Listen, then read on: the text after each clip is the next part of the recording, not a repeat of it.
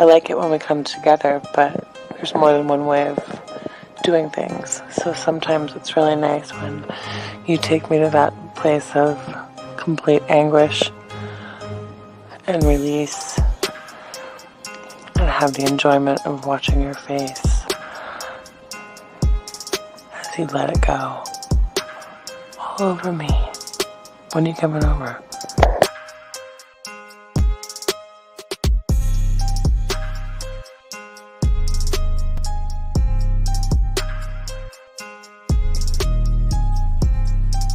Hi gorgeous, it's your Sydney girl again. I have to say, listening to your last message got me so freaking wet that it's not funny. I listened to it over and over again a few times and I could just picture it all happening. And in regards to your volume of come, the more the better. Bring it on. And in regards to where I like it, I'd like it anywhere you want, whichever hole you prefer.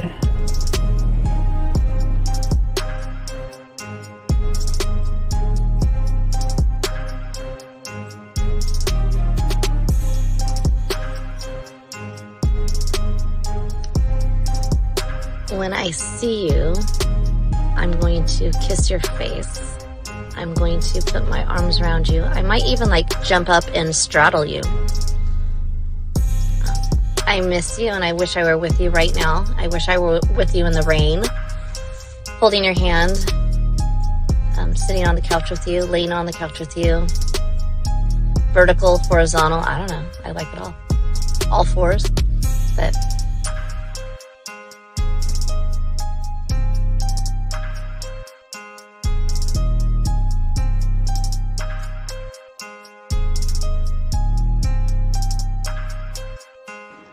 I mean, I can't really control it.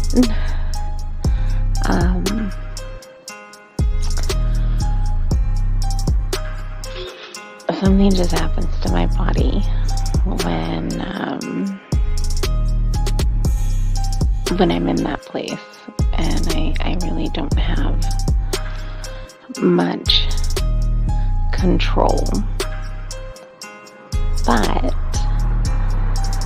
I would definitely allow myself to lose that control with you, for you.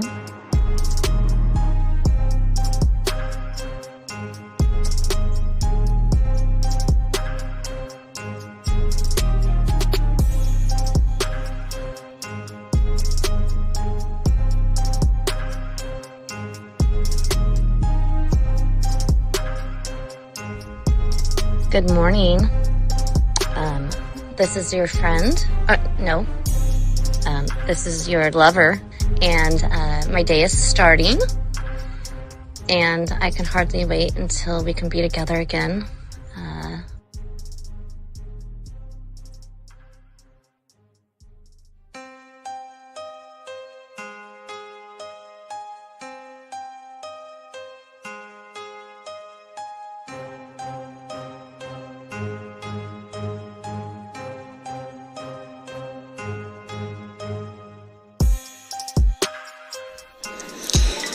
I'll have you know that the way that you talk to me makes me just melt. Like butter on a hot pan. Oh my God. I would definitely be running my nails up and down you.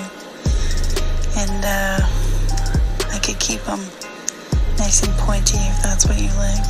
And you would be assuming correctly I was naked when I took that photo. And it is unfortunate indeed that there's no portal attached to these photos, because it's been a hot minute since I've had any intentions in that regard, and I feel neglected, and I feel like somebody should remedy that for me immediately.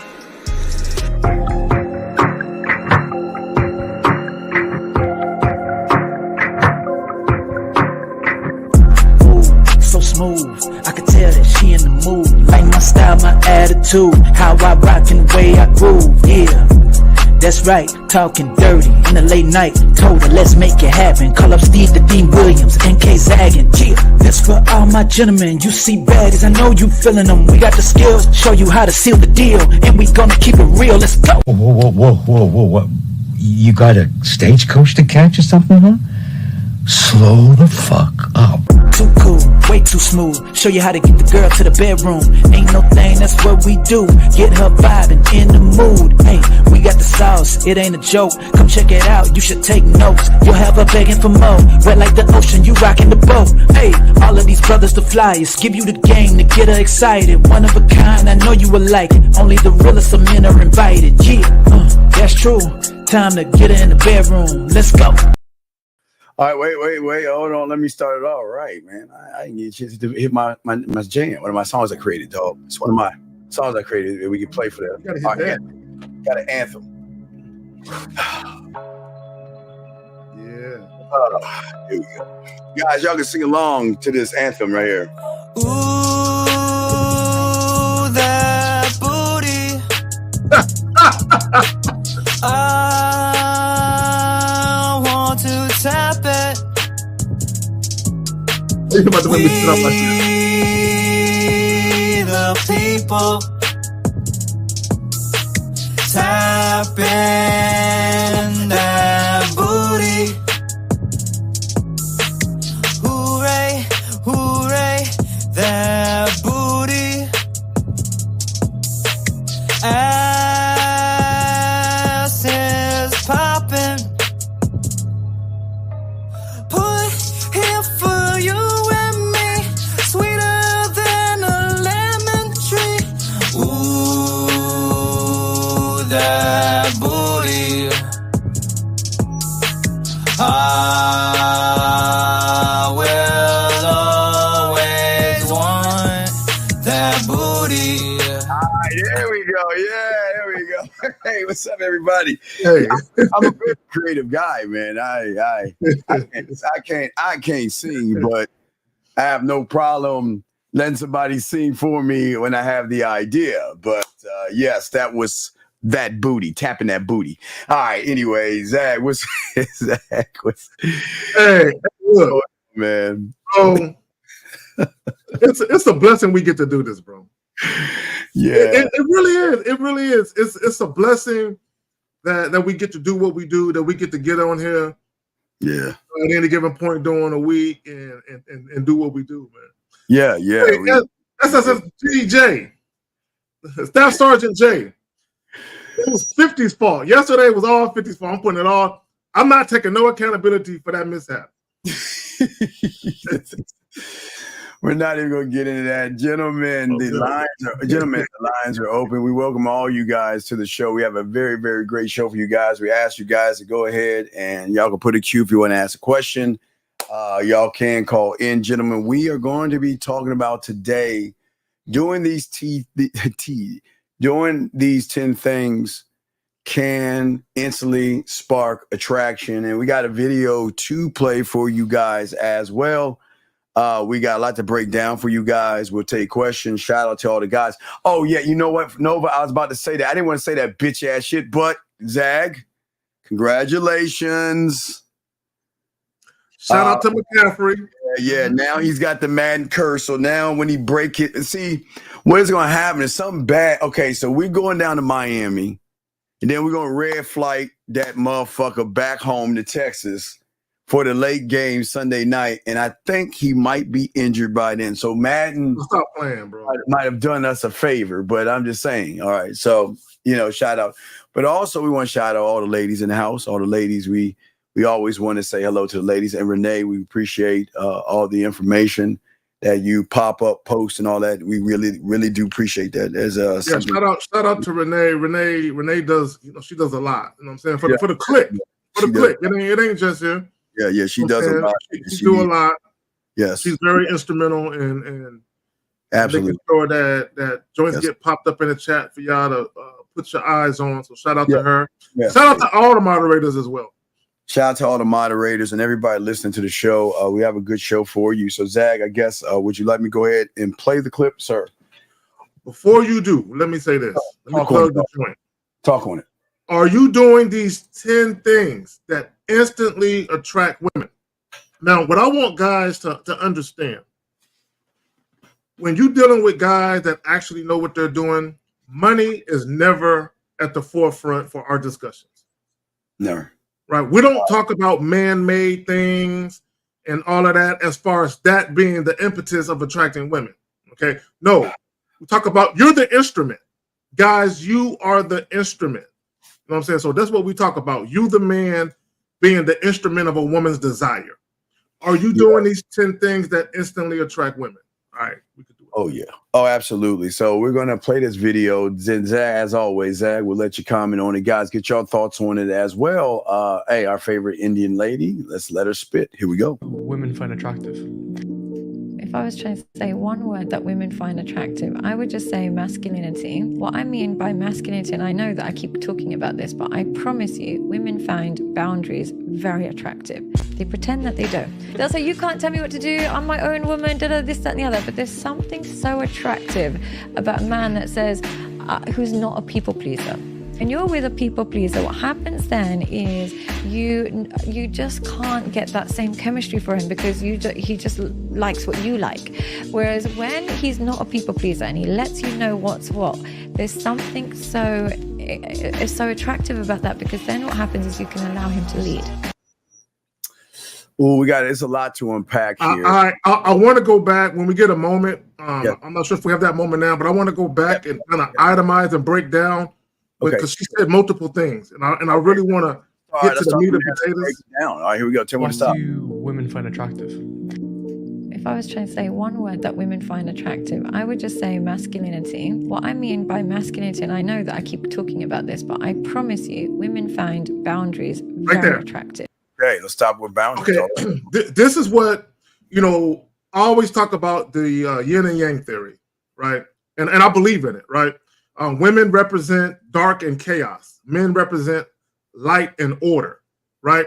So when you talk about having boundaries and parameters, right, what that represents is a man who has discipline in his life. What that represents is a man that knows exactly how he wants his life to be. His life is structured, and he's not looking for a woman to come in and mother him. He knows exactly what he wants to do. And he already has a structure and a program for a woman to fall into comfortably, right? Meaning she don't have to come to the situation and do a lot of thinking and do a lot of things to have shit go a certain way. So when we talk about boundaries, what boundaries create is a situation for women to actually, and you've heard this many times, but for women to rest in their femininity. For women to let their hair down, a place for them to actually feel safe because he got it. And when I say he got it, I'm not talking about money, right? I'm talking about security, safety, a man who makes not only the right decisions for himself, but he makes the right decisions for the people that he's entrusted with, okay, which could be his children or it could be his woman. You got it, Steve. Yeah, and I want to talk about just that, but I'm going to take it a different, put it in a different neighborhood so guys can understand where we're coming from. So a lot of people, again, Zach, always talk about 3 levels of women that most people don't know the last level. And I always talk about the conscious and the subconscious. But I'm talking about something that has a greater trigger on women, and that is emotion. And when we're talking about sex, it's sexual emotion behind that door right there. So there are things that go beyond what a woman is actually consciously aware of versus think about her feelings and stuff that pushes the conscious thought as well. But then there's something that overrides and supersedes the behavior. Again, her consciously saying, I'm going to wait 4 months. I don't believe in sleeping with a person the first night I meet him. And I don't believe in, I believe that he has to take me to dinner. And I believe he has to do all these things. But when they meet someone, I'm about to break this down. I want to get your thoughts on this, Zach. So when they meet somebody that displays what I'm about to talk about, not from the conscious and subconscious, I'm talking about more of the emotional and sexual emotional level that is so powerful. It overrides and supersedes all the thoughts that from the conscious and subconscious. That well, real quick, I want to get your thought on that real because I want to break some of this down, but I want to get your thought on that because there's a few things I want to say. But what I'm saying is that a lot of guys don't understand. They hear what women are saying and they're seeing what women are doing, but then they scratch their head and say, wait a second, I thought she said she would wait. Why is she sleeping with that guy the first night versus me, where I got to do the work for that shit? So I want to get your thought on that real quick before I break the next part down. But what is your take on that, Zach? No, and it goes back to, there are levels to this. There are levels to attraction. Yeah. There are levels to sexual attraction even. Absolutely. Right? So you can have a woman where she meets a guy, for instance, and she's attracted to him, but the attraction level isn't as such where she feels compelled, like she wants to be devoured by that man. She wants to devour that man. She just wants that closeness, and that closeness a lot of times is intimacy, which could include physical sex, right? So when a woman really isn't all that attracted to you, well, she's going to do the whole waiting. You got to do X, Y, Z. That's basically her saying, I'm not attracted enough to him for me to let myself go and for me to just throw caution to the wind. I'm going to need him to do more. Oh, yeah, absolutely. Absolutely. And so what I want to say to you guys is we have a lot to unpack here. So what I want you guys to understand here is we're going into the emotion and we're talking about feeling, okay? This thing that drives and supersedes thought, beliefs, judgments, and morals. It is going beyond the emotion, but the sexual connection that will override. And again, the key word, Zach, is feel, because I want to make sure they understand this, because a lot of guys don't understand where we're coming from. Now, again, Zach, having no confidence, no standard, anxiety, worry, and all that other stuff will never trigger this. Okay, I'm talking about triggering. These won't trigger. But when you have these things, which we were talking about, because we have tons of them, is that when you're that guy, the mind, the emotion that is deeper than conscious and subconscious recognizes, Zach, I'll give one at a time so you can look at it, because I'll give you one at a time and get your thought on it. The first thing is that it recognizes instant gratification, Zach. Instant gratification as in that investing my mouth, my titties, my ass into this person is going to provide me with not only an emotional boost, but it's going to fulfill so many things that are lacking in my life and are lacking with the guys that I meet. Instant gratification. What say you on that, Zach? No, I mean, when we talk about instant gratification is typically more lust-based. Right. Which gives you the one night stand. But I'm sorry, go ahead. Okay. No, but can you say what you, because see, here's the thing. It's kind of like this. If you think about it like this, when we talk about lust-based sex, right? That's really like the microwave component of attraction, where I just want something now, right? When we talk about, actually, I forgot what you just fucking said, man. All right. Anyway, so the next thing, there are other things. So there's also influence and sexual reward. Women, see, when the emotion can recognize, which supersedes, remember the conscious subconscious is outside, really here, but when this thing that she has, gentlemen, makes her feel like there is a greater reward at the end of this. There is a reward, okay? And that means that it makes her feel, again, it puts her in some level of sexual trust. I know what it was, Steve, but go ahead and finish. I know what I was going to say. But yeah, it puts her in a level of sexual trust where there is a reward of it, because a lot of women can say, okay, I can sleep with an average guy, but wait, Zach, what do I get out of it? All I get is a wet bed, a few minutes of pumping, and that's I don't get anything out of it. But when they meet a man that has sexual experience, the reward, Zach, from the light conversations to the flirty banter to playing with herself late at night to seeing her, kissing her and touching her and then giving her the dick is such a, she's like, damn, this man can give me things that the average guy can't. But what say you, Zach? No, even okay, I know what I'm going to say. Okay, so even when it comes to sex, a lot of times women are worried about not even enjoying the sex. Mm-hmm. So they're like, okay, so I'm about to sleep with this guy, I'm about to have sex with this guy, and I'm not even certain I'm going to enjoy myself. You know what I'm saying? So even when we talk about instant gratification sex is really a woman being horny. She just wants some dick, and you just happen to be a guy that's around that she feels she's attracted enough to go ahead and make that happen, right? I believe what Steve is talking about, and Steve, you can correct me if I'm wrong. When we talk, here's the thing, right? A woman, I'll put it another way. A woman can see you, and you can have a woman that wants to have sex with you right away, and she doesn't really see any value in you beyond that.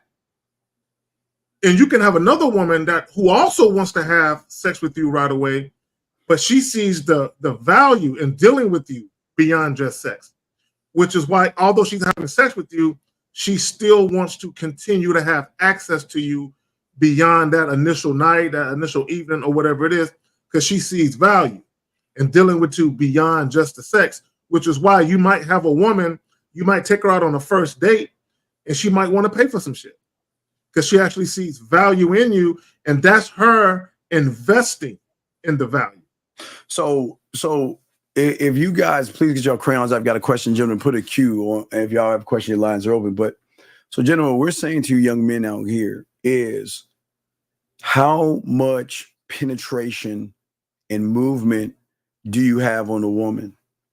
And unfortunately, for a lot of you young men that don't understand the game, have anxieties and no confidence, it's like throwing a paper ball at a building trying to knock it down. That's why it's no movement. And what I mean, gentlemen, by movement is for a lot of you guys out there, she will always be in the zone of her wants and her constraints when she's with average, because you're not moving her to bypass the practical needs, Zag, or the constraint that she has created for herself to keep her legs closed. But the thing about a man that makes that move, not forces, because we don't want y'all to think we force a woman to do anything, is that she begins to see, Zag, that, you know what, the decision that I make to sleep with this guy never is going to align with my morals or values or judgment. It's never going to do that. But how can I not want to see where this thing goes? Because it's so rare, Zag, that I meet somebody that is moving me, Zach. You see what I'm saying? In her mind, moving her, going beyond her wants and her morals and stuff. And that's what I was taking from what old girl was. I mean, we got a lot to go over what she's saying, but yeah. I'm just saying for these guys out here, if you're not moving her, because Dre even talked about the foot, put footprints. I mean, pressure on her. Yeah. Moving it. But Zach, what say you on that, sir? No, it's okay. And that goes back to the mental influence you have. Yes. That goes back to the mental climax. You playing with a woman's mental clitoris, if you will, right? And again, there's a big difference between a woman desiring you sexually as opposed to her wanting to have sex with you because she desires you that way, but also her just loving your energy. Yes. All right. Yearns for that. Area code 470. What is your name and what's your question, sir? Hey, good evening, fellas. This is Arthur from Atlanta. What's going on, Arthur? How can we help you, sir? Hey, so from learning from your previous show and the topic for now, if I'm understanding this correctly, in order for me to really have that penetration and create that movement with the woman, I have to do that same to myself. To create that with myself. There you go. See, there we go. Absolutely. Yes. But Caller, here's real quick, caller, real quick. Disposition though. What's your disposition?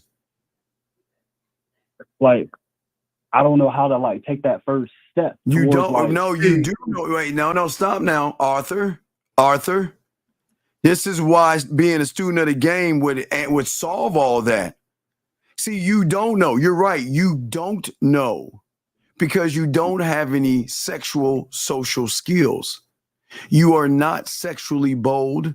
There's nothing sexually authentic about you, and there's nothing sexually empowering in you. So, of course, you don't know how to do that. And that's where, before I throw my dog Zag, that's the problem with a lot of you guys. You don't have that, nor will you ever get it, because the level of your thinking, and before I throw it to my boy Zag, you're trying to just reach confidence. You think the top of the mountain where the goat is, whatever the Dalai Lama is that confidence. That's the first mount I'm trying to get, coach. But what I'm trying to conquer, man. okay, go ahead, Zach. What you want to say, Zach? No, I'm gonna tell him a real quick story. I'm gonna tell you a story, caller, and then I'm gonna explain why I'm telling you the story. So sometime back, right, there was this young lady I was curious about. So her and I had a brief conversation, and I was telling her that her and I, we should get together so that way we can have, a more, intimate conversation. And she never said no, she never said yes. So I left the conversation. I kind of left her alone, right? And I seen her a couple of days later. I seen her and I wrote my number down on a piece of paper. And I just walked up to her, opened her hand, put the number in it, and I told her, you're going to need that. And I just walked off. I didn't say nothing else. I just put the number in her hand and I said, you're going to need that. And I walked off. A couple of days later, she calls me. Now, I already knew why she called, right? So I asked her, I said, so, from the first time we met up until now, I'm curious, what made you decide to call that number? And one of the things she said was your confidence. The way you gave me your number and you told me you're going to need that. You said it as if you knew I would call it. And I said, it's funny you would say that because you're on the phone talking to me now, right? So my point in telling you that story is I already know who I am, right? I know who I am, and I know the type of man that I am, that there are going to be women that are attracted to it. And I know why. So when she called me, it wasn't like, I wonder why she called me after all. I already knew why she called. But go ahead, Steve. So quick question, Zach. Yeah. So based on your story, right? So is that whenever you already created that standard within yourself, and then you move the standard, you kind of float with your own standard you created. But okay, so part of that is me knowing my identity, me knowing who I am. Okay, that's part of it. The other part of it is me being authentic to who I am and me not being afraid to express that or to articulate that to a woman, right? But I also know this. I also know this about women. Women don't meet men like me often. So caller, all right, here's the question I want to ask you. Yes, sir. What is it? And if you don't know, it's no problem because you're asking great questions. What is it about that man in the mirror? Why should a woman even give you the time of day or some pussy? If you were in front of this magical door and they said, okay, if you can give us this answer, you can enter this realm and go past this next level. And if you don't know, it's okay. It's not knocking you, but I'm asking you this question.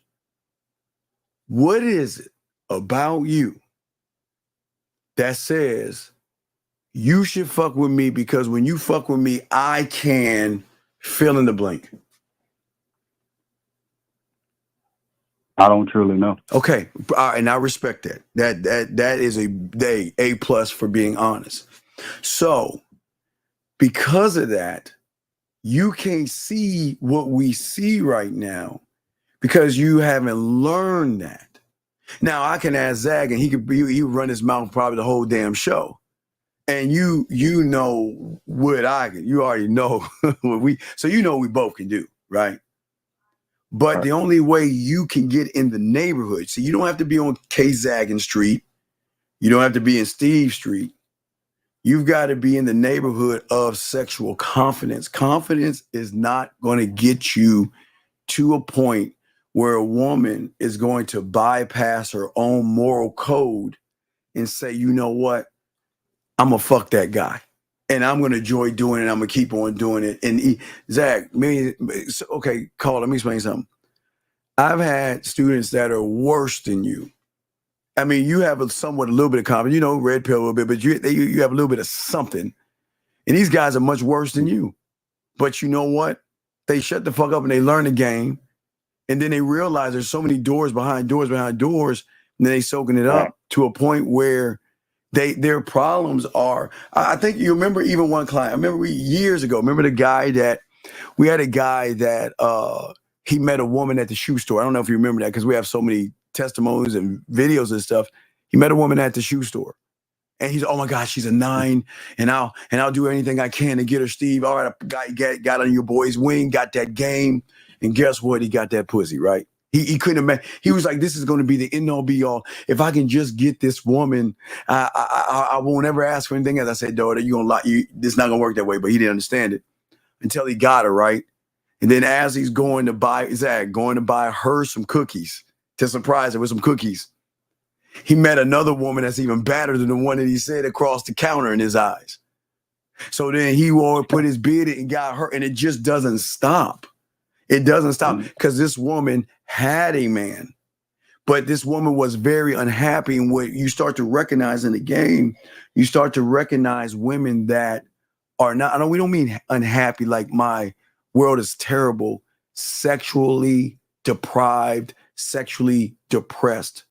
Meaning that unfulfilled. Many women are unfulfilled.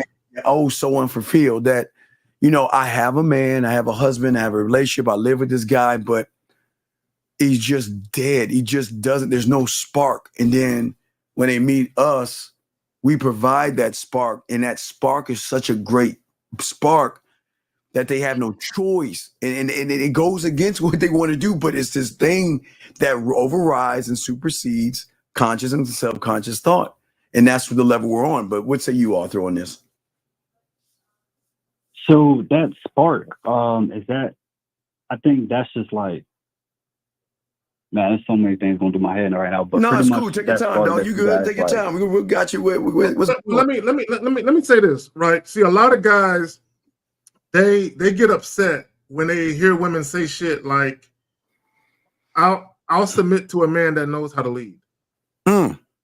I'll be feminine to a masculine man, and the only guys that get offended are guys that aren't those things. Because guys that are masculine men who know how to lead, they know what women mean. Because here's the thing, I want guys to think about something. When a woman is dealing with you, there's a lot of facets of trust that need to be there for her to make certain decisions. So when a woman is following you, when she's submitting to you, she's basically giving up power in her life. And she's giving it to you. She was like, I'm entrusting you with this. Okay, and that's something very vulnerable about a woman doing that. So does a woman want to do that with a dude who don't know how to lead? Of course not. Does a woman want to do that with a dude who's not a masculine man? Like even in the video, she said masculinity. Then she went on to name some traits and some attributes that are synonymous with a masculine man. Women crave that. When you hear women talking about resting in my femininity, he makes me feel like a woman. A lot of women are dealing with men and they don't feel like a woman. But go ahead, man. Does that make any sense? But go ahead, we'll listen to you. Yeah. So I see what you guys are saying. And like, so it all comes down to, I just have to continue on like being the guy that can uplift them in a sexual way. No. See, and I'm not saying that like a way to like, try to do it. That's the I problem. think it's cool. Wait, stop, young man, Arthur. There lies the problem. You're not, okay, I don't do what I do for women. I do what I do for me. And if they're lucky enough, they can get whatever it is I do. I don't. Because we're some selfish motherfuckers, Steve. That's what you need to understand. I don't do all the nasty stuff I talk about for a woman's pleasure. I do it for me because what I can actually say is why I know why I am. I know why I'm the guy. I know why she should make that decision. Because not only am I sexually a person that can adapt to her sexual needs, because again, people don't understand sex is not just penetration. Sex is listening. But see, most of y'all don't even listen with your ears. You don't listen with your eyes, and you don't know the conditions that are moved in a woman to realize that, listen, the only way that I can connect you on a deeper level is by listening to the minimum. Remember, say, okay, real quick, right, as I saw Zach, hold that thought, Zach, hold that thought. So think about this, young man. So a woman can play with herself, touch herself, and masturbate and come. So let's just say that's a 10. Oh, no, fuck it. Let's just give it 100. Let's say that's 100.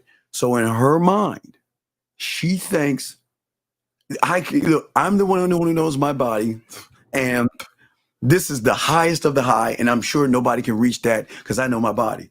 But when they fuck with us, because we listen, we know about that 10. And then when we flip that 10 to 100, to 200, to 500, to 1,000, she can't understand because in her mind, she thought that this was the end. But before I throw it to Zach, I'm saying, and we're trying to teach you, is that I'm never her end. I'm her beginning. I'm her innovation. I'm her sexual innovation. But Zach, what say you, brother? What you got it, brother? Carl, let me ask you a question. When you make a woman orgasm, who is it for? You or her? I've never made a woman orgasm, so I don't really know. Okay. So it's for you. See, the mistake that a lot of guys make is they try to make the sex all about the woman. And even when it comes to pleasing a woman, they try to make the sex all about the woman. Oh, I want her to feel this way or this way. No. I know what type of experience I want to create, right? In and out of the bedroom. I know what because I'm selfish. So I know what type of experience I want to create, right? So when I'm doing what I do, she's going to have a good time, but it's for me because I wanted to create that experience. She has no clue as to exactly what is going to be in store for her when we have sex. Now, in talking to me, there's some excitement, there's some curiosity, there's some anticipation. All those things are present, but she doesn't really know what's in store. I do. Right. So quick question. Yes. So do I need to change up? Because I mean, really and truly, I feel a little bit. I guess I'll say I feel good when the woman feels good after I've had sex with her. If she shows most of that she's not really feeling it, and I didn't please her correctly or whatnot. But you can't please on your level. See, you don't understand. You can't please on your level because you don't have four. I'll give you 4 things. I'll just give you 4. Okay. 1, you don't have sexual creativity. Okay, number 1. 2, sexual open-mindedness. I'm not talking about doing any pegging or anything bisexual.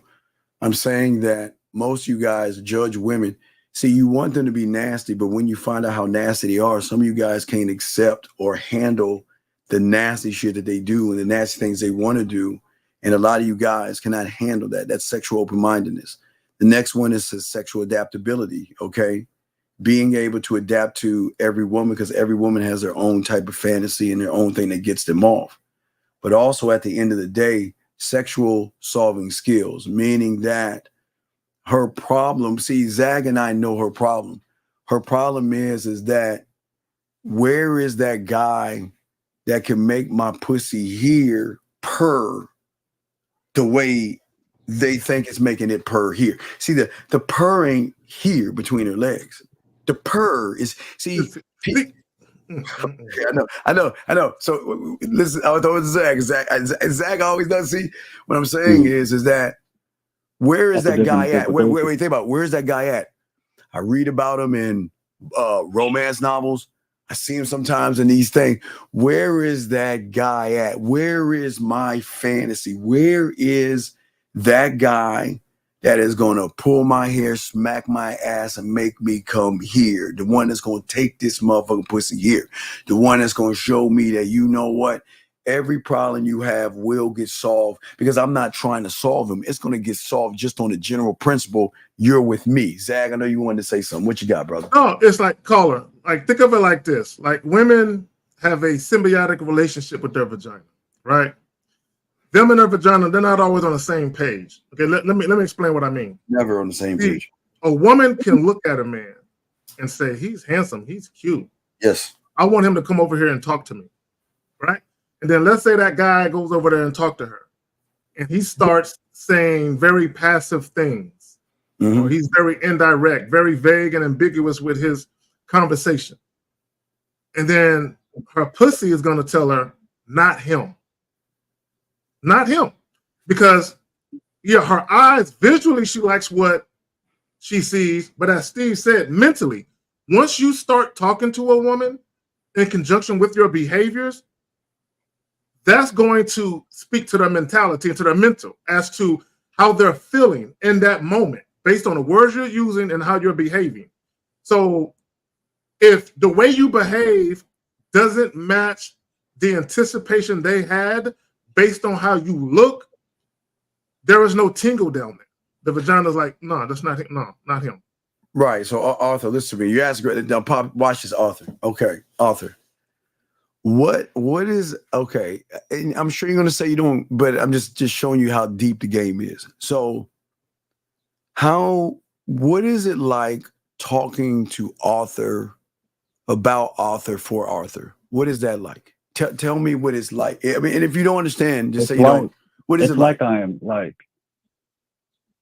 I try to go over and reflect on my actions, and then, you know, I get a lot of judgments. You know, Right, I but judge myself so much. Right. And okay. And then, you know what? I've been going to an argument with my own damn self, you know, and Well, it's like a constant loop. Okay, let me explain. With motherfuckers that have game and really good with women and good in bed, we have this thing that, you know, I wake up and I'm talking to myself, fuck everything that I learned. I've commit myself to this improvement, to constantly improve and never be satisfied. I'm never satisfied. I'm never. Look, I am good with my fingers and my tongue and my mouthpiece and how I can talk and how I can touch, and I can just stop and retire and stop doing, and I can just stop, right, and be like way better than most guys can imagine. But there is something in us, myself, Zach, 50, Miles, Acario, King Dre, even Taekwondo. We always want to continue our sexual journey. That's a limitless journey. That has no limitations, because I have a desire to keep achieving me, because I believe that what I learned about or what I could do to her pussy yesterday is nothing compared to what I can do to it today, because I have this desire to keep learning. And before I throw to Zach, see, you don't have that desire because you're judging. Something that you've learned when you didn't have the experience? No, of course. That's something that you did whenever you already created or built it. No, because, okay, when I saw what my mentor did, that was the shift in my reality, because I never, it was a lesson of him showing me how the mouthpiece, not the dick, not the money, not the body, your words have so much power. And with Zach, what he did was he got some pussy and he was just in her ear, Zach, and made her play the pussy and make her take her clothes, do all this shit. Had his clothes. He didn't take one near piece of clothing off Zach. He was just in her ear. And when I saw that young man, I said, okay, now I need to know what I need to do. He made me watch, I told you, he made me do poetry, Zach. He made me watch Bob Ross, the bald head. I mean, with the afro, the white dude with the afro. Yeah. Because of creativity, imagination, like a blank canvas. So he put me on there. And from that point of seeing that to what I am today, I am always pushing the narrative to keep going beyond what I am, because the continuous learning, you have to have a willingness to actually learn and adapt, but also seek out in yourself new sexual knowledge, new sexual skills, and create new experiences. Real quick before I throw this act, it's like think about Disney. I'll give you Disney, Walt Disney World, whatever the fuck, Disney World, whatever the fuck, Orlando, whatever, right? Don't they have a new ride every year? They don't just stick with the same shit they had, right? They don't stick with the same shit they had in the 80s and 90s. Every year, they're working, like right now, they're working on what they're going to put out next year or give you an idea. They got an idea. They got like 2-3 years in advance about what there you go, Zach. You see what I'm saying? They're not standing still. They're saying, okay, all right, we just got done with the Harry Potter thing. You know, Zach, you know, I'm a geeky mother, you know, Harry Potter. So they got the Harry Potter land, which is fucking badass and cool for my little bitch ass saying that. But while they were working on Harry Potter, they were working on Star Wars. Once they got done with Harry Potter, they were working to finish Star Wars. You see what I'm saying? Continuously moving and continuously creating the experience for the person that goes to Disney World or whatever and said, wow, that was cool. I rode all the rides. And their mind is, well, we just lost a customer because they rode everything. They're not going to come back. Now, they might come back with their kids, but we got to give them a reason to come back. So even though they rode all the rides they wanted to ride, there's that next new thing, which makes them say, damn, we need to go back because I want to ride that thing and be a part of that thing. Zach, what say you, my brother? So it's kind of like if you think about an amusement park being a woman's body, for instance, caller.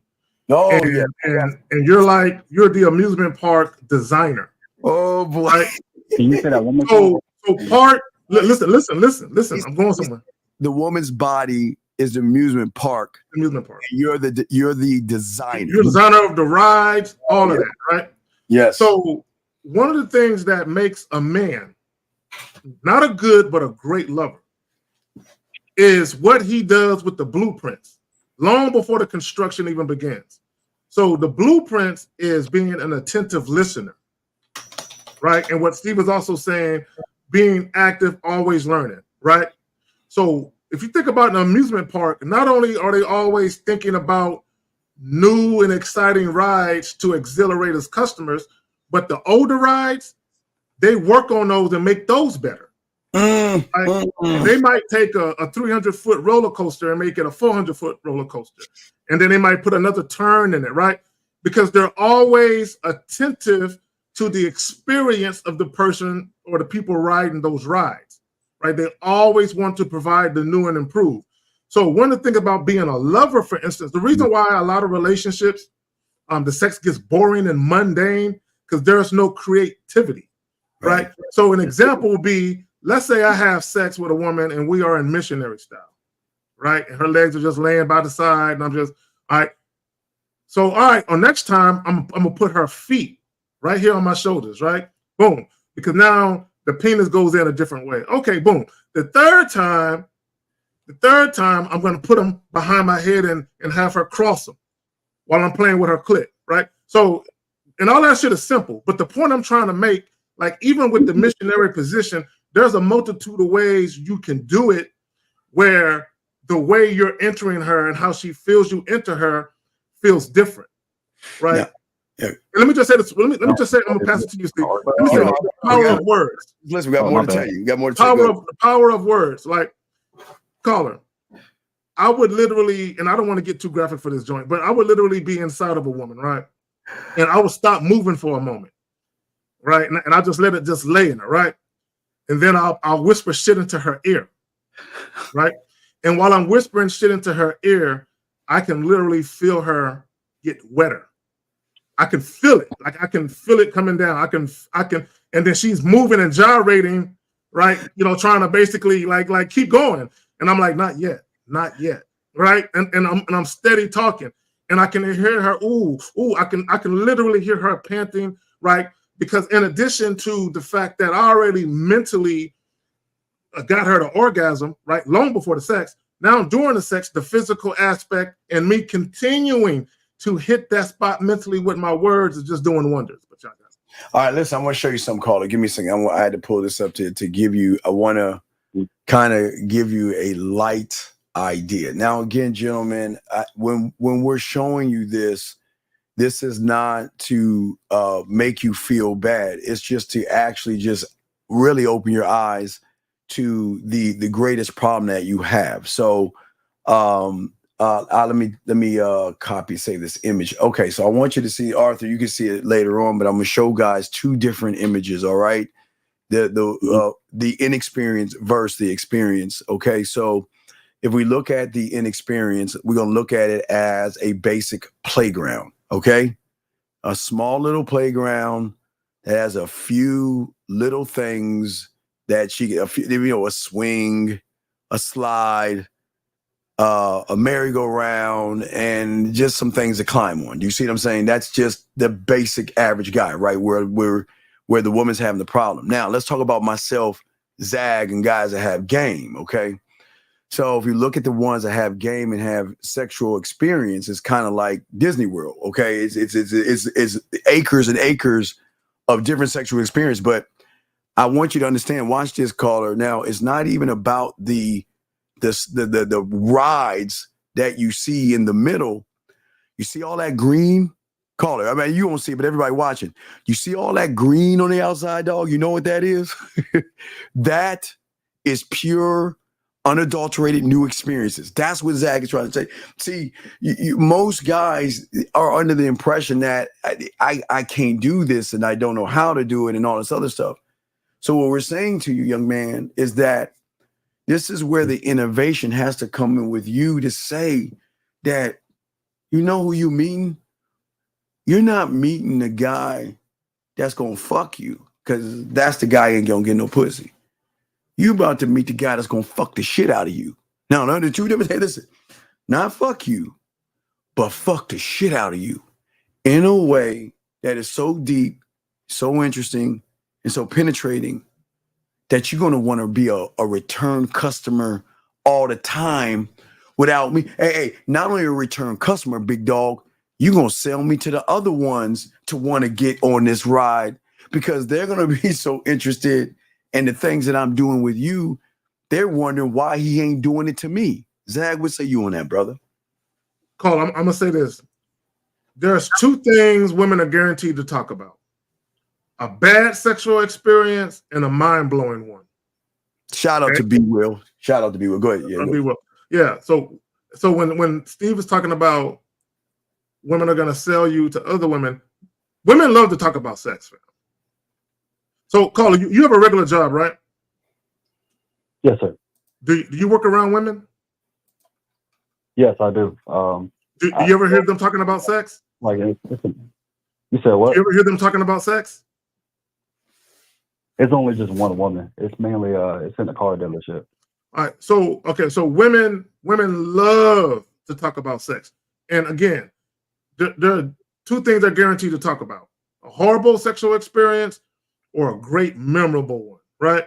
So what Steve is talking about is you will have women, they'll go to other women and they'll say, girl, he did this to me, he did that to me, he did, and they're just talking. But unbeknownst to her, what the other women is doing, who's this guy again? Who is he? Who? Yeah. Right. And don't let it be like a dude in a social circle or a coworker guy. Yeah. Because other women are all of a sudden, who never really thought too much about paying attention to that guy, all of a sudden, good morning, Steve. Good morning, Carrie. Ask me how I know. Hey, Zach. And they'll play it off like, you know what? Oh, yeah, by the way, I'm friends with, but I just want to say hi. They laugh at your jokes. Hey, Zach, they laugh. And then when you post something on Instagram, they the first ones like, man, you know what you said, and they'll show you the joke, and then they'll say that, and because what they're doing is they're actually trying to feel you out. They want to say, well, you know what? Is he gonna snitch? He's gonna dry snitch on. If I get with him, is he gonna keep it between him and I? Exactly. So, but so you're saying, Arthur. So, Arthur, you asked a bunch of great questions, but again, the only way you're going to start locking this down is, even though you're not gamed up, right? That's still not stopping you to get your architect, your blueprint, your construction worker, get your nails and get your hammers and start building. See, there's so many ways to get to the game. See, once you start to build whatever you're building, then guess what? That's going to give you something on the back end to say, I know something you don't know. I'm the prize. It triggers in you. See, most of y'all guys are looking like, okay, I've got to go this and this and this to get there. Sure, you got to do that, but what makes this faster is when you're actually working on your mouthpiece.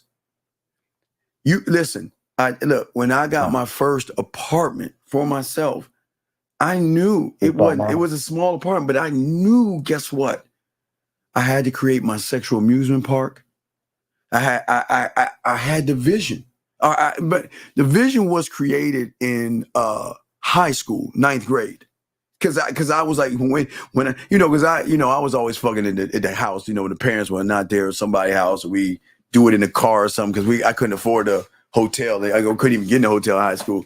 But what I'm saying is that, so I said, okay, like we were talking about with Disney, with Harry Potter, and while they think about Star Wars, I already had it in my mind. I'm going to build and create this, even if I didn't have anybody. I'm going to already build it, because guess what? I don't need to get ready when I'm already ready. And the problem for you guys is that you ain't ready, and then when she shows up, you at the last minute want to come to us. Well, what do I do? How do I? No. I am ready, because I know that moment's going to come. I just need to drive her to it.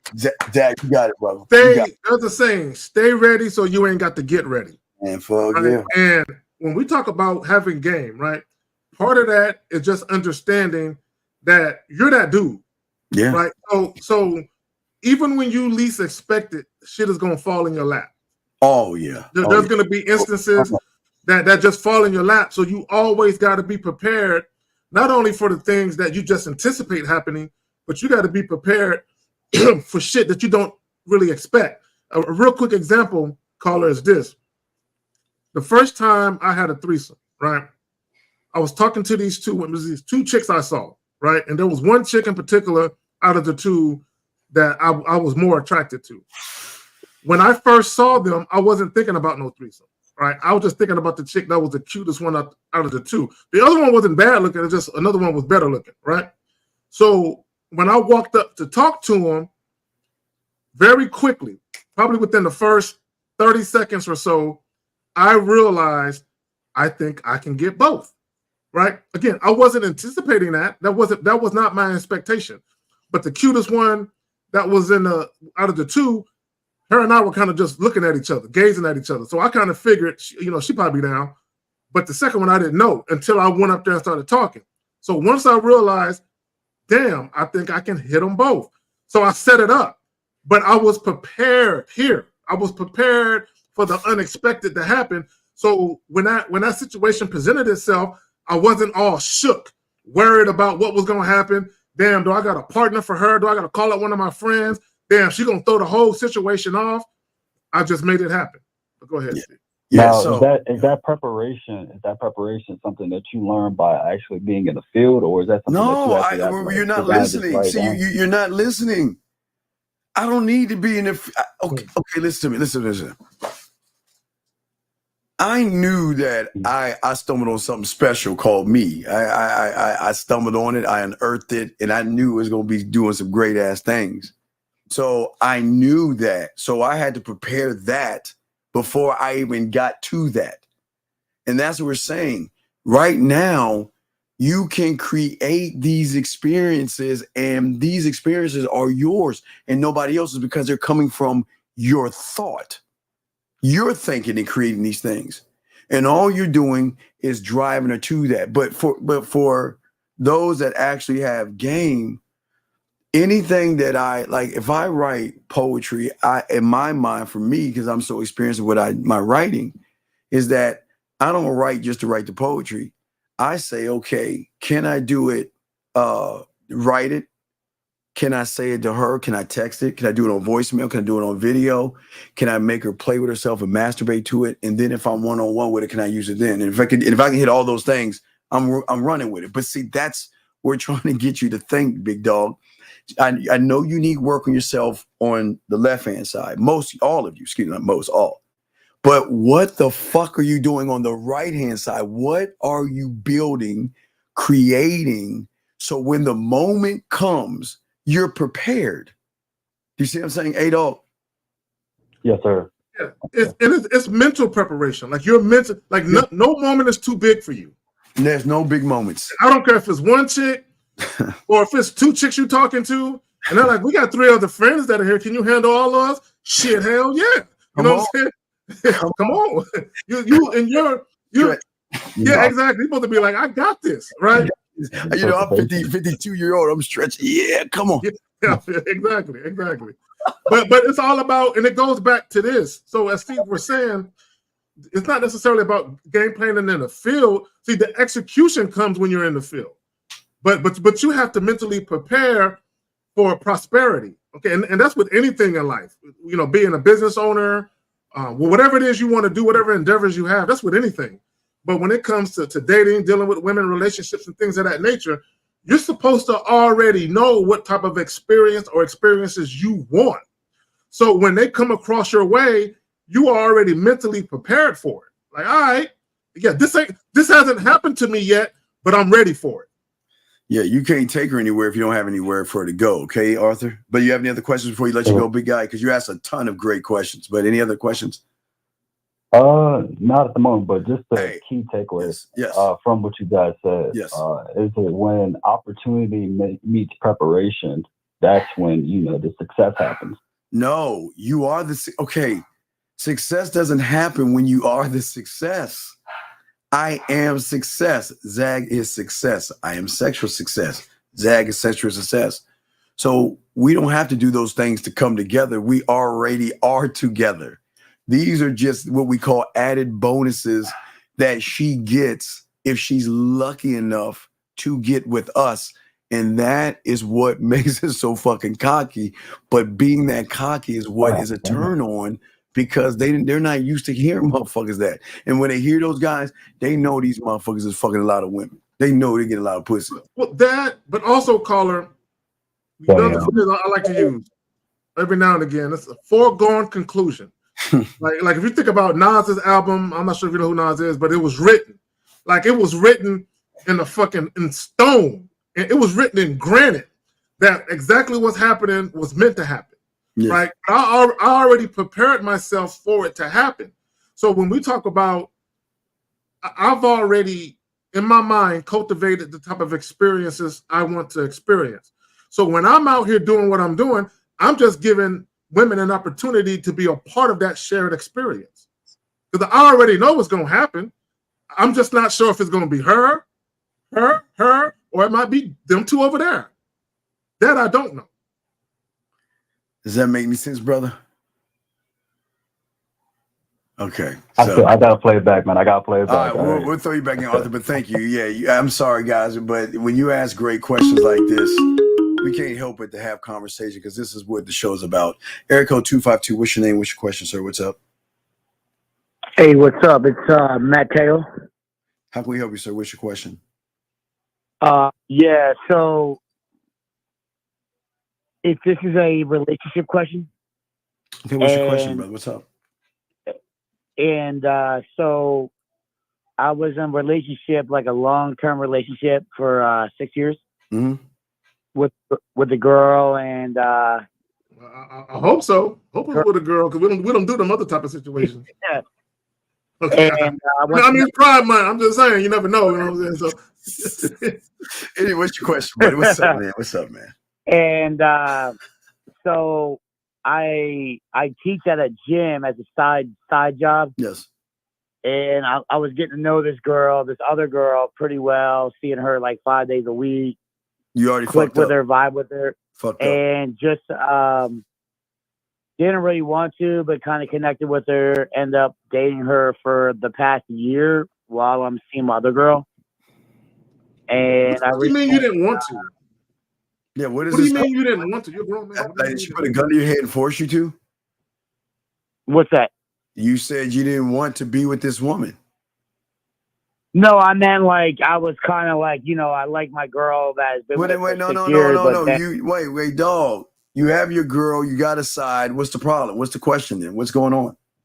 yeah. So my question is, I was going through some shit with my main chick. There's no shit. Wait, and stop. then Sorry, we got to stop you right there. I don't understand the language. What do you mean going through some shit? What the fuck is going through some shit? What is that? What does that mean?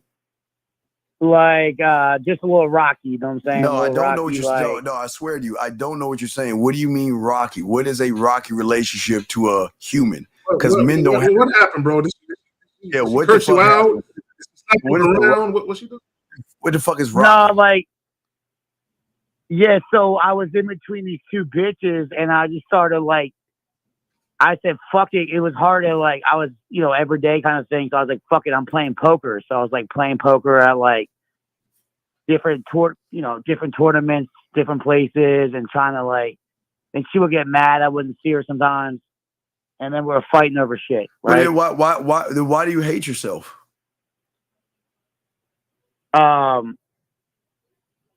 mean, I know, yeah. No, I'm serious because only a person that hates himself is going to allow the disrespect.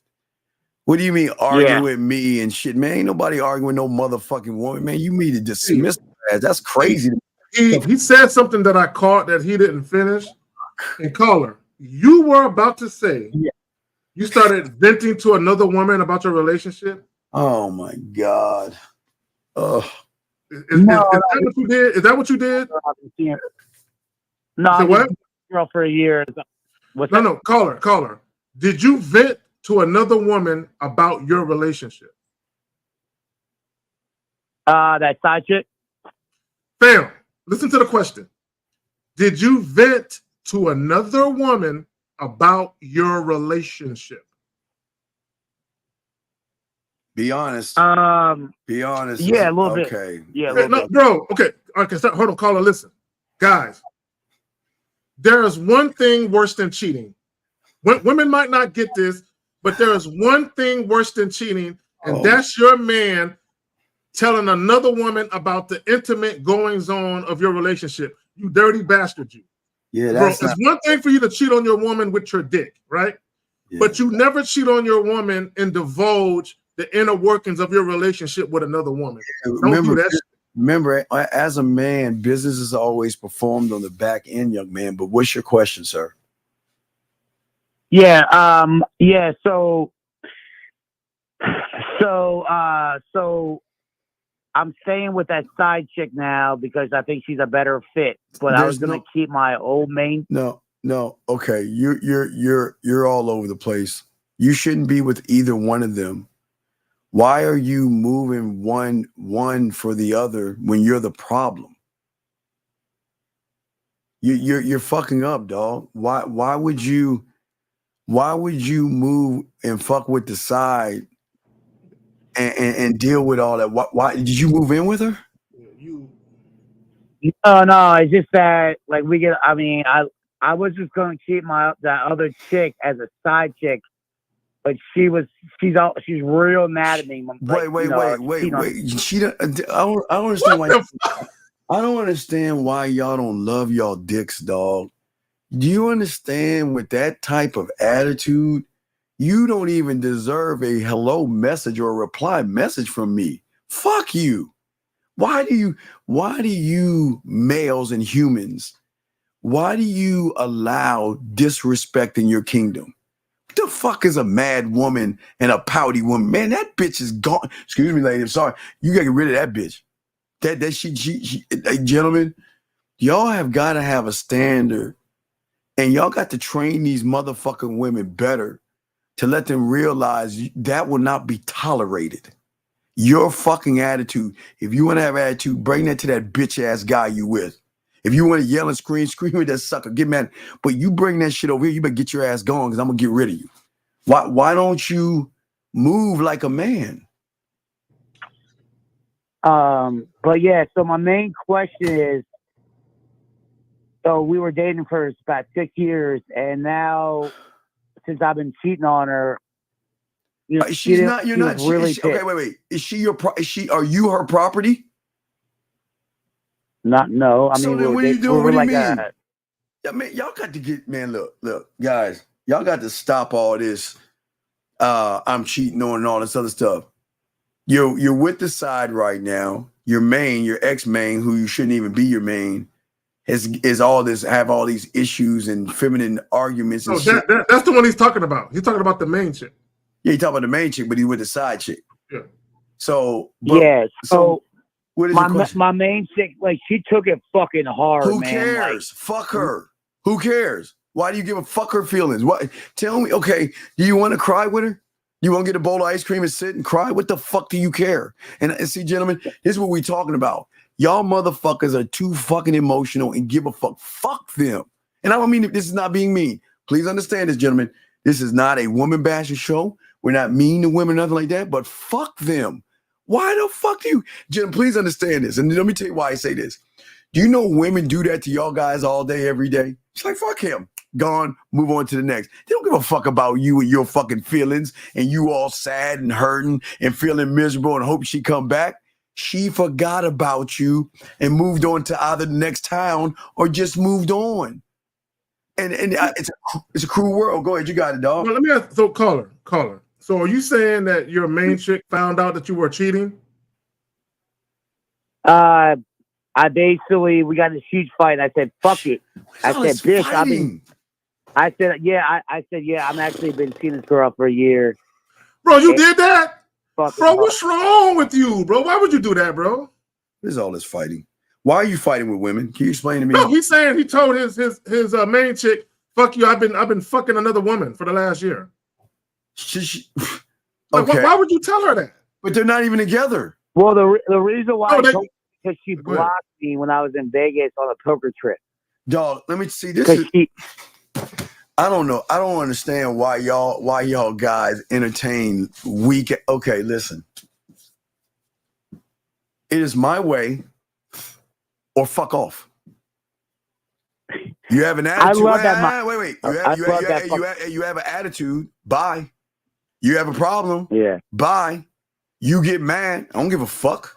And if you got a problem, I don't give a fuck. There's the door. No, I'm saying, hey, it's so simple. What happens if you're with that chick for 7 years? No. Because let me explain, dog. And this is why you never should have been with her for that long if it wasn't on your terms to begin with. Dog, when you fuck, you know how to fuck, dog. They crawl their asses back because they missed the dick, and you ain't that guy. You all my chick still wants to fuck. No, you're not listening. It's not that she wants to fuck. She comes with problems, motherfucker.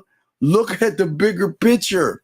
She comes with attitude, disrespect. But that's the problems he created, though, Steve. He created that shit. That's why you got cut her, let her go, dog. Let her go. That's why I say you don't even need both these women. Dude, you need to learn how to be a man first, dog. You are creating all this damn drama, dog. So I'm curious. So real quick, caller. So what would y'all argue about exactly? You and the main chick that you've been creeping on. Yeah, I like to hear this shit. We all argue. Yeah, the whole argument was I took her to Vegas like 2 years ago and we had a good time. This year we got in a fight. I said, "Fuck you, I'm going to Vegas.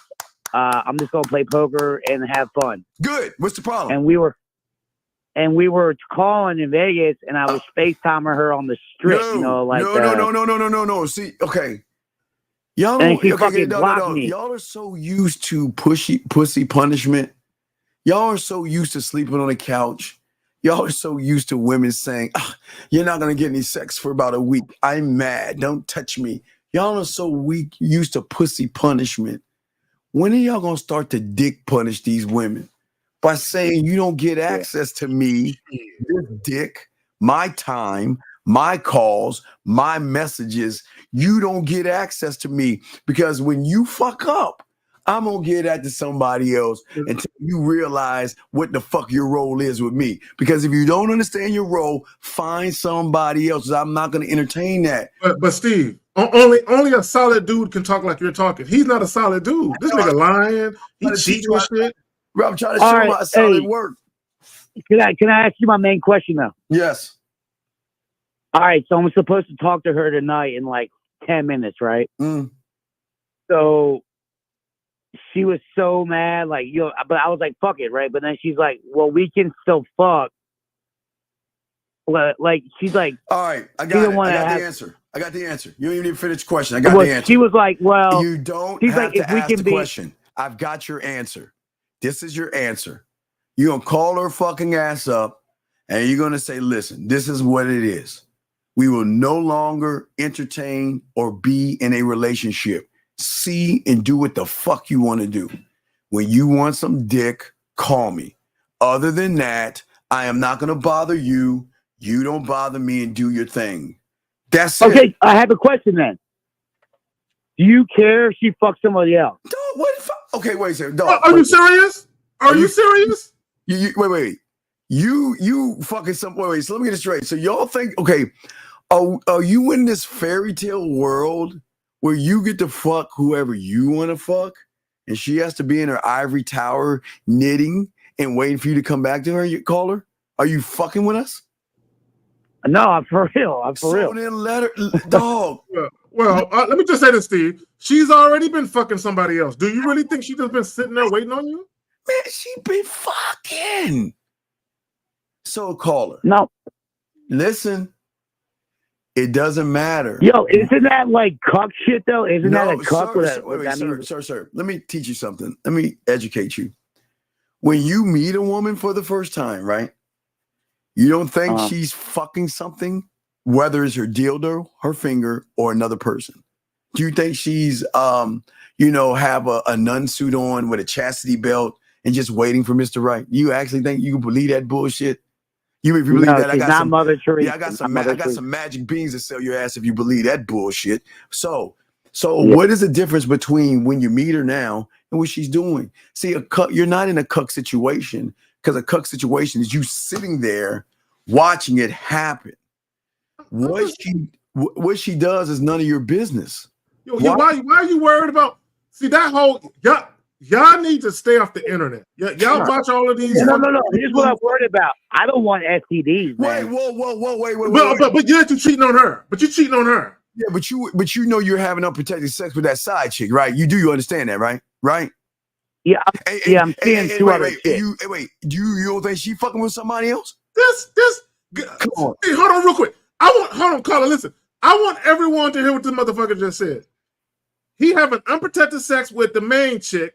He cheating on her, fucking her raw too. Then he has the unmitigated gall, the audacity to say he's worried about an STD. Sir, I'm begging you, please, because a lot of you guys are fucked up. Please have protected sex, because it's not fair for the woman to trust you and get a disease because you're not being careful with your dick. So what I am saying... Well, she just got tested last week and she is clean. When's the last time you got tested? Yeah. 5 years. Yeah, 5 years ago. So about that. So why don't you get tested and let her know? Mm-hmm. Listen, give her the freedom to fuck who she wants. Let her. She gonna do it anyway. You can't make this shit up. You can't make this shit up. I know exactly, but you can't make this shit up. You had the nerve to say to us, "Well, she gonna fuck other people." You think? Wait. Do you think these women that's sitting on that little gold mine that y'all think is a gold mine, you think somebody ain't patting on that motherfucker? Even if it's not a dick, it's the dildo. Somebody getting that pussy. So what I'm saying, what's the problem? So you don't care if like you're fucking some chick and she's fucking somebody else? Dog, let me explain something about these motherfuckers with pants. We give women free will. See, you do what dad does to them. You want to handcuff, set stipulations, helicopter, and always run behind them. And all you're doing is you're forcing them to say, fuck you. You ain't the boss of me. I'm going to show you. Versus us that say, you know what? Why don't you do whatever it is you want? And we make women upset and cry when we say that because they feel like we're getting rid of them because they're saying my body is loyal to you. I will give the pussy to you. I don't want to be with anybody else. But see, you're not that guy. So you can't do that. So what I'm saying is you have to accept that she's going to be fucking somebody else with or without your permission, sir. And listen, here's the thing. She's allowed to do it, and it's none of your business if she does it or not. So why do you give a fuck what she's doing? Why do you care? Oh, and my thing is, if you're worried about an STD, strap up, wear a condom. Boom, there you go. Well, yeah. And real quick, Nelly, I'm glad you cleaned that up when you changed man to male. Thank you. Go ahead. Thank you, Nelly. Yeah, so you see what I'm saying? Are you guys, real quick, are you guys like saying like you're into polyamory, right? No, I'm into me. Dog, okay, listen. please listen, sir. I don't think you understand. Listen. You don't understand, motherfuckers that's gamed up. Lucario is no, I'm not. We're not talking about Lucario does his thing. I'm telling you this. Listen, you're talking to motherfuckers that have this weird thing that you don't have, and that's options, several. And the thing is, we don't give a fuck. You do, and that's why they ain't fucking with you that way. Because you're emotionally invested in these women who should be emotionally invested in you. So caller, me personally, I support any type of relationship that people want to be in. Poly, monogamous, whatever it is. Now, me, myself, I'm not a monogamous man. However, my thing is this, as Steve alluded to earlier, giving women free will. I'm not the type of man to tell a woman what to do with her body. Number one, you can't tell a woman what to do with her body. You can't. It ain't never going to happen. You can't. Right? It ain't going to happen. So, now, I've had women come to me and tell me they don't want nobody else but me, right? Yeah. But they did that of their own free will, though. Free will. I've never obligated a woman or tried to get a woman to promise anything to me, right? If they don't want to fuck with nobody else but me, cool, whatever, right? But even in those cases, oftentimes I'm going to try to convince them to. No, girl. Especially when they bugging you and they want to see you all the fucking time. They're like, hey, man, you need to go out and date or something, right? But you trying to keep a woman from fucking someone else while you're fucking someone else, bro, that ain't never gonna work. Yeah, stop trying to why you want to handcuff these women, dog? Why are you so threatened by another guy?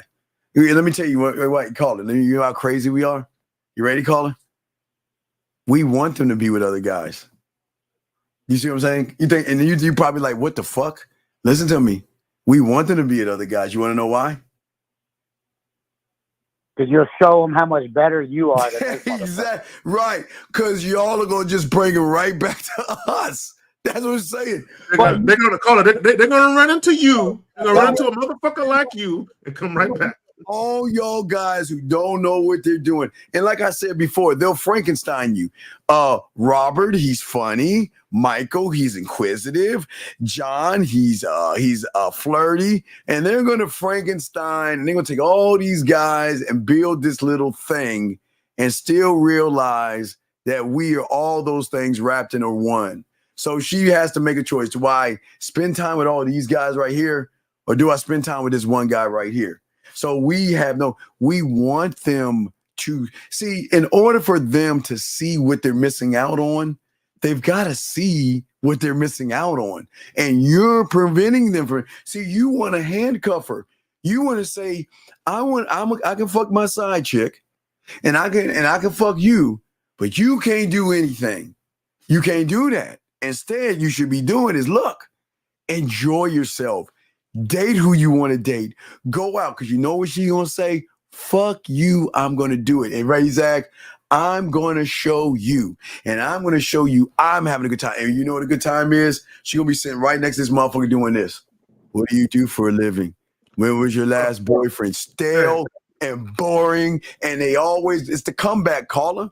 Is what Thanos said. You can't live with your, you can't live with your failures. So where did it bring you back to? Me. And that's what you understand. And let me say this, caller. The last thing you want women to do is shit out of spite, right? And what I mean by that is This is why you can't be fucking chicks over, bro.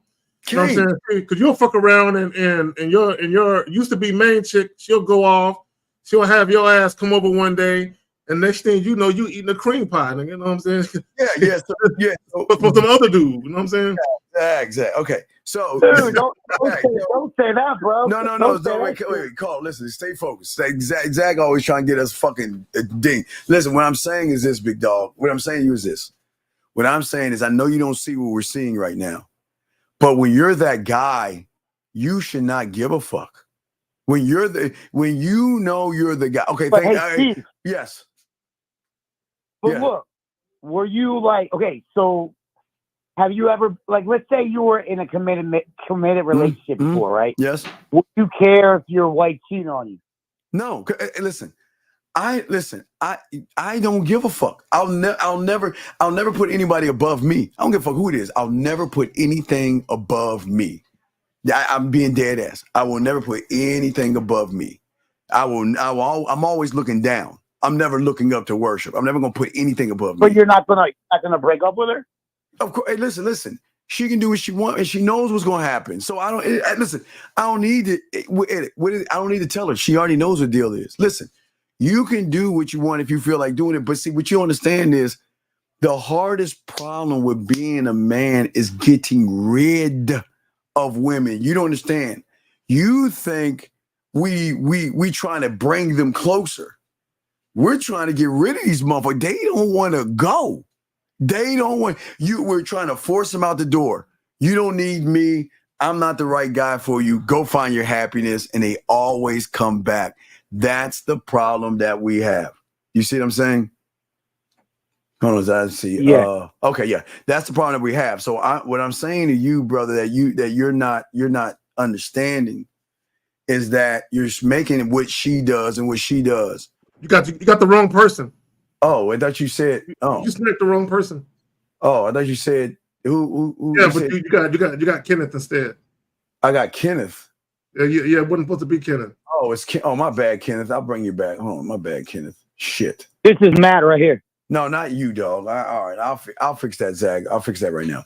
But what I'm saying to you is that we don't give a fuck because we're the prize.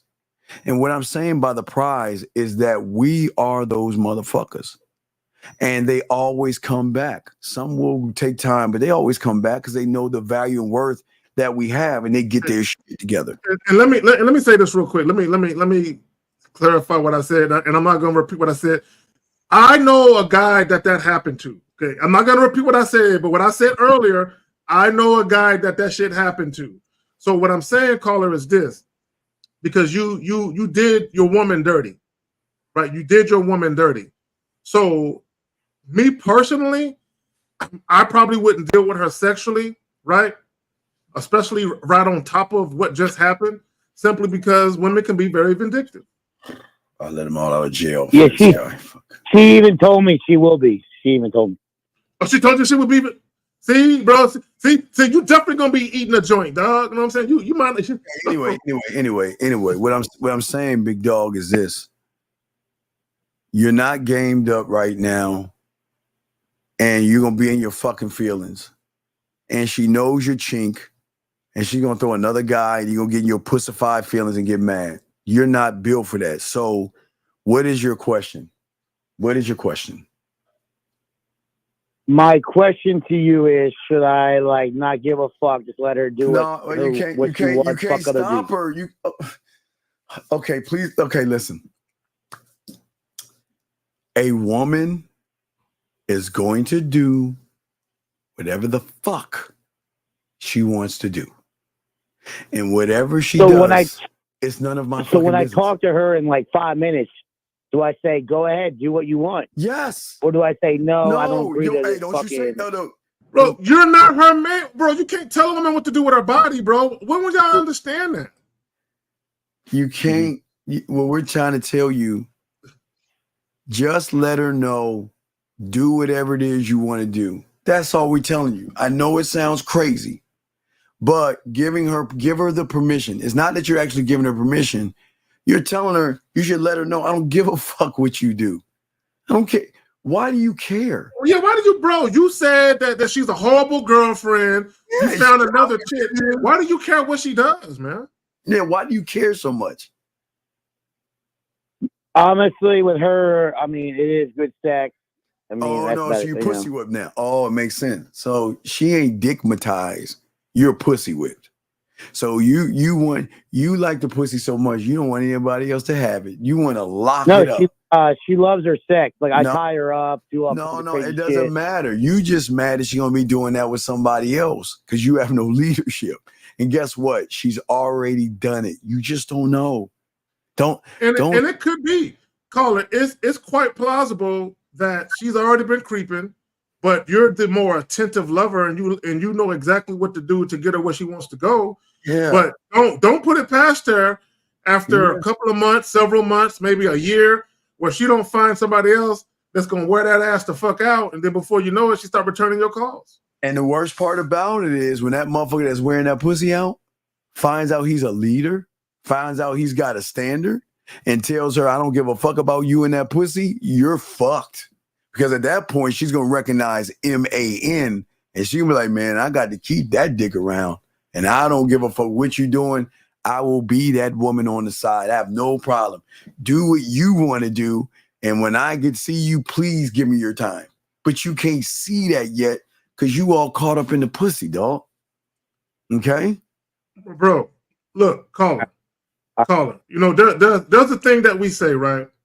We always believe in leaving women better than how we found them. Exactly. Right? Fuck you already did her dirty and fucked her over.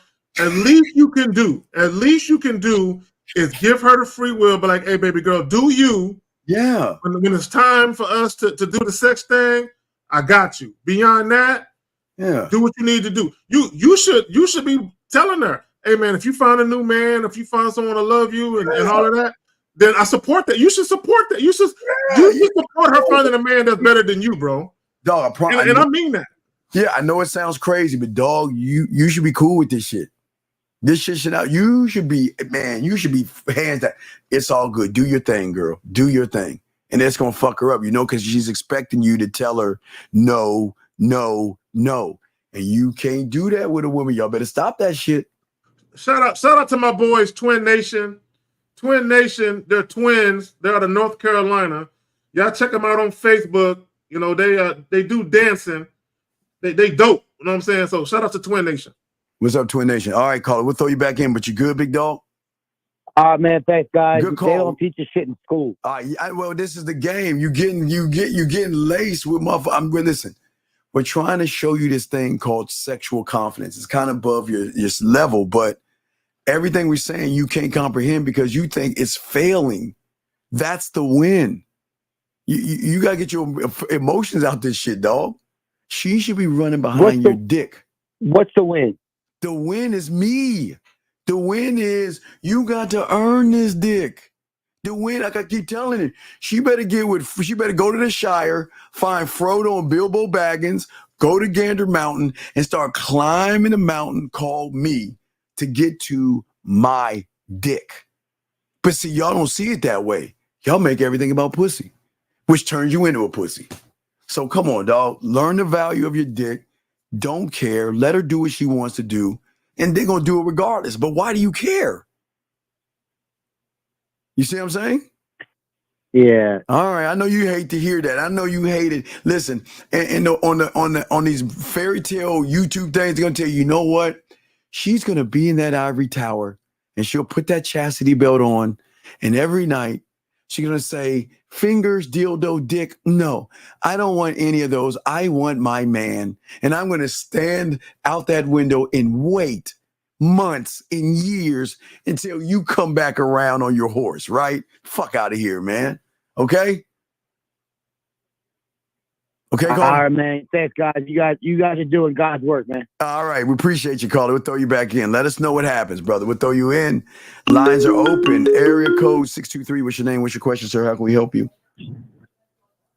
623 going once. 623 going twice. Steve, can you hear me? 623. What's your name and what's your question, sir? My name's Anthony. Uncle Steve, I was watching an older live stream of yours, and I hope you can clarify this for me. I just had a question. You said in that live stream to let's say you're dating a chick and you give her like a T-shirt of yours and you spray your cologne on it. Oh, yeah, okay, yes. You want? Let me tell you why. You want to tell you why? Okay. Yeah, go ahead. So here's the thing. I know when she's missing me, I know she'll grab that shirt that has the cologne on there, and she will either wear it, smell it, or sleep with it, because that brings her back to me, close to me. So I would I will give her a little vial of my favorite colognes, or she'll get them herself because she'll know what colognes I like, and that's it, man. So I got a question on that. Yes. Well, more like an idea. So the girl I'm seeing, there's a specific cologne I wear that she just goes crazy for. Okay. So I'm thinking of giving her a shirt with my cologne on it. Yes. And then I'm going to call her up one night. I've never done this before. All right. I heard it from you. I know you. I know you heard it from me, but go ahead. What are you gonna do? You have her wear that. You have her wear that while she's playing with herself, huh? Yeah, exactly. You read my mind. Well, I'm kind of good at what I do. Yes. So I know. So what you do is go and give her the cologne, right? Or what you can do is let her know what kind of cologne you like, so she can buy it for herself, and let her spray a shirt or something. Just tell her to buy a shirt or something like that. Or, like for instance, if you know, like you got to learn your woman. You got to know, like if she's into sports or she likes certain anime characters, you want her to get something like that she's connected with, and then you have her spray that your cologne on that shirt. They're not going to wear, they'll wear it, but they're not going to get it dirty. It's just wearing it to get close to you. It's smelling it to get close to you. But you can have her put it on and, roll it up a little bit above her hips and let her smell it while she's playing with herself, sir. Okay. Now here's because this is new to me. This part is where, let's say when I call her up and I get her to play with herself. Yes. What do I whisper to her? What do I tell her? Well, but now that this is where instructions come in. Okay, just think of you as the maestro. Over here, you got the violin section, you got the drum guy, you got the cellos, you got all these flutes and all other stuff. You have got to do this to this to this, right? So that means while you're playing the tune, it's several things. You got to listen to her body, listen to her moans, listen to the breathing heavy. You got to listen to make sure you hear the build up before the come. You got to make sure what you do while she's coming. You got to make sure you're doing what she's doing after she's coming. But also you've got to place her in a place where you take her mind off of everything and actually put them on you. Do you see what I'm saying? Yes. You see what I'm saying? Okay. Zach, what do you want to say on that, brother? No, and shout out to Renee P. Shout out to you for putting the Facebook joint. Appreciate that. No, so now when you talk about Carla, let me ask you a question. When you're actually having sex with women, do you talk dirty to them? I do. How? Then just do that shit on the phone. Wait, maybe not. Hold up. Let us hear it. Okay, you're about to. She's in the bed. She's naked. She's ready to go. Talk to us. What are you saying to her? So I know because we're on air, but what I'll usually do is I'll whisper usually I know what their insecurities are. So let's say she's insecure about how flat her ass is. I'll tell her, you know what? I love the way it looks. That's like straight to DVD. No. Okay. How would you do it? You got to set the mood. I want you relaxed. Okay. Are you okay? Are you ready? Okay. Are you in the position I want you in? Now this is what I want you to do, and this is where we're going to be. Because you want her mind. Where are we going to do this? Is it going to be on the beach? Is it going to be outside on the patio? Is it going to be on an elevator? Is it going to be in the middle of the countryside? Where's all this starting at? Where are we starting at? And what I want you to smell the shirt. You see, I'm right there with you. It's like I'm right on you, baby. I'm right next to you. You feel that. You got to talk to her, and it's got to be dialogue as well. You got to let her know things and let her be able to return things back to you And then you got to be able to take those things and then keep spreading that out further. But sorry, Zach, you got it, man. No, I'm gonna say this, and I don't want to get too far into it. So a real quick example, caller, that I've done, and I said I don't want to get too deep into it, but I might tell her. Hold on, let me make sure you can hear me real quick. I might tell her, hey, I want you to lay on the bed. Yes. Make sure that you can see the mirror. Right? Can you see the mirror, girl? Can you see it? All right, now I want you to spread your legs apart. Can you see your pussy in that mirror? Yeah, I can see it, Daddy. All right, you can see it. You see how pretty that shit is? That's what I look at right before I taste it. Yeah, you see that? Now, this is what I want you to do. I want you to take your fingers and I want you to spread your labia apart. Yeah, can you see that? Can you see that nice pink inside? Can you see that shit? Like that type of shit. Right. Or caller. I like what I love to do is direction. I want you to experience what it's like for me to touch you here while she's touching. So again, it depends. So you got to know right hand, left hand. So if she's playing with herself with the right hand, you got to use left hand movements and vice versa. So you got to know what hand she likes to use first, right? And whatever she likes to use, you got to lead that hand. But you want to tease. See, y'all guys want them to just keep doing this. It's all good, beautiful, ain't true. Yeah, no. But man, hey, look. Hey, forget what beautiful saying. Anyway, y'all want them to just beat the clit up, right? You're not even building the orgasm up to maybe, you know what? This is where I want you to start. I want you with your hand. I want you to start from your inside of your knee. What I want you to do is slowly drag it down because that's what I'm doing right now with my lips as I'm looking at you. Can you see what I'm looking at right now? I love the way you do this and how you da-da-da. You see what I'm saying? So you're building it up. Get it close to the pussy, but move it away. You want her to want to touch the pussy, but she's listening to you and getting frustrated because you're not allowing her to do that. But she's getting the same pleasure. You see what I'm saying? But also, caller, what you really want to do is, in many cases, especially since you're not there with her, you want her to visualize you being there and that you're actually touching her. Now, it's her touching herself. So it's almost like you're like Geppetto and Pinocchio, like you're puppeteering the whole thing, right? But you're using your voice and your instructions to basically tell her what you want her to do. So she can kind of close her eyes and visualize you being there. And she's breathing you in at the same time. So your sin is on her while all this is going on. But you got to be able to talk to that pussy, lead it, and tell it what you wanted to do. While you're doing this over here, you still got to pay attention.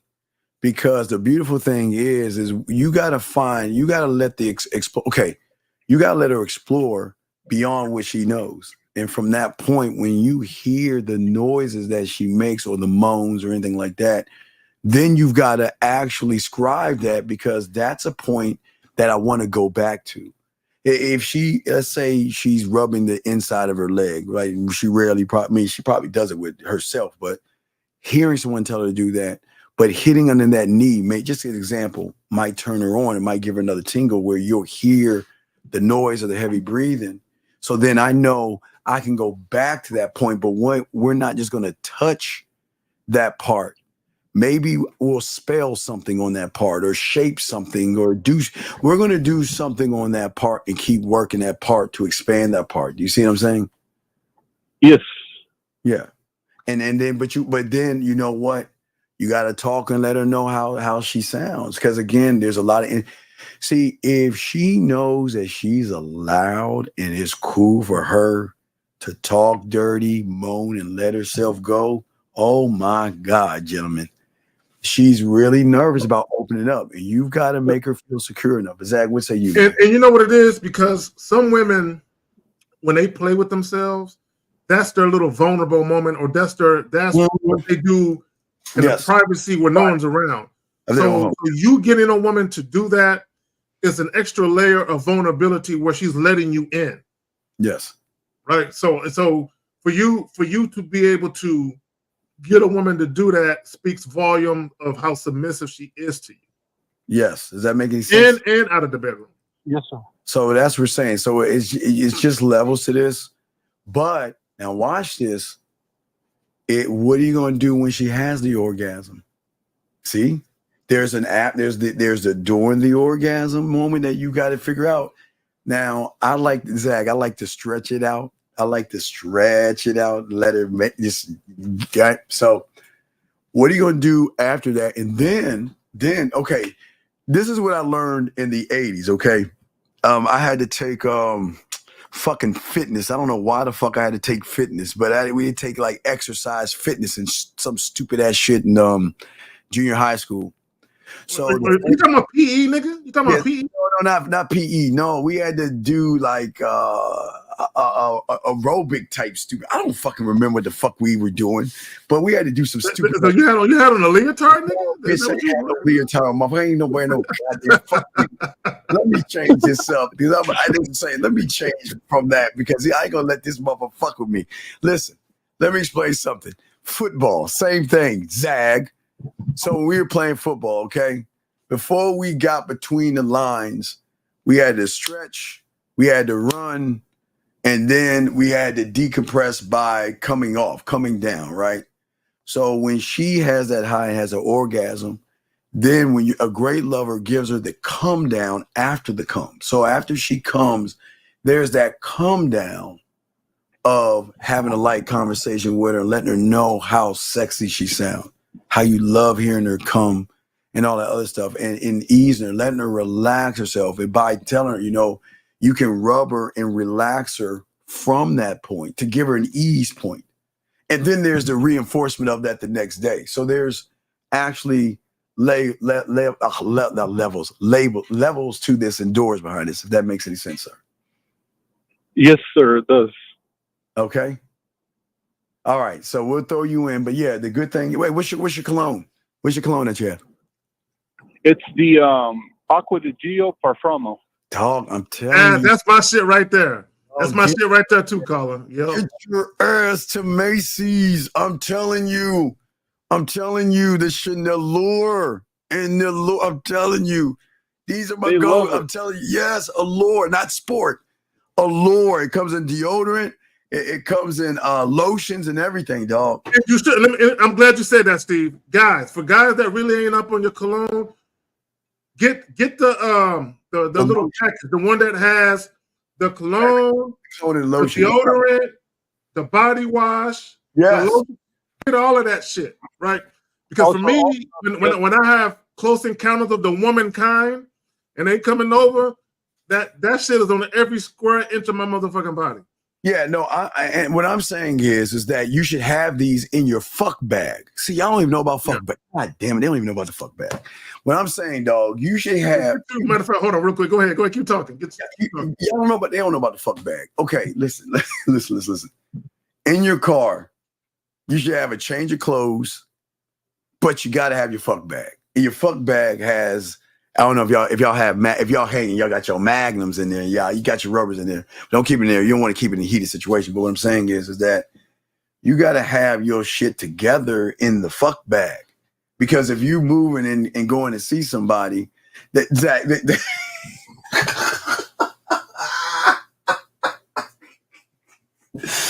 I'm still trying to find where to put my fucking cologne. I got that shit somewhere, man. Yeah, you see what Zach showing you the fuck bag. Hey, you should have. You gotta have a fuck bag. Your cologne. Yeah, the cologne in there. A lot of times because you can get the bigger bottles, but you can also get the smaller bottles, right? So you should have that. You should have. Hold on, real quick. You should have your condoms in there. Make sure you got these boys. You should have your You should have condoms in there. You should have some cologne in there. You should also have some what do you call it? I can't think of the name of it. The little wipes, but it's another name from them. But you should be. So what now? Wet ones? Yeah, there you go. You should have some of those in there, right? Hey man, you gotta be prepared. Like I think I said deodorant. Have some deodorant in there and all that other shit. Some towels. You can have like a little washcloth. Yeah, Okay. like a little hand towel, like a little face cloth or washcloth. Yeah, have all of that shit in there, man, because you never know. You never know, and have some lotion in there. Have a toothbrush, not necessarily for spending the night, but let's say you at a chick crib, right? And or not at a trip. Let's say you out with your boys or something, and you've been drinking and eating some shit, and you go into the chick's crib. So you want your toothbrush, toothbrush, so that way you can brush your teeth. Have some gum in there, some Listerine strips or something like that. Yeah, the little thing, the mouthwash too. Yeah, that too. The little travel size. And I know Steve talks about it. All he the talks time. about going to get the travel shit. Yeah, all the time, dog. All the time. And that's what I'm saying, brother. You want to listen again, because I'm a lore guy. I am team, I'm team Android. I'm a lore, and these just two. I don't need anything else. These are my two right here. These are my two. And I tell you guys, please. Yeah, the little wipes. There you go. The wipe it. There you go. Yeah. Come on, man. Come on, man. They got lotion. They have a body wash. They have deodorant. I mean, they got these dog. They laced the fuck up, dog. So man, come on, man. You always when you like I say, just I don't have it, but I had these. You can get those on Amazon. They're perfume bottles. See, that's Zag's thing. Okay. I need to find my brand. Now you making me have to go look for where the fuck is mine. I have one hanging around here somewhere. But they're little bottles, not perfume bottles or cologne bottles. Not to say perfume, but cologne bottles. So they're little miniature things, right? And what you do is you could take the tip off the cologne and push the thing in and get the cologne in there and just give the woman a little vial of what you have, dog, so she can have access to you. Yeah, so it just won't be for the shirt. She can have access to you, okay? Okay. Can you just do me one last favor, Steve? And thanks Sure, for your help on sure. this. What minute mark are we on? Because I just want to run this back when I get home. Just think about one. We're at the 151. So we talked to you. I can do the math real quick. So you want to start at 20. Let's say round it off to 20. So say about the 1:30 minute mark. 1:30. Okay. All right, Chris. I'll Hold on, look we up. got you, Chris. Hey, Chris, ask the question. If I missed it, I got you. Let me see. Chris, I got your question. I got your Chris. I'll answer your question, Chris. I got you, brother. I see it. I got you after this call, buddy. Renee said, not everybody can fit them gold packs and shit. Hold on. What did I do with my cologne? Wait, what did they say? What did they say to you? Renee said, not everybody can fit them gold packs. Hey, look. I got a funny story to go with that, but I don't want to tell the. All right, caller. We'll throw you back in, buddy. But if you have another question, let us know, okay, man? Appreciate both of you. Thank you. All right, great call, sir. Great fucking call. That was an awesome call. Let's get to Chris's question. Chris had a question. Wait, let me get this question first. He said, Steve, can you rub your mouthpiece when you all the time? Shit, yeah. Oh, look, guys, here's something y'all might want to do. Here's a little exercise that you can do.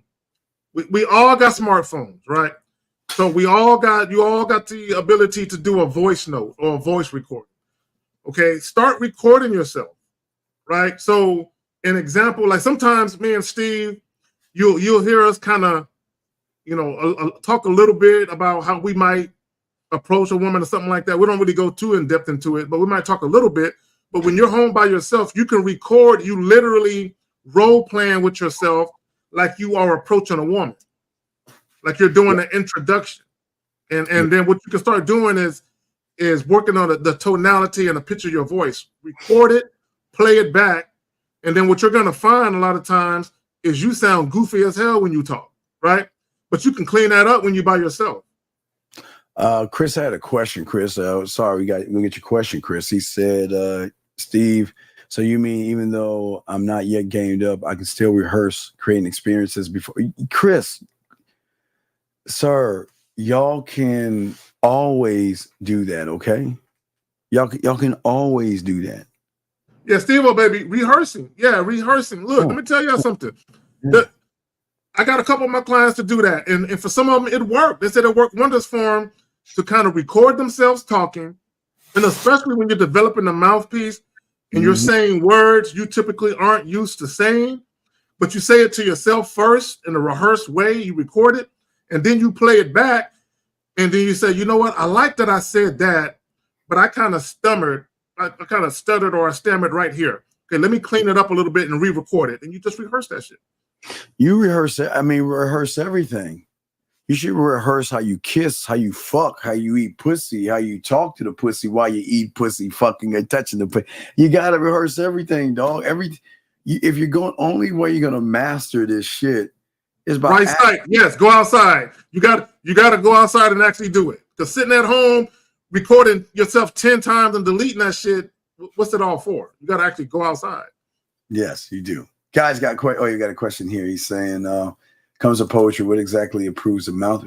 See, you won't know until you perfect. See, y'all, guys, I don't understand, dog. Y'all know the thing that Zach and I can do is talk off the top of our heads.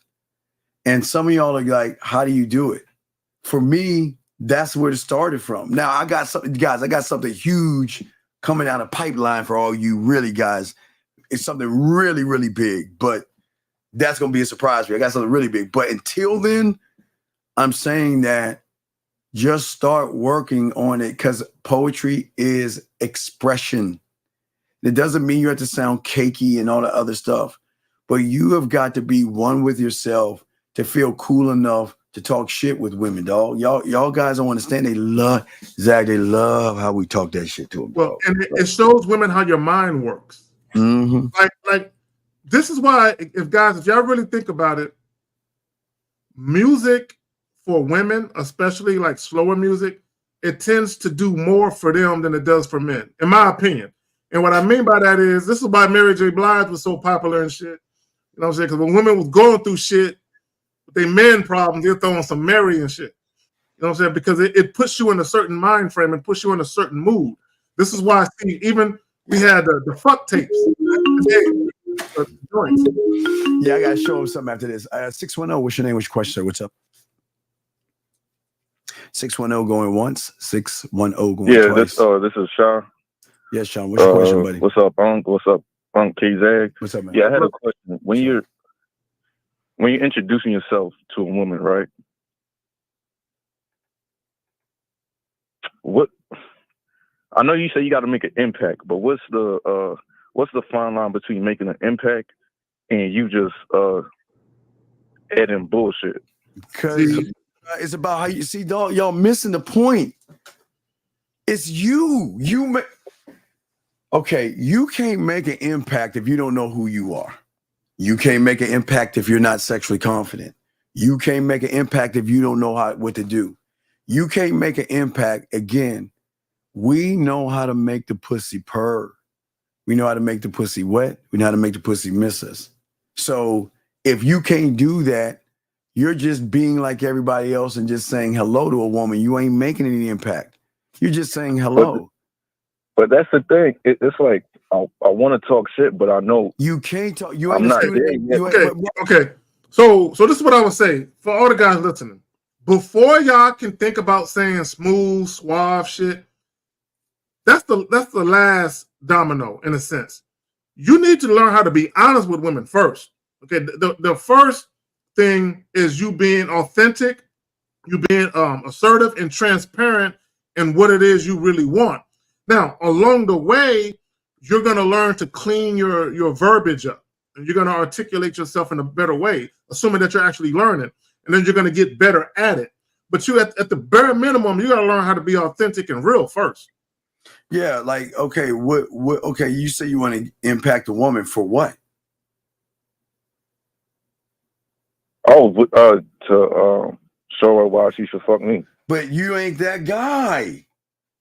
That's what I'm saying. Wait. You can't show her what you don't know. Wait.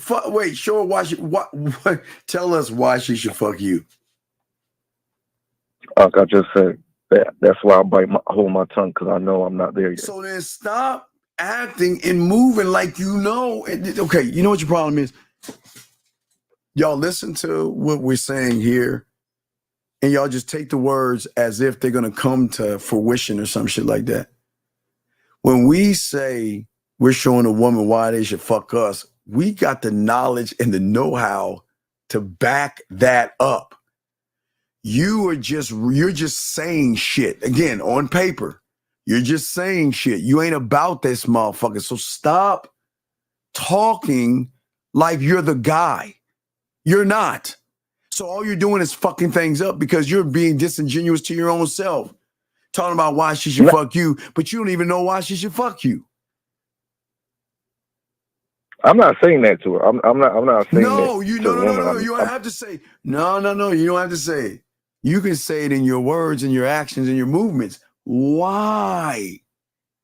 Why should she fuck you? Please answer that. Why? Come on. But if I answer, I'm gonna be disingenuous because I know you're gonna be disingenuous, but so then why are you? What? Because they're not. You gonna say something like I'm nice. I'm a cool dude. Yeah. Something like that. You wanna know?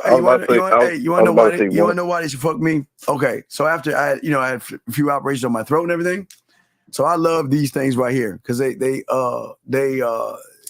keep my throat moisturized, right? But you know what else these things do? This little thing I have in my hand. You know what else it does? If I get hold of some pussy and I'm licking on that pussy with this in my mouth, it opens up the pores in the pussy open up, and I can take this and blow on that pussy and hit that motherfucker and hit the pores in her pussy with this in my mouth. My dude out here moisturizing his throat. Hey, you got that. Hey, as much as I talk, I need to moisturize that motherfucker. But what I'm saying, no, with this, but you see, we call it. Do you see what I'm saying? This can work on her neck. This can work between her legs. But it do. But even what's that gun called? The Dentine.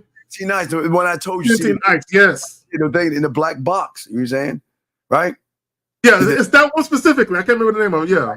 Right. That has enough power that the mentolithis in there hits it. And you know, I used to, Zach, see, the thing is that people don't know, I came up with, when did Starbucks come out? When did Starbucks open? That's when I came up with it. When did? A long time ago, bro. Right.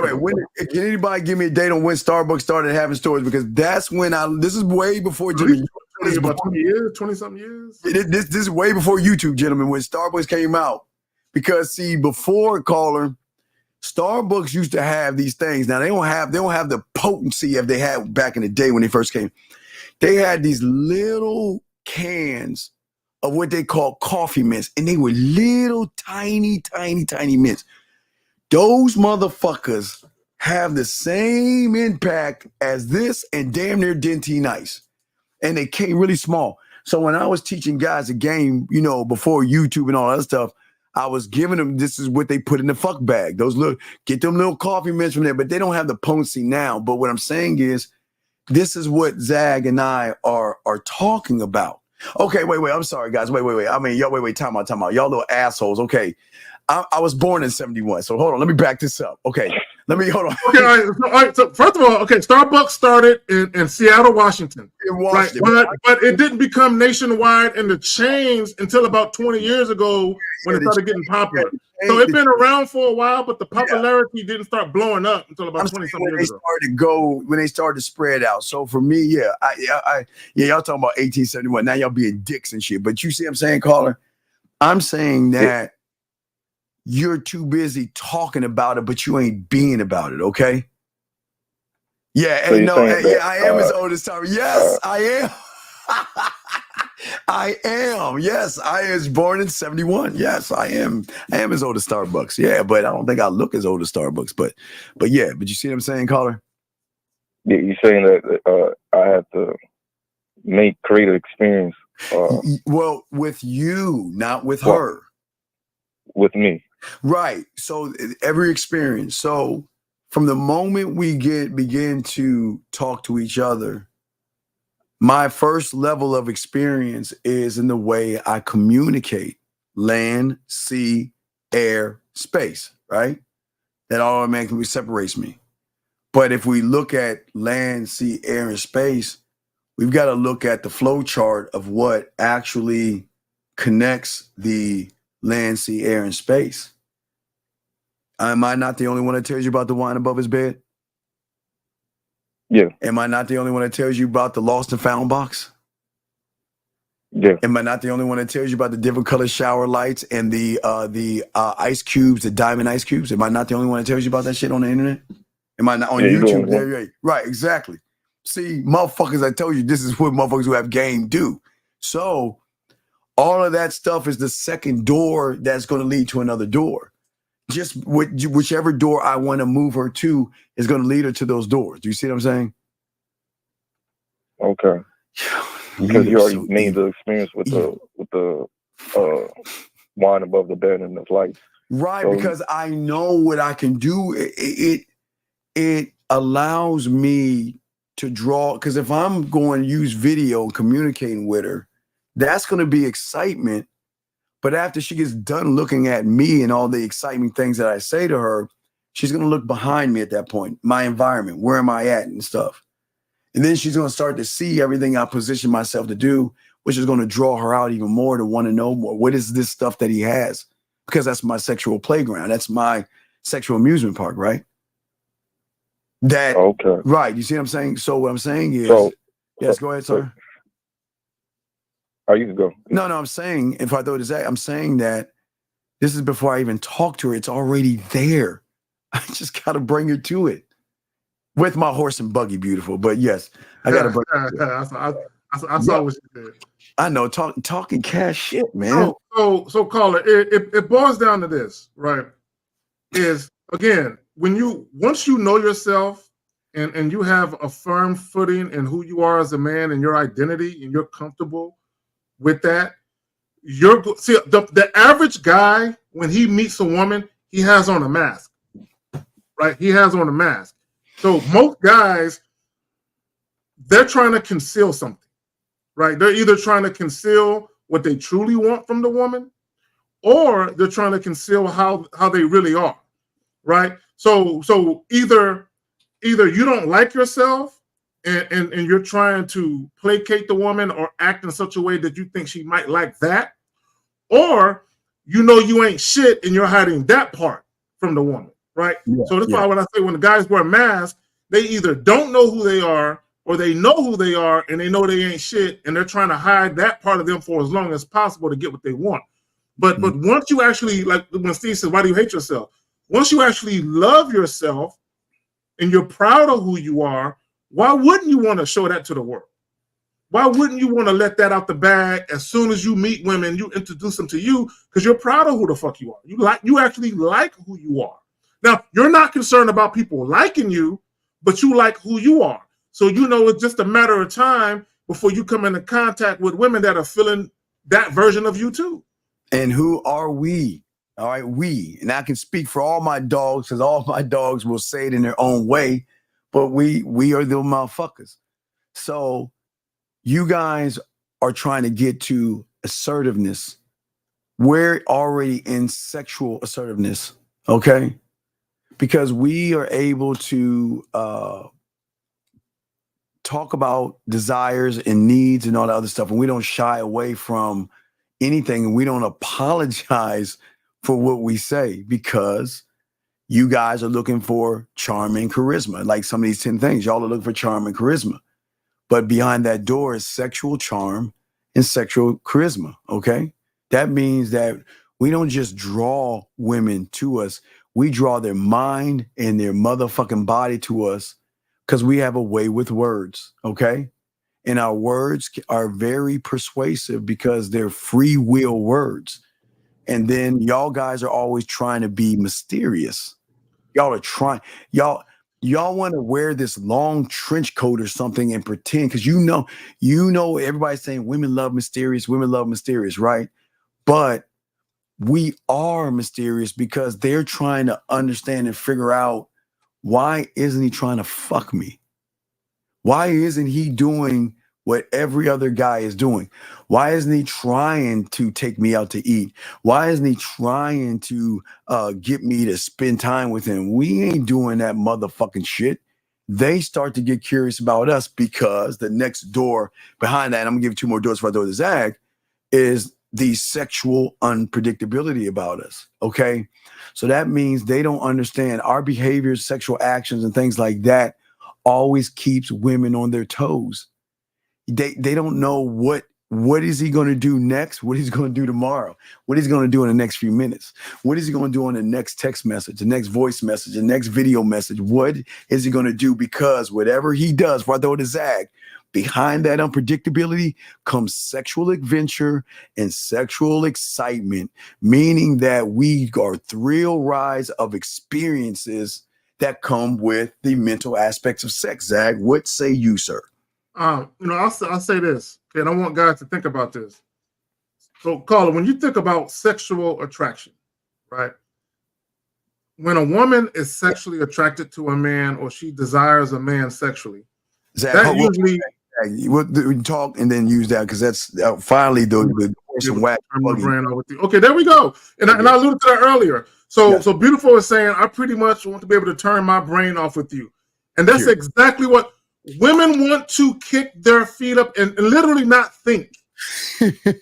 They just want to respond to feeling good. Yeah. Right? Think about what I'm saying. Like even in the bedroom, women they don't want to think. Yes. They just want to respond to what's happening. Yes. Right. To the good feeling and the joy and the euphoria that they're feeling. They just want to respond to that. Right. So a lot of times when guys, this is why when, as an example, asking women what they like to do. If I take you out, where would you want me to take you? The last thing a woman want to do is sit there and think about where she would like to go. She wants you to do that. She wants you to create, right? And that's, as men, this is what we do. We create. It's like even going back to the amusement park. We create the amusement park. We create the rides for them to ride. I like to refer to it as appealing to a woman's feminine sensibilities, right? Yeah. And it's just you understanding that even what Beautiful just said, we don't want to think. When I say appealing to a woman's feminine sensibilities, it's understanding women just want to be with a man where they're like, I just want to melt right with him. I just want him to take me in his arms and hands and just hold me there, and he got it. Like I don't gotta think, and I trust him enough. I trust him enough to do things that we both benefit from. Where I don't gotta question his judgment. I don't gotta question what he does. Go ahead, Phil. Yeah, it doesn't matter where we going and stuff. I know how to make her feel. We can sit down and have ice cream. We can sit down and have coffee or tea, and the interaction is. Women are just not used to us, Zag, just sitting close to a woman and locking in on her, Zag, not shying away or anything, just looking at her and just listening and talking to. I mean, it just fucks them up because they're not you. They're the ones used to like that. They can play the look game and stare at a motherfucker, but they can't stare at somebody that looks at them the way we do. And then through the look, there's a touch, there's a whisper, there's something you're saying. And it's light gestures. It's not grabbing her titties or putting your hands between her legs, anything. It's light gestures. But go ahead, Caller, what say you before we move on? Yeah, so what you're saying, because you created things based off you, that she's not going to be able to recognize it because she's dating. No, right. No, I'm just listening to. I'm listening to this Trini chick saying the shit she's saying. Now she's coming around talking about that boat car buggy shit. But go ahead, Caller. What were you saying? Oh, you're saying that because you're able to create experience. I am the experience. I don't create what I am. I am the experience. We don't need to create it. We are. Exactly. It's not even fair. We just choose. We're so fucked up about the game. We get to choose the experience. That's what y'all understand. Well, we even choose it. Okay, go ahead, Steve. No, go ahead. You got it, brother. No, even Caller, even with dating, we're the date. I'm the experience. See, a lot of times when women go out on dates with guys, it's not the guy that they're going out with. They're only going out with him because of the experience, right? Because he's gonna take them somewhere, maybe out to eat, or some type of extravagant date to a concert or a comedy show. So they don't care about the guy, right? And this is precisely why a woman will flake on you or why she'll be really, really late. It's because she doesn't care about you. She's only going to experience the entertainment factor of the date that you set up. But when you're the date, it doesn't matter what you choose because you're there. She's going because you're there. Right? So an example would be this, caller. If a particular guy offers a date and she flaked on that guy, if you put another guy in that guy's place, the guy that she really covets, she never would have flaked. It's not the date. It's always the guy. You're the date. You're the venue. You're the experience. No, hey, Purple, it's not the heartbeat. It's the sigh of letting go. Hey, Carla, let me tell you something. When you really get this down and you spend a little bit of time with them, I know this is going to sound crazy, but when they hug you, they're going to tell you they miss you. And they're going to miss you and they miss that I'm going to miss you later on, and I want to savor this time. And that's why Purple, what we're saying is that this is why they don't want to like go out and like fuck all that. I don't want to go out in public and hang out and talk. Fuck that. I'm not going to have a lot with this dick and this guy. So I want to spend some one-on-one time, and I want to be able to again have his cologne on me. I want to feel these experiences. So when you're saying about the heartbeat, but it's also the sigh. It's also the fact that sometimes they just don't want to let you go.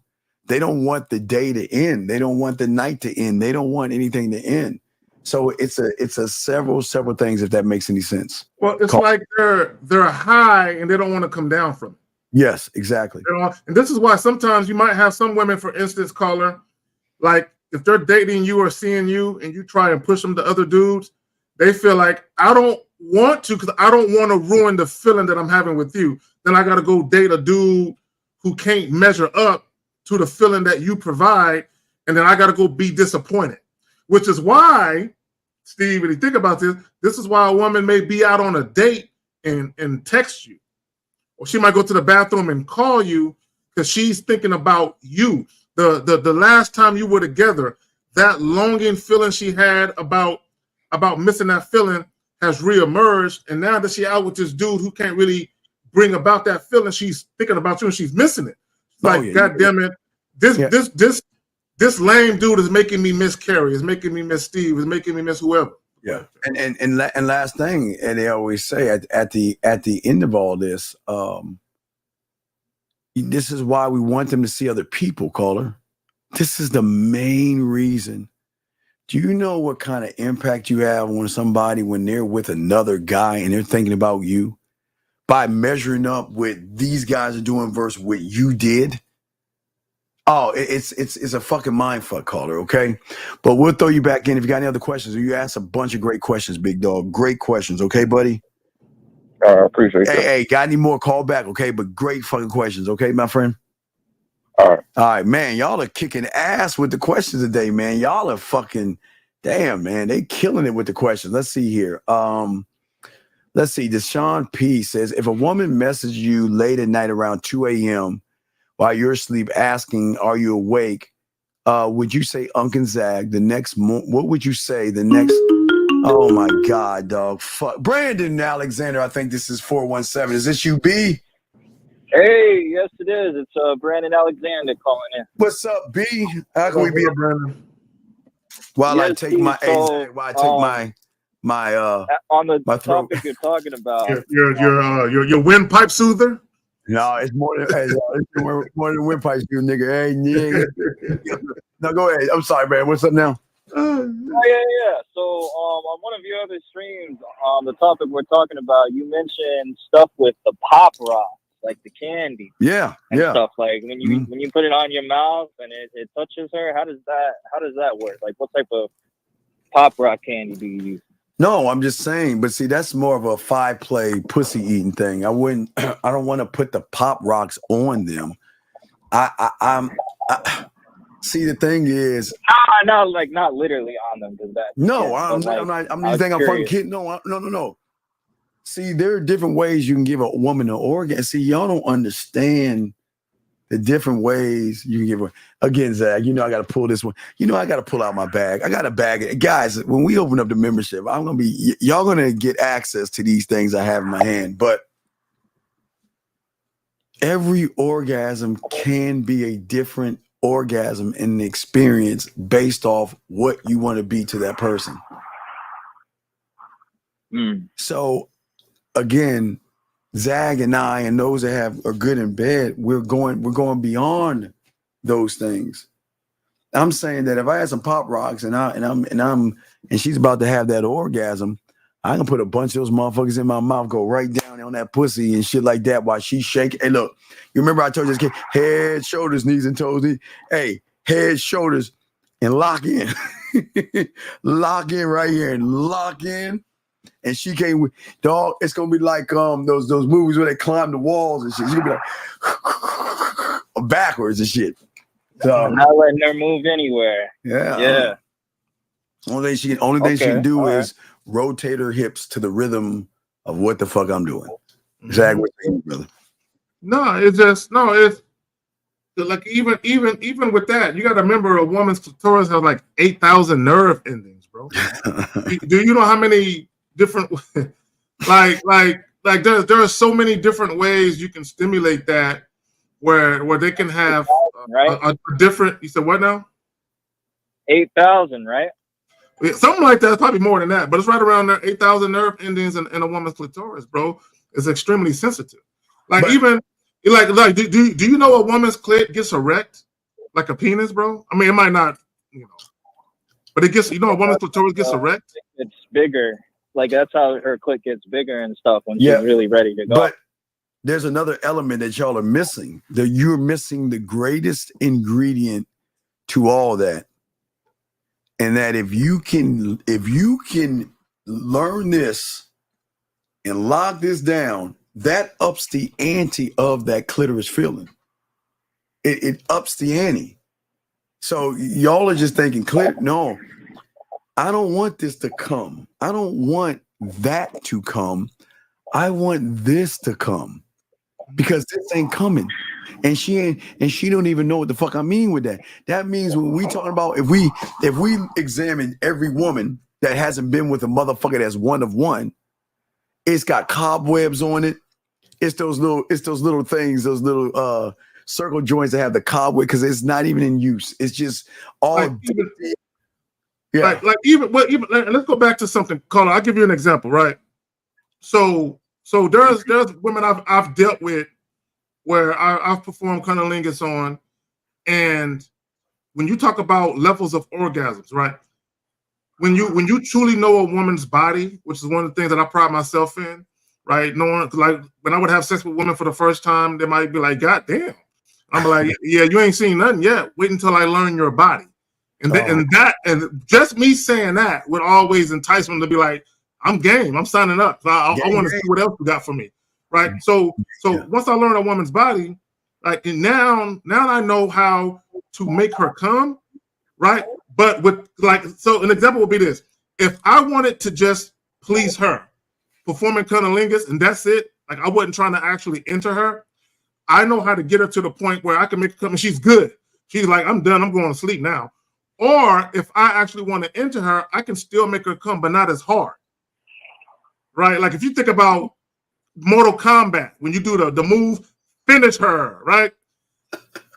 I know how to go down there, but I don't want to finish her because if I make her come too hard, she's gonna be like, "I'm done. I don't even want no dick. You did a good job. I'm good, right?" I don't want her to get to that type of orgasm because I still want to do some other shit. But I know what I'm doing to keep it from getting to that point where she can still come, but not so much where she don't want the D. You know what I'm saying? But anyway. Have you ever made a woman come and cry? Cry gather. Oh yeah, it's beautiful. A crygasm. I will say this: when I was smashing her from behind, she was like tearing up and crying, like from behind. You probably was hurting her, bro. Like that. Guys, there's a difference between you hurting a woman. I want that. Look. Let me say this. Guys. Part of being an attentive lover is when you're in a woman, okay?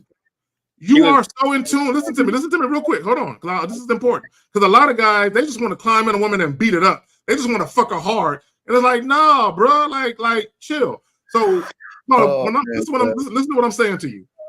When you are an attentive lover and you are actually in tune to a woman's body, you know her moans. Like you know the it's turning me on moan, from the don't stop moan to the you hit something I didn't want to hit moan, or I'm uncomfortable moan. Like literally, I've been with chicks and they're, you know, and I'm doing my thing and I'm looking at them and I'm like, and I put my hand on them. Is that uncomfortable? Yeah, is this uncomfortable? And a lot of times they don't want to say anything because they think you're about to get yours. So a lot of times some women, they don't even tell you that it's hurting. But you being in tune, you can see that and you can readjust the position of what you're doing. And then you're like, is that better right there? You know, you stroke, is that better right there? Ooh, I like that. I keep you about, hey, put your leg, I'm gonna hold that leg right there. All right, so now just you being in tune and you understanding that a woman is uncomfortable with the way you're moving or what the angle of the penis, just you being attentive to even understand what you're seeing is that, bro, come on, bro. It's a wrap. Does that make sense, Brandon? Yeah, I mean, you want to pay attention to her reaction and stuff. That makes sense to me. Well, but I want to pay attention to everything. But go ahead. What's up? Oh yeah, I wanted to also tie into that too. Like also like you mentioned like finding things. It was I think it was on a different stream, but you mentioned like finding things that are unique about you that like kind of separate like your sexual identity yourself. And how do you think that you find those unique talents within yourself that are like different from other men within yourself? Oh wait, I'm sorry, Zach. Wait, which one you want to? Which one? Wait, I can't hear you, Zach. Lay Reed, the very last one. Oh wait.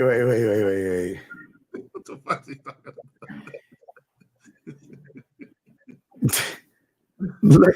about?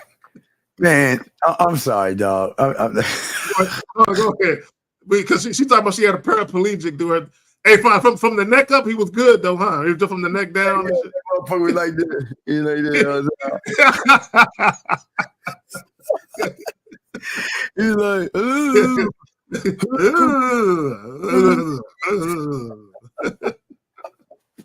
oh man. I'm sorry. What's your question, Brandon? What's up, man? You know these ladies. Oh yeah, no, you straight. So I wanted to know, like, when you're, because you mentioned on another like stream finding unique talents within yourself that separate you from other like men and stuff, right? Yes. So like when you find your sexual identity and you find the sexual talents within yourself, how do you start on your way to finding those? Give me a sexual talent that you have. Like for me, I've been told like speech, words. No, you're not. Your speech. We've talked about your speech. I'm saying, give me a talent, not your speech, your words. Give me a talent. I'm laughing at Renee. Yeah. No, like, okay, go ahead, man. Go ahead. No. I'm just saying, man. No. I'm just saying that's just how it is, man. She got that motherfucker just laying there. I mean, that's been true. He just like this. He like. But see, you know what, Steve? What's gonna happen is every other dude she meet, when he brag about eating the chick out, he gonna be like, if you can't give me that paraplegic, it ain't it. She gonna have a whole name for it. I'm looking for that paraplegic. I'm sorry. Yeah, you guys. Hey, Lord, forgive me, Lord. You know I'm just playing. You know. I'm sorry, Carly. You know how Zag is. You get crazy sometimes and cream pies and shit. So go ahead, sir. Continue. Go ahead. Oh nah. We all adults. We talk the way we talk.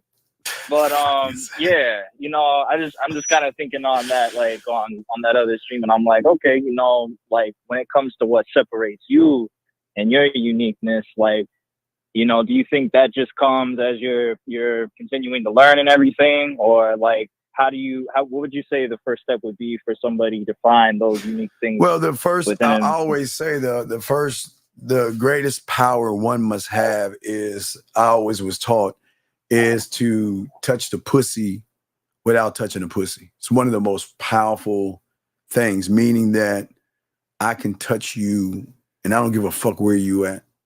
And I can make you feel me mentally without me being there. Because when you feel me, you gonna feel me, but not yet. because I like to play in my food. I don't know. I'm just that kind of person. I like to play with. I like to play with it. You know what I mean? To build it up. Before you even touch it. Yeah. Fuck yeah. Because the anticipation is that much greater. All right. And when it came to like doing that and finding that uniqueness within yourself, like, do you think you just practice that and rehearse that? Like, again, it goes back to rehearsing yourself. All day, every day. I come up with new ideas all day of what I can do to pussy and shit, or what I could do to her. Or I told you, think about it, Brandon. I just showed. Hey, Zach. Did I show you Zach? Oh, Zach. I don't think you remember. Remember Zach? This is called Wet Rose. I couldn't find the other one. What's the other? Oh, here it goes. This is Wet Rose, and this is the Pussy Within. So look at this. This is one thing she can do to her pussy called the Pussy Within that I created. And this is Wet Rose. So think about what I can give a woman. That means I can send one of these motherfuckers to her once I teach her the symbols of how I want her to play with her pussy. And I can make as many of these as I want. And guess what? She's never met Zach. They've never met a motherfucker like that before. To get an email that has a name and it has the symbols, and all she can do is she just takes this when she's playing with her pussy. She take this shit, just put that shit on her wall, and follow the melody. Follow the melody, and it's gonna give her a different experience. So she'll say, you know what? I like Wet Rose. Then wait, what's the other name of the shit? The other one was her Pussy Within. You know, the Pussy Within gave me one orgasm, but when I did Wet Rose, man, I really love Wet Rose. You see what I'm saying? So that's what I'm saying, Brandon. I'm creating a brand. Hey, not only am I the one that teach you to send her masturbation audios, I'm up in the ante. Now I don't need to see the masturbation audio. I can see the melody and the notes, and you can take the notes and play it the way I want you to play it. And Brandon, who the fuck do you know has invented that? Me. And that means every motherfucker before me, they already fucked up. Because remember, this is touching her without touching her, Brandon. I don't even need to put my tongue on her, or she don't even need to hear my voice. Because she gonna feel Steve, me. I gotta say it for everybody on the panel here. Like ever since I, became a student, like it didn't matter all of the other stuff I've learned from other things. It didn't show that. Like it didn't show like that. I feel like that's a mental connection through her body, but above her body, And all they talk about is like physical stimulations on how you can do a physical orgasm, but they don't show the mental. I don't want the physical. Oh, someone's giving me some love. Oh, look at her. She's giving you love. She said, beautiful, Renee. Appreciate y'all. Yeah. So we're saying to you that this is because what I'm saying, Steve, is everybody else is leading people astray about just physical orgasms. Like, because I've had a lot of information before, but like something more powerful. You do the mental and the physical. Right. But I'm saying mental first, because that's what makes you dangerous. That's what makes you mysterious. That's what makes you alluring, because you're saying, I don't even need your pussy to get you off or to get you to submit to pussy, fall in love, fall in lust with me. I don't need to give you the physical, because I learned that the physical is not where it's at. You cannot make it about physical with an emotional individual. Thank you, Steve. So caller, if you think about it like this, a physical orgasm is like a bag of Dorito chips. It's good, it hit the spot, boom. Damn, I needed a bag of chips, right? But when you can actually provide a woman mental stimulation along with the physical, now she eating a 3-course meal. It lasts longer. It stays with her longer. Because if you think about it like this, you can physically take care of a woman, right? And she might drive home thinking about the shit for a little while, but the mental aspect of you being able to do that, that's going to stay with her for days and weeks. This is why a woman will go on a trip or vacation and be thinking about you the whole fucking time, and then come back and hit you up right away, because it stayed on her mind. Because the physical part, this is why I call it an example is this. Think about it like this. This is why if you had sex with a woman for 6 months straight, and then you stop fucking her and you ain't fucked her in 3 months straight, you will start to forget the physical aspects of you guys' connection. You will start to forget about it, right? But for a woman, the mental aspects, it has longer staying power than the physical aspects. But Yeah. Does that make any sense, brother? That makes sense. All right. So you got any other questions? No, I think that's it. What's the timeline on it? Timeline is let me tell you, 16-2. So 2/11. Okay, all right. Okay. I really do appreciate that. K-Zag, thank you for you taking the time to no problem, bro. We got you, fam. Appreciate you calling in. Oh yeah, excellent call. I mean, glad to see a lot of y'all. This is how y'all win, by asking great questions.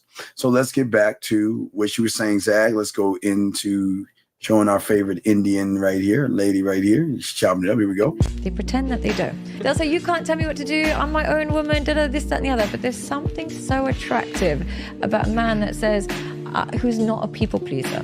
And you already know him. You already know him. You go first. I'll go after you. Hey, gentlemen, y'all have got to stop this. I'm trying to please women shit. Hold on a second. 254. I don't even know what country this is. 25. What country is this?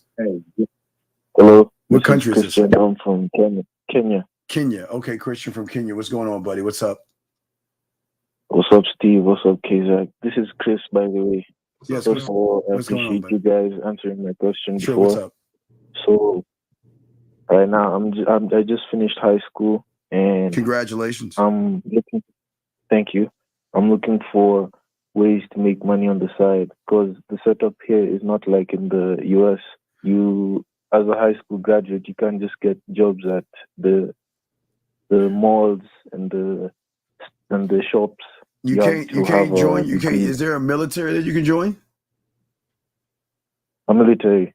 I haven't looked into the military. Well, I'm just asking. I'm just saying. I mean, I don't know the lay of Kenya. You know what I mean? So, I couldn't actually tell you what to do there. I don't know what the climate of the jobs and stuff are out there. Zag? Well, what are you interested in? Do you have a skill set? Do you have experience with anything? A skill set, an experience. That's what I'm talking about. The jobs here, especially in your high school time, it's very hard to engage in jobs apart from, let's say, a connection from a family member or something.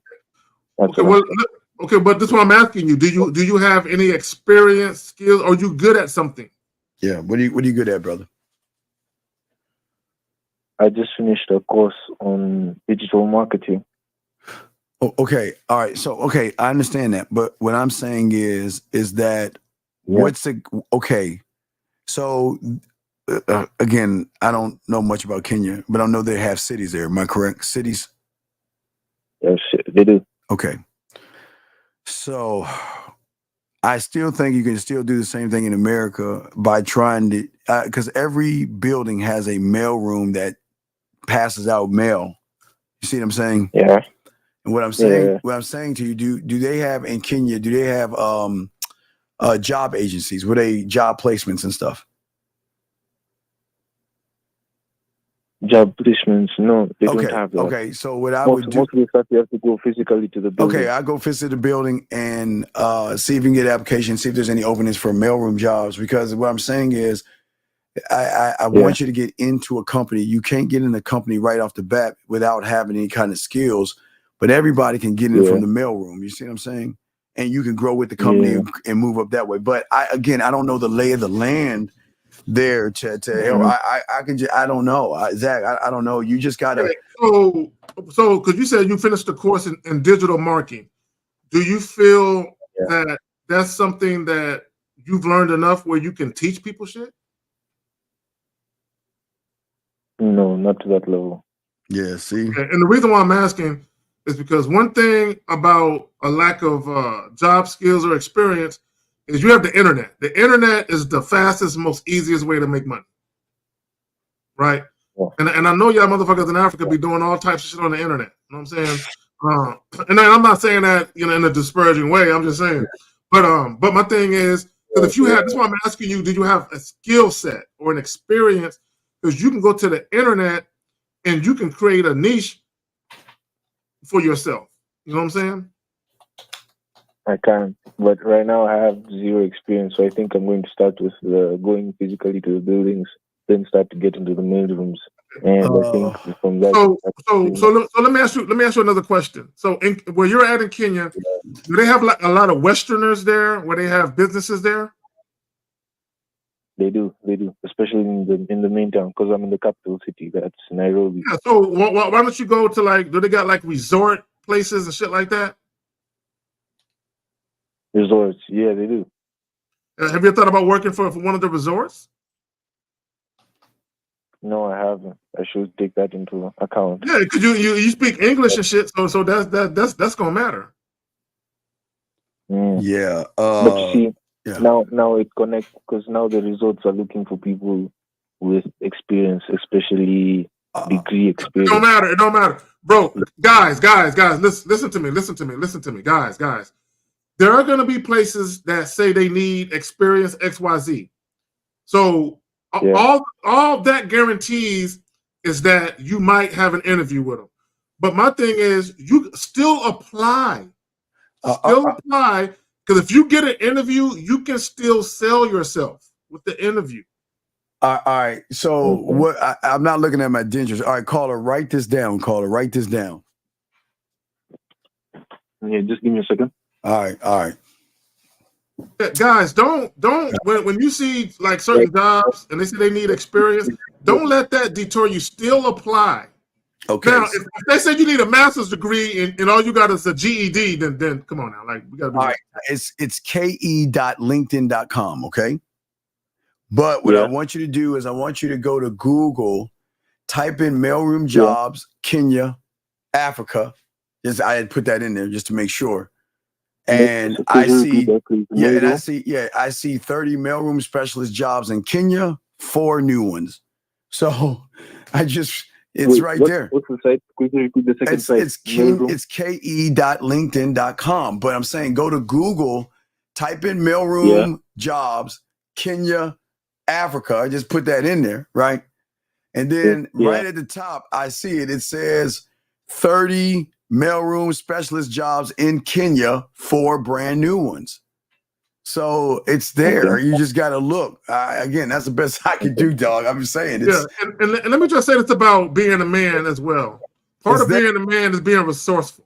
Yeah, resourceful like a motherfucker. It's there. So you have it. These are posted a day ago, and they're looking for mailroom positions. I can't even explain some of this shit, but I know it's in Kenya. So there you go. That's your starting point. I can't. That's all we can do today. So caller. So here's your job. Your job is to wake up in the morning, and go look for a job until they stop. Until the close of business. You should be out. You should be on the internet, or if you have to go physically to the buildings, that needs to be your job. And if you do that, and you commit to that, and you discipline yourself to getting up in the morning and not coming home until fucking dinner time, you're gonna find a gig, bro. Data entry clerk posted 21 minutes ago. This one is a mailroom specialist. There's a few of these motherfuckers. So dog, it's administration clerks right here. Office assistants, administrative office. So you just gotta type in Kenya, mailroom clerk, Kenya, Africa. Okay. And you'll have kenya.linkedin.com, and there you go. Let me ask him another question real quick, Steve. So, caller, you don't have any talents? Can you sing, dance, juggle, nigga, play with a yo-yo, anything? Come on, like I do. No, what I'm saying is, because you, bro, what I'm saying, you can, bro, start a YouTube channel and just juggle some coconuts or something, nigga. I'm just saying, dog. I mean, Zach, we gotta get him, man. Dad, we gotta get him. Look, man, don't listen. Look, man. Just type that shit in, pull that shit up, Get your ass over there and see if you get a job, dog. All right, get your resume together, dog. Okay, that's the best we can do. We'll throw you back in, okay, buddy? Yeah, one more thing you said earlier in your live show. You said when a company is looking for someone to hire, they're looking for someone who can fit in. Yes. Yeah, what about it? Hello? Yo, you there? Oh, we lost him. We lost him from Africa. See, something happened. It's the internet. Zach with all that yo-yo shit, coconuts and fucking... When them child soldiers came and cut the wires and shit, nigga.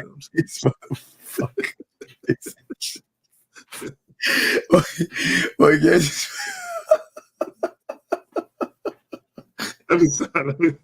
I can't. We try to help everybody, dog. That's what we do here. We try to help everybody, dog. Y'all can't say we ain't looking out for y'all motherfuckers, dog. Even in Kenya, we try to help y'all motherfuckers out with this game right here. Now, Zach, I'm sorry. I'm just saying when you need money, outside of selling yourself, you know what I'm saying? You better think of something. Man, them nigga, when he go to the coke. Zach, can we get back on track? Fuck. No. Hey, Purple. If it's really about that game, he could be a little whore for them women coming down, for them resort motherfuckers and shit. Anyway, so Zach. Hey, bro, I'm just saying, bro, you gotta do something. Bro, you gotta. If I went broke, dog, I would start an OnlyFans channel. I would sit in a chair in a dimly lit room playing a flute, nigga, butt naked, dog. I would do something, dog. I would do something. Oh, this nigga Hey, all right, dog. So you got everything, dog. We're about to let you go, but you got the gist of everything, right, buddy? Yeah, you got the link and everything, okay? So you good to go, okay, man? Steve, I was asking you, could you elaborate more on what you were saying? I heard you on a previous live show saying when a company is hiring, they're not looking for someone extravagant. Hold on, bitch. We've been talking. Wait, hold on, caller. We've been talking about over 20, 30 things, motherfucker. What do you mean? What are the 10 things? Hold on, caller. Dog, are you fucking with us, John? We've been talking about over 20, 30 things. And you're asking us what are the 10? We giving you dozens of things, dude. Hold the fuck up. Time out. We'll get back to you in a second. Look, young man, what I'm saying is real quick is that the job is mine. They just got to give it to me. That's my mindset. Okay. I just got personality, motherfucker. You gotta be that guy, man. You gotta believe that you could sell ice to Eskimos and shit. You know what I mean? Yeah, I get you. All right. Yeah, bro, you gotta think outside of the box. Yeah, you gotta think outside, because if finding a regular 9-to-5 job is that challenging, I'm not saying don't try, but what I'm saying is don't put all your eggs in one basket. You know what I'm saying? You still want to go through other avenues to get your hustle on. That's all I'm saying. All right, y'all know I'm talking shit about the yo-yo and juggling coconuts. I don't mean that shit. Man, just keep going, okay, big dog. You see why the Africans don't like us Americans, because shit like that. See why they talk shit about us, man? All right, brother, we got you, dog. We trying to connect, because y'all hate us, because y'all think we're sellouts and shit, and we got white in us and shit. So look, we try to just tie in these relations by helping you out, young man. So just follow that playbook, dog, and just start there, okay, buddy? Yeah. All right, so we'll throw you. Good luck to you. For all my African people, I will. Hey, y'all are the originators, motherfucker. But we still got game over this bitch. All right, I'll let you later, dog. All right, buddy. Yeah, man, y'all, Zach, you ain't shit. Anyway, hold on. Now, shit. Are you? Wait. Fuck it. You need to call in, Young. What the fuck you talking about? Okay. Look, I got them. Young, I'm gonna name 10 things. I'm gonna rattle off 10 things real quick. I'm not even gonna explain them. I got you 10 things. Charisma, authenticity, confidence, empathy, passion, humor, kindness, intelligence, ambition, and resilience. There you go, nigga. There you go, motherfucker. There's your fucking. Play it back. Now, I could break it down to you and how they all factor into it, but I'm not gonna do that right now. You know, We got to get to this shit right here. Guys, this is sick. Let me get this straight. Zach, if a woman, oh fuck. Shit. 210, what's your name? Where you calling from, sir? And that's the guy. I knew that was him. I gotta block him. I gotta block him. I knew that was him. I just try to give him the benefit of the doubt. Anyway, so when Hey, hold on real quick, Steve. Beautiful. A man with good cardio is a gift and a curse. Because the man with good cardio, we don't believe in quickies. So y'all be like, I just need a quickie right before I go to work. Nah, ain't no quickie over here. You know what I'm saying? Just less than 5 minutes. No. Whatever, beautiful, whatever. Anyway, so back to this young man here. So Zach, if a woman sends you a message at 2:00 asking you, are you awake? What the fuck are you doing the next morning? I'm gonna hit her back and set it up. See, and you know what, Steve? I'm not gonna ask her what she wants. I'm just gonna assume. Exactly. Those are fucking hours, guys.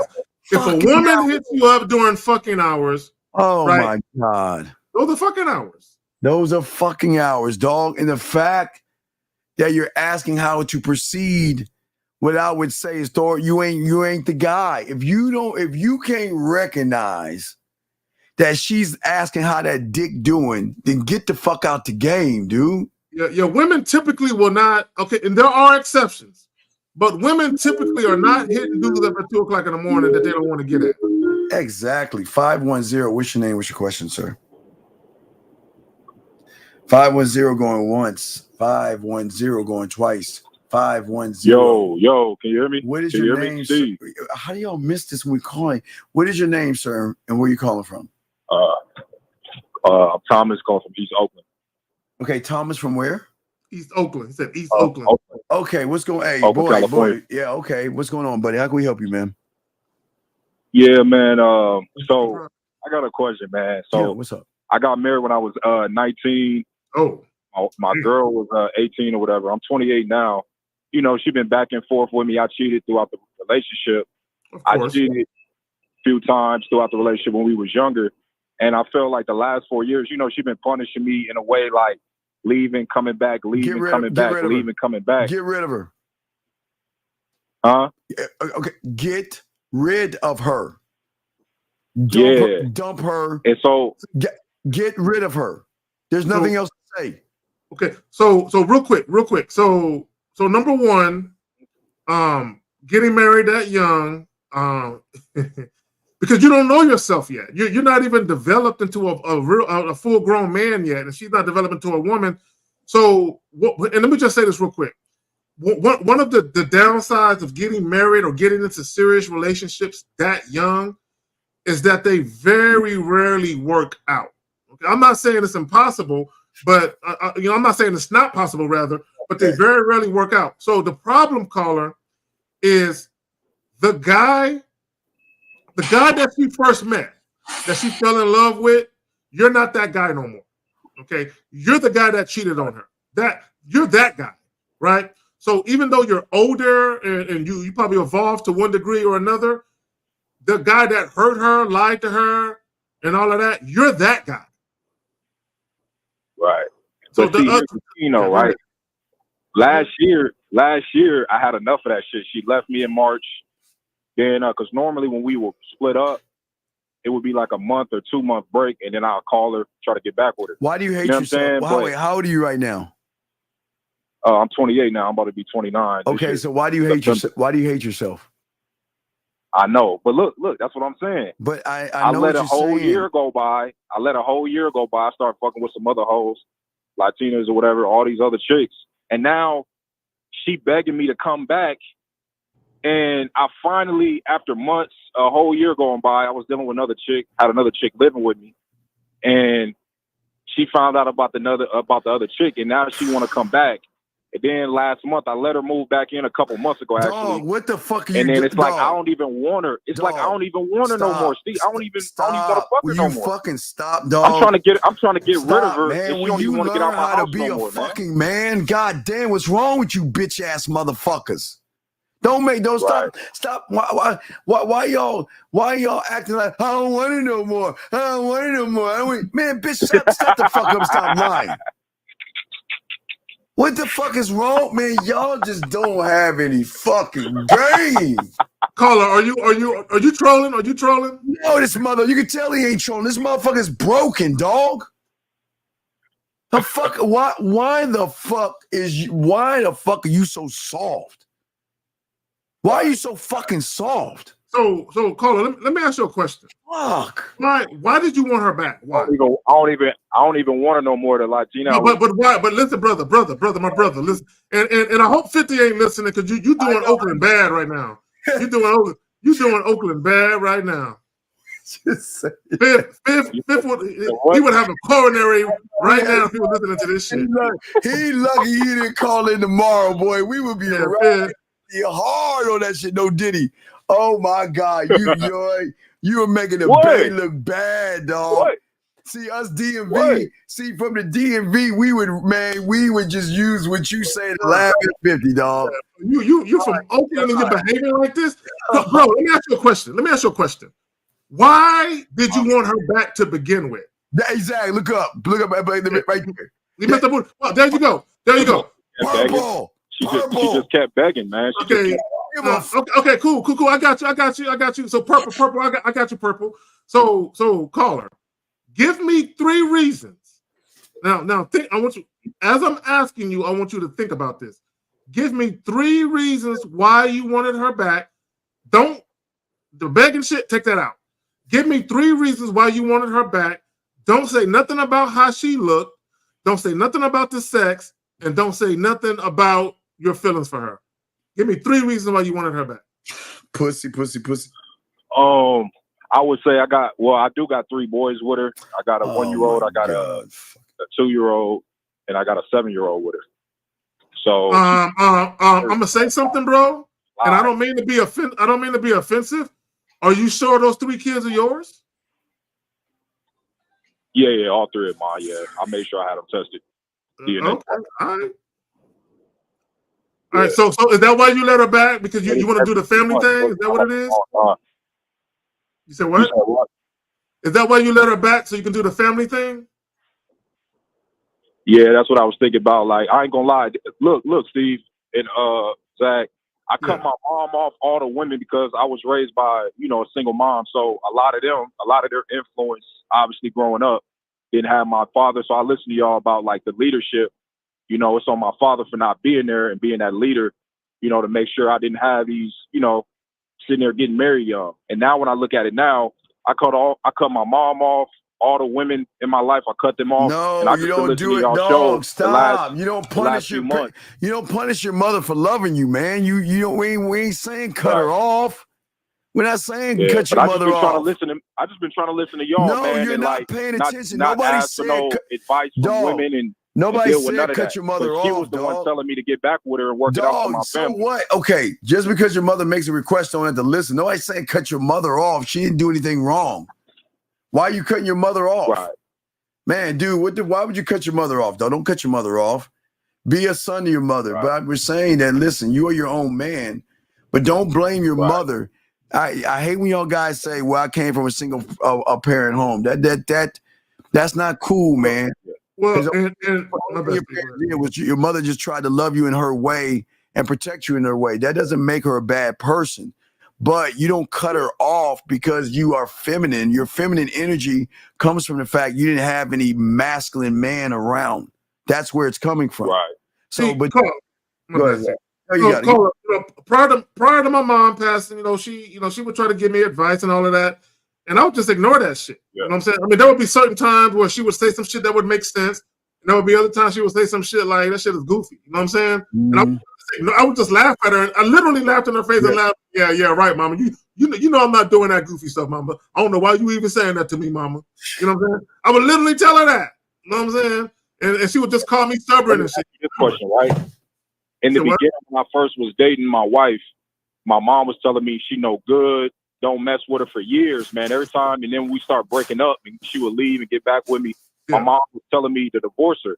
Then finally, last year, I finally grew some nuts and started dating other women when she left, and I got over her. So I really didn't even want to come back. Now my mom was telling me to get back with her. Okay, because your mom, bro, because your mama's probably looking at it. Hold on, real quick. She was no good. You don't call her. But listen to yourself. Listen to yourself, bro. You keep having kids with her though, so she's probably looking at you like you got these infants running around. My mom said. You busting nuts all up in her and shit. Exactly what your mama said. You might as well stay with her. You keep having kids. I was pussy crazy. I was letting pussy control me. I was putting it on a pedestal. Now I'm seeing that I'm the prize, and that she. No, you're not the prize. No, you're not. You ain't the prize. You're not the prize, dog. You're not the prize. You're soft as fuck. You're not the prize. Who told you you're the prize? Who told you you're the prize? Because you ain't. See, okay, I'm sorry. I'm Steve the pirate. Right?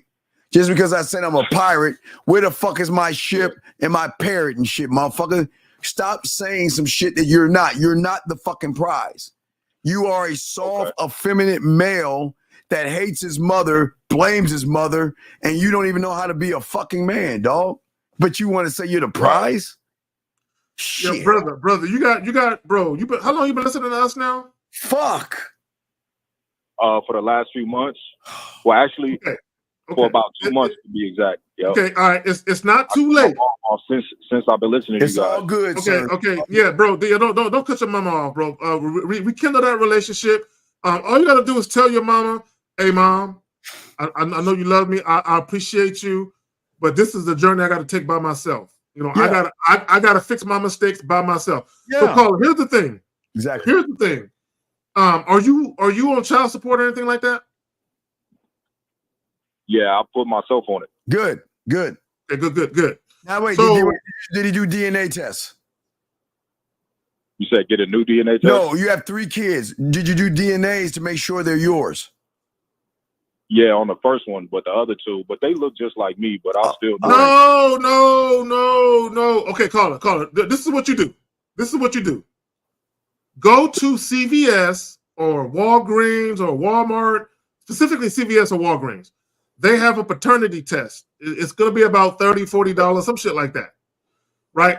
Buy that test, right? Swab. You ain't even got to have the woman involved, right?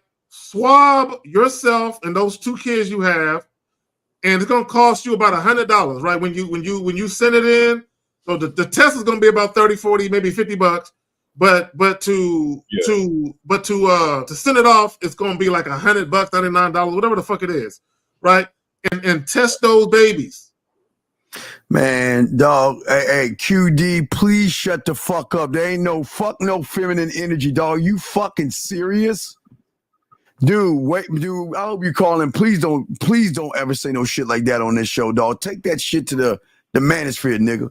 Anyway, back to you, young man. Look. Just call your mother. Tell her you appreciate her.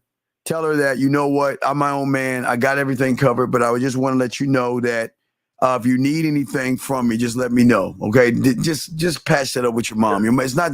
I don't want y'all got, dog, how much red pill shit will you listen to before us? Let's be honest. Come on, be honest. I listen to Alpha Male Strategies about lying to women. That's how I got goddamn, bro. Goddamn it, bro. That shit is fucking you up now, bro. I know it is. That was Dirty Mac in it. Right, so you knew you hated us because you know I'm an enemy of his, right? You know that, right? Yeah, last week I just watched the video where y'all was when you was telling them how much he a sucker for lying and shit. Man. I've been saying, what year was that? 6 years ago. You see that shit? 6 years ago. And now you see how he changed his tune by telling y'all to be honest now? Because he been watching us. And hey, look, let me tell y'all. I'm watching him like last year, but he was like the main No, he wasn't the main. He was the main sucker, dog. See, y'all gotta wake up. Yeah. Real quick. A lot of these red pill guys, hold on, listen, real quick. A lot of these red pill guys are phonies. Okay, and that's what I mean by that. About 5-6 years ago, listen, real quick. They were saying a bunch of negative shit about women and all this, right? And then what happened was they started hearing people like us talk. And they realized that it was just a matter of time before they got found out. So they started changing what they talked about. And what some red pill guys did, they took red pill out of their name. Like a lot of them, they call themselves red pill Byron and red pill Max and Max Red. And they took the red pill out of their name and they started biting our shit and putting that shit in their commentary. Even their godfather Kevin Samuels, same thing. Stole from Allen, from me, all them motherfuckers. They don't have no game. They still look. They did. But see, I'm sure you hated me because you hated that I was calling him a bitch for lying to women, and I never changed what I was. I said I've seen that video. I've seen that video like last week. But he's always hated me and Lucario and Mode 1 because he was always saying we were wrong by teaching guys to be honest. He wanted y'all to lie to women, be disingenuous, and quote unquote fuck them until they fall asleep type shit. And now he's changing the bar by saying now you shouldn't lie to women. You should be honest with women. You see how these motherfuckers lie? You see how they do that shit? And Nelson, he did hurt a lot of you young motherfuckers. Hold on, caller. Fuck you. He did hurt a lot of people. Because that motherfucker, all he did was set a standard to talk negative to black women, talk down to them. And y'all don't remember, we were doing, Tommy Sotomayor was doing this shit before he was doing it, but he took from Tommy, started yelling at women, got connected on World Star for what? Yelling at women and talking shit to bitches and shit. Then y'all clinged on to him because y'all motherfuckers are getting walked over, drugged. Then y'all made him what, a godfather because he could wear a suit and he could tell y'all motherfuckers that, you know what, a high value man. And what you don't even understand, if you learn this, I need to grab the video. 1950 played that shit. High value man came from, again, y'all don't understand, the first Andrew Tate. Let me find him. High value man, gentlemen, came from this person here. He called it high value. But what old Samuels did was took what he took and then added on to it. But you dumb motherfuckers think that all this shit is brand new. There's nothing new under the motherfucking sun. It's just motherfuckers regurgitating shit. So don't even, y'all motherfuckers y'all can't be this goddamn ignorant to believe that a fashion consultant can teach y'all motherfucking game. Y'all can't be this goddamn ignorant to believe that two knucklehead kids that sit around a group of women have game. And what's even worse than that, you got people talking about they pimps and they got game, and they agree with the motherfuckers that's teaching guys how to yell at women and think they got game. That's crazy. Let me say this real quick. I didn't follow Kevin Samuels, so all I know is he became popular for what he would say to women. That's his popularity base. Now, that high value man nonsense, that fucked up a lot of guys.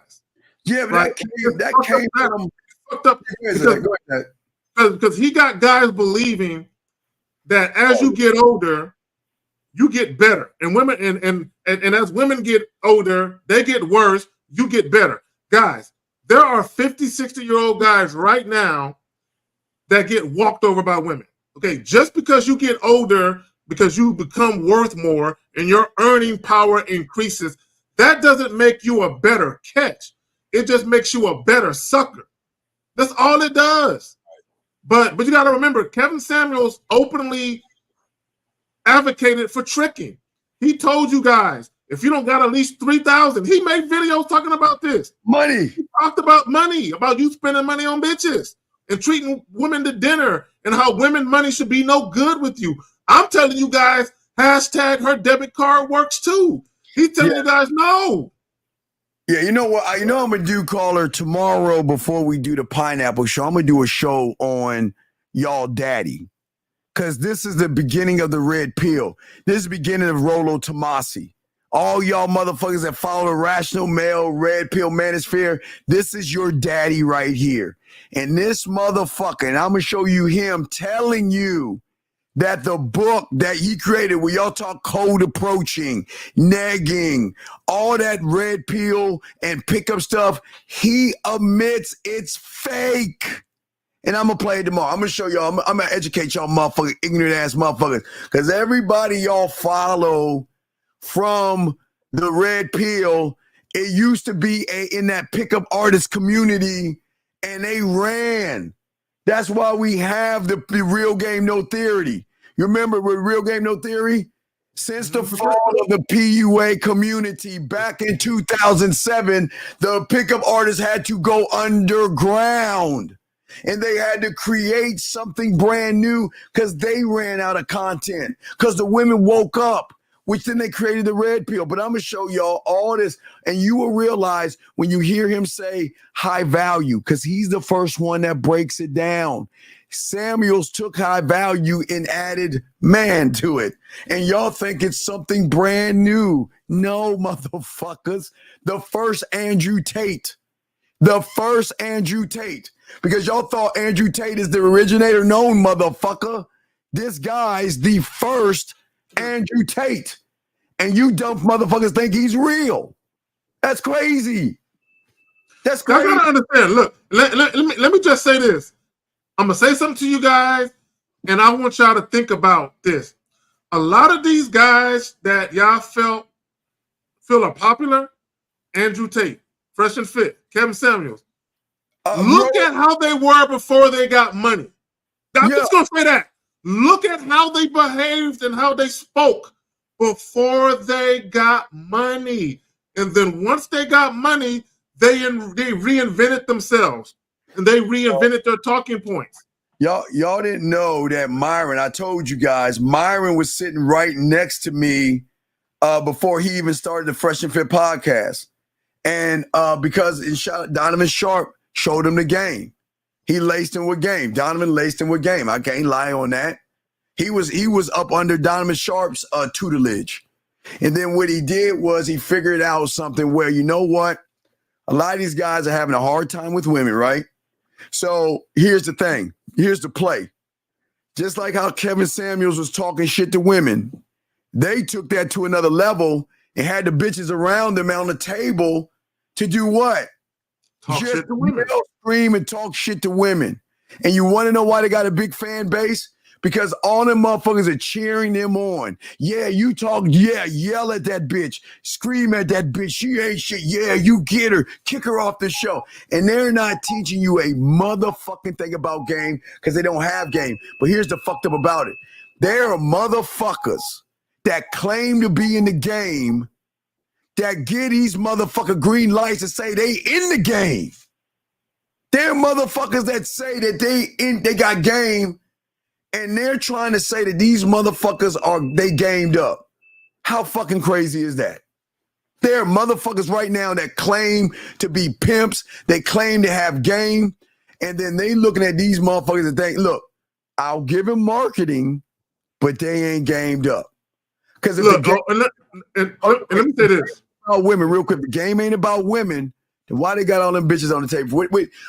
Why do people have shows where they have women around them when the game ain't even about the fucking women, dog? What is the purpose of that? Eye candy, niggas. Go ahead, Zach. Eye candy. Let me say this, and don't name no names in the chat. I'm just gonna say this and I said this before, probably about 2 years ago. That's fact. There are individuals in this YouTube space who claim they got taught by pimps. They claim that they got the knowledge in the game from pimps, but yet they're making YouTube content talking about bitches being on OnlyFans. Look. First of all, if you got game from a pimp, you would understand that it's all about the money. So why would you use that as your claim to fame, or why would you use that as, oh, I got knowledge from the game, but yet I'm gonna sit here and make a commentary talking about women getting money? When if you got the game from pimp, then you support that. You support women getting money from pandering. So why all of a sudden would you make YouTube videos condemning women from doing that at the same time propping yourself up, having this knowledge from pimps? Because you're pandering to these losers on the internet. Because that, like you were saying on the switch up, see, a lot of people know that I'm not gonna get numbers unless I talk shit about women. I'm not gonna get numbers unless I blame women.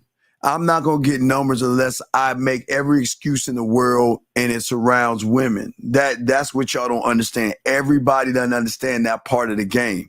Matter of fact, Zach, if you want, I can grab the video right motherfucking now. We can go over this shit to show y'all motherfuckers. Oh, I'll wait till tomorrow. No, I don't. And they're gonna call us haters and all this other shit. No, tomorrow. I'm gonna do that. Let me tell y'all something. Tomorrow. Let me tell y'all something. If you go back and listen to all our videos, all our live streams, there is congruency and consistency in what we talk about. Period. A lot of these other dudes, there is hypocrisy. You'll see dudes who make commentary about this one particular niche. And then what they'll do is, then when they saw the trend of YouTube, they say, oh, the money is over here. The money is over here. So then they switch up their whole commentary to chase the money. Okay, we don't do that. We still stay over here talking about what we talking about. The rest of them niggas is chasing views and chasing the money. Yeah, and they're taking advantage of young guys. That's the thing. That's the bad thing, man.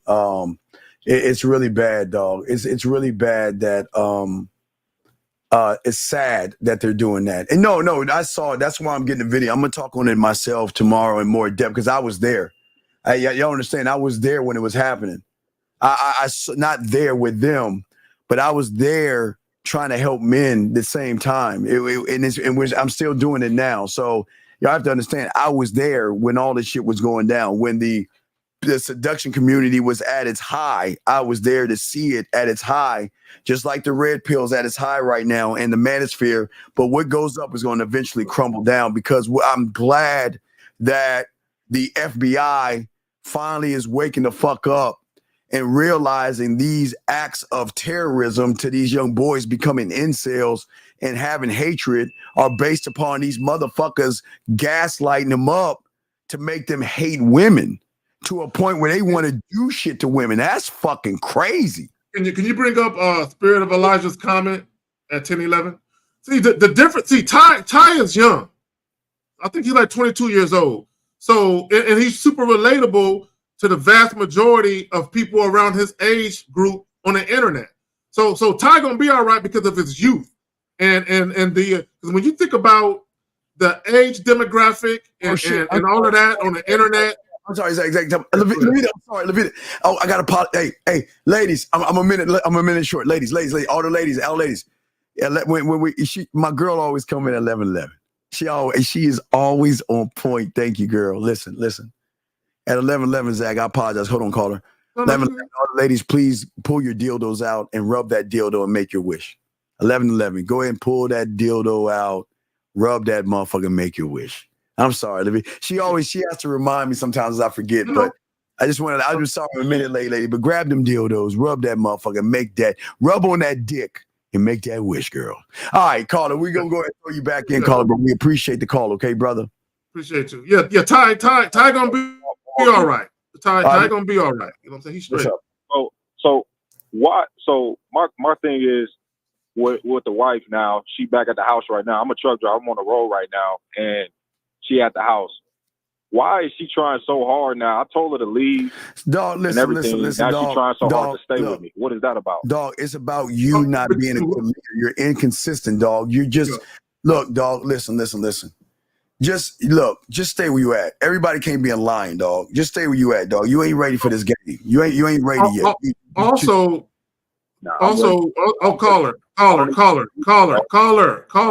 Want to stay with Caller, listen. Real quick. The biggest reason why she with you is because there's nothing out there. So she's finding out the hard way that there's nothing out there, and she's also finding out that a single mother with 3 kids in her late 20s is she's not gonna have any real suitors who want to deal with her. I'm not saying she ain't gonna be able to find a man that don't want to be with her. But the majority of the men she's gonna encounter are gonna be men that just want to pump and dump her. Right. You know what I'm saying? So you she feels like, oh, I know a place I can go and still get into a relationship. So you're the good for now guy. You're the safe space. That's why. So it didn't have nothing to do with me posting with another woman last year. Okay, no, bro. Yeah, it might be some. Yeah, there might be some jealousy, and there might be a little territorial nonsense going on. But if she had a better option, nigga, she wouldn't be with you, bro. If she had a better nigga that would treat her right, she would be with that nigga right now. She wouldn't be with you, but she with you because there is no better option. But it doesn't mean that you're a good option either. It's just there is no better option. Understand? Exactly. Yeah. All of a sudden now she don't want to leave. But Dog, it doesn't matter. Dog, in August, man. It's time for me to get a divorce. Dog, you ain't that guy, dog. Dog, stop, man. Just stay with her, dog. You ain't built for that shit, dog. I'm being dead ass. I ain't being a dick here, dog. You ain't gamed up enough to do this shit, dog. You going all you doing is talking about. That's why I'm it. trying to get in the program. That's what I'm about to get. I'm about to get the coaching with you. Well, you need to get on that shit because get on the shit sooner rather than later, fam. Because you're playing with fire, bro. With all them kids and all that shit. I don't want you to go through any kind of trouble with your kids, dog. You gotta move a different way, dog. You gotta move a different way, big dog. Okay. So you saying stay with her? For right now, dog, you got dog. You playing checkers, dog. She's a master chess right now. You ain't ready to make these moves, dog. Yeah, why you don't saying that. I don't want to be with her no more. Bitch, you would have been bro. You don't have a plan, caller. You don't have a plan. All right, dog. Just get coaching, man. I gotta let you go, dog. You don't listen, dog. Peace, man. I understand what he's saying, dog, but we can't, dog. Come on, big dog. Erico 862. What's your name? What's your question, sir? What's up? 862 going once. What's up, Steve? What's up, Zach? Hey, what's your can name? You hear me? What's your name, buddy? What's up? Adam. I'm from New Jersey. I just had one simple question here. Maybe not simple, but I just wanted to know, like, how do I get to the core of myself? Because I know Steve mentioned like caller. How do you become a surgeon? What does one have to do to become a surgeon? You got to go to, obviously, medical school.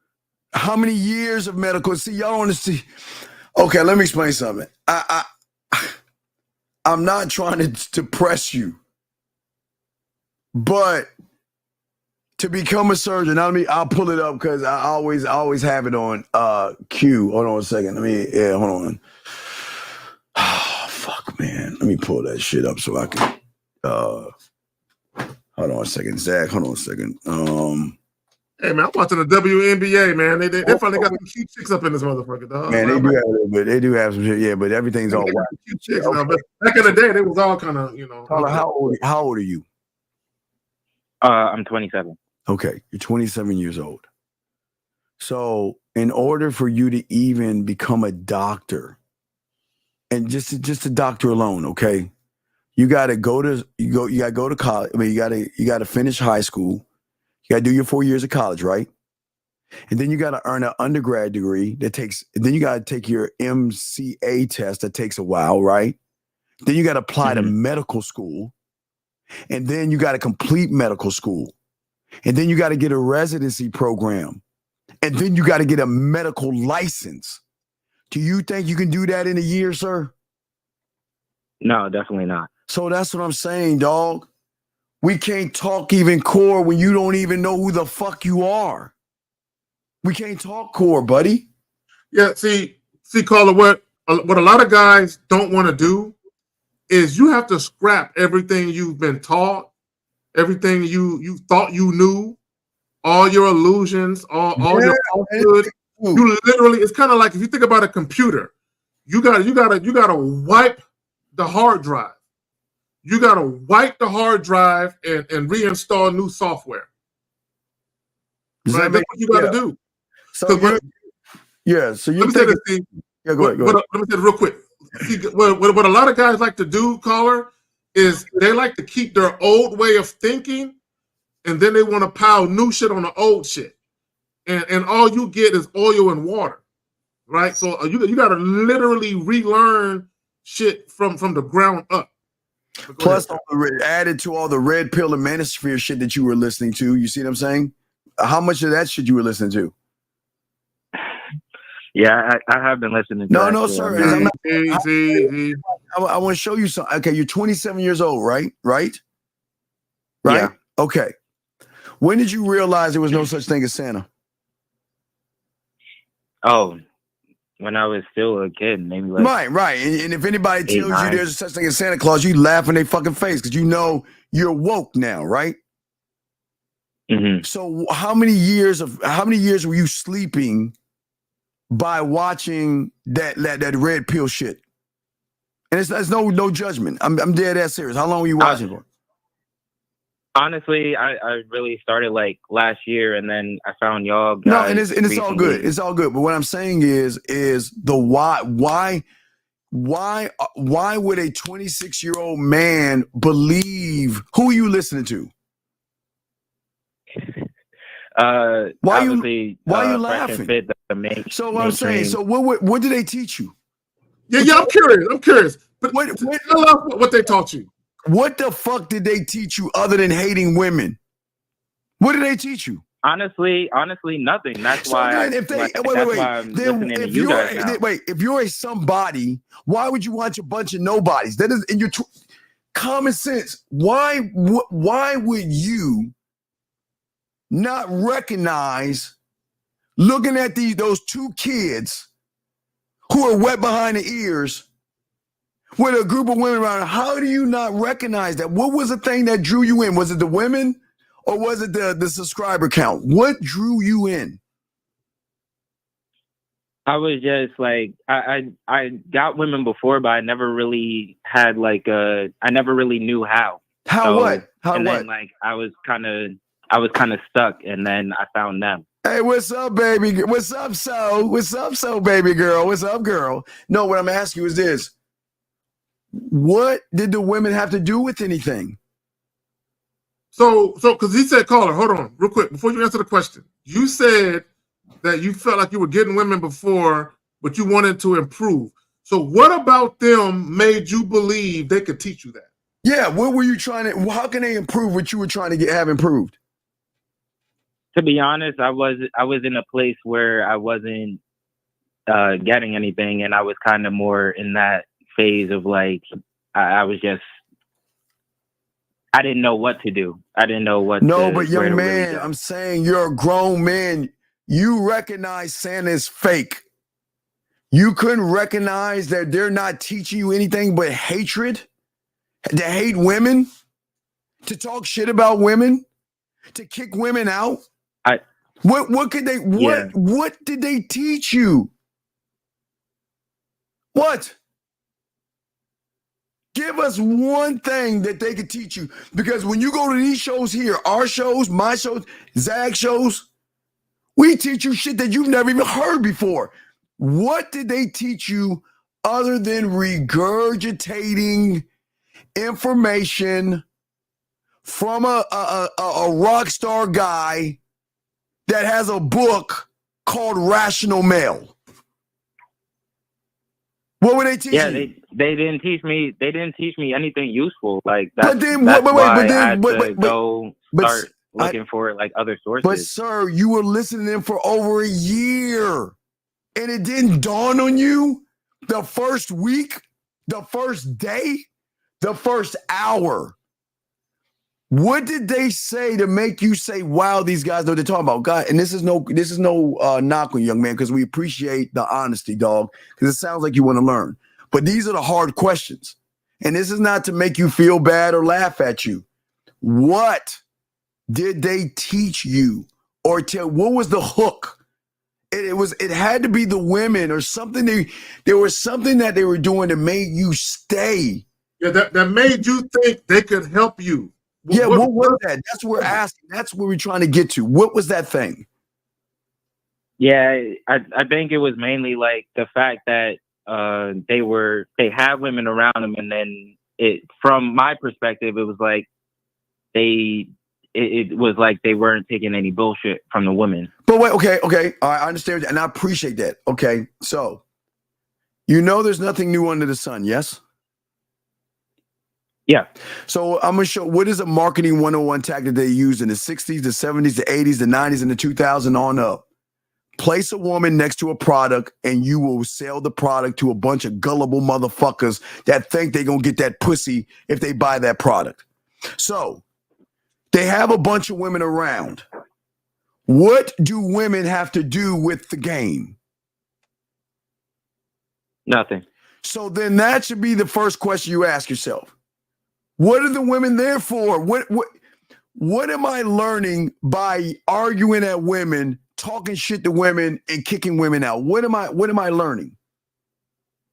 You see what I'm saying? It's just thinking. I'll do another one. I'll do another one better real quick, Steve. Real quick. So, caller, think about it like this. We'll use Fresh as an example. That he got the Asian chick pregnant. Allegedly got a pregnant. Yeah. Allegedly. Okay, but apparently, he, allegedly. We don't know if the baby's really his, but we know he's going through some shit where he's basically saying, where the woman is saying, hey, he got me pregnant. So the point of me telling you that is, what is he teaching guys that's so worthy of being taught where he's out here running up in chicks raw, a chick that he barely knew for a month and getting her pregnant, where his name is being besmirched and dragged through the mud on the internet, right? So what about him do guys want to learn from where he's out here doing that type of shit? Yeah, no, like even that whole situation, that was like really a nail in the coffin for me because I was still kind of watching their content while I found you guys. And all right, well, let's get to that point. Like okay, well, let's get to that point but because apparently I was just like, I need to find some because I don't want to be arguing with women. I did that after like I started watching their content and I was like, this doesn't feel right. I want to. No, wait a minute, time out. So watching their content made you argue with women? It brought that out in you? It brought that out in you? It did. But you didn't see that as a red flag? Oh, my God. Do you see that? Okay, look, I think, Pat, you were 26 years old. You started getting bitter and hating women and arguing with women. And listen to a motherfucker telling you, okay, you understand all those guys want pussy the first night. You understand that all they want to do is fuck, right? You understand that because you were in that band. You get that, right? You wanted pussy, right? Yeah. Right? But how can you be a walking contradiction? How can y'all say, well, these women are fucking all these guys and they got all these high lay counts, but yet you want to be part of the lay count? How does that even work? I'm curious. I want to know how that worked too. Y'all talk about women, these modern women, catchphrase word. Okay, great. Young man, I love wrestling. I'm still a big kid. So do you watch wrestling? No, I don't. Okay, so back in the 90s where they had this thing called the Attitude Era, okay? Vince McMahon started using the gimmick of catchwords where the crowd feels connected to the wrestler. Now, before that, there was kayfabe. Now, we can go back to explain kayfabe. Kayfabe in the 80s was separating the bad guys from the good guys to make everybody think the bad guys who came from parts unknown were just as bad as they were in the wrestling ring, and they would kick old ladies and kick cats, and they were mean people until the Iron Sheik broke down. He got in trouble because he got caught with the good guys and got pulled over. And there was a thing that happened with the Iron Sheik that broke the kayfabe. So then McMahon came up with catchphrases that when The Rock grabbed the mic and you said, if you smell, la, la, la, la, la, and the crowd would be, what The Rock is cooking, to connect to The Rock. And Stone Cold Steve said, because Stone Cold said so, and they would do that. And it was a thing to connect. So they're doing the same thing. Using words to tie in hatred. That's why they're on that list. That's why Roller's on the list. Fresh and Fit's on the list. And that dude, I call him One Nut, he lost his nut. The dude with the glasses, Meteor Tutorial motherfucker. You know that bitch ain't got no game. You remember we was Melly? You remember he was at her house and in the water? Pew, pew, pew, pew, pew, pew, pew. Remember he was doing all that bitch ass shit? He was next to the pussy, couldn't even get the pussy. Went on vacations with her and couldn't get the pussy. And then you got the other guy, Choo Shoo Zed, another motherfucker, the coffee pot motherfucker. He ain't even got no game.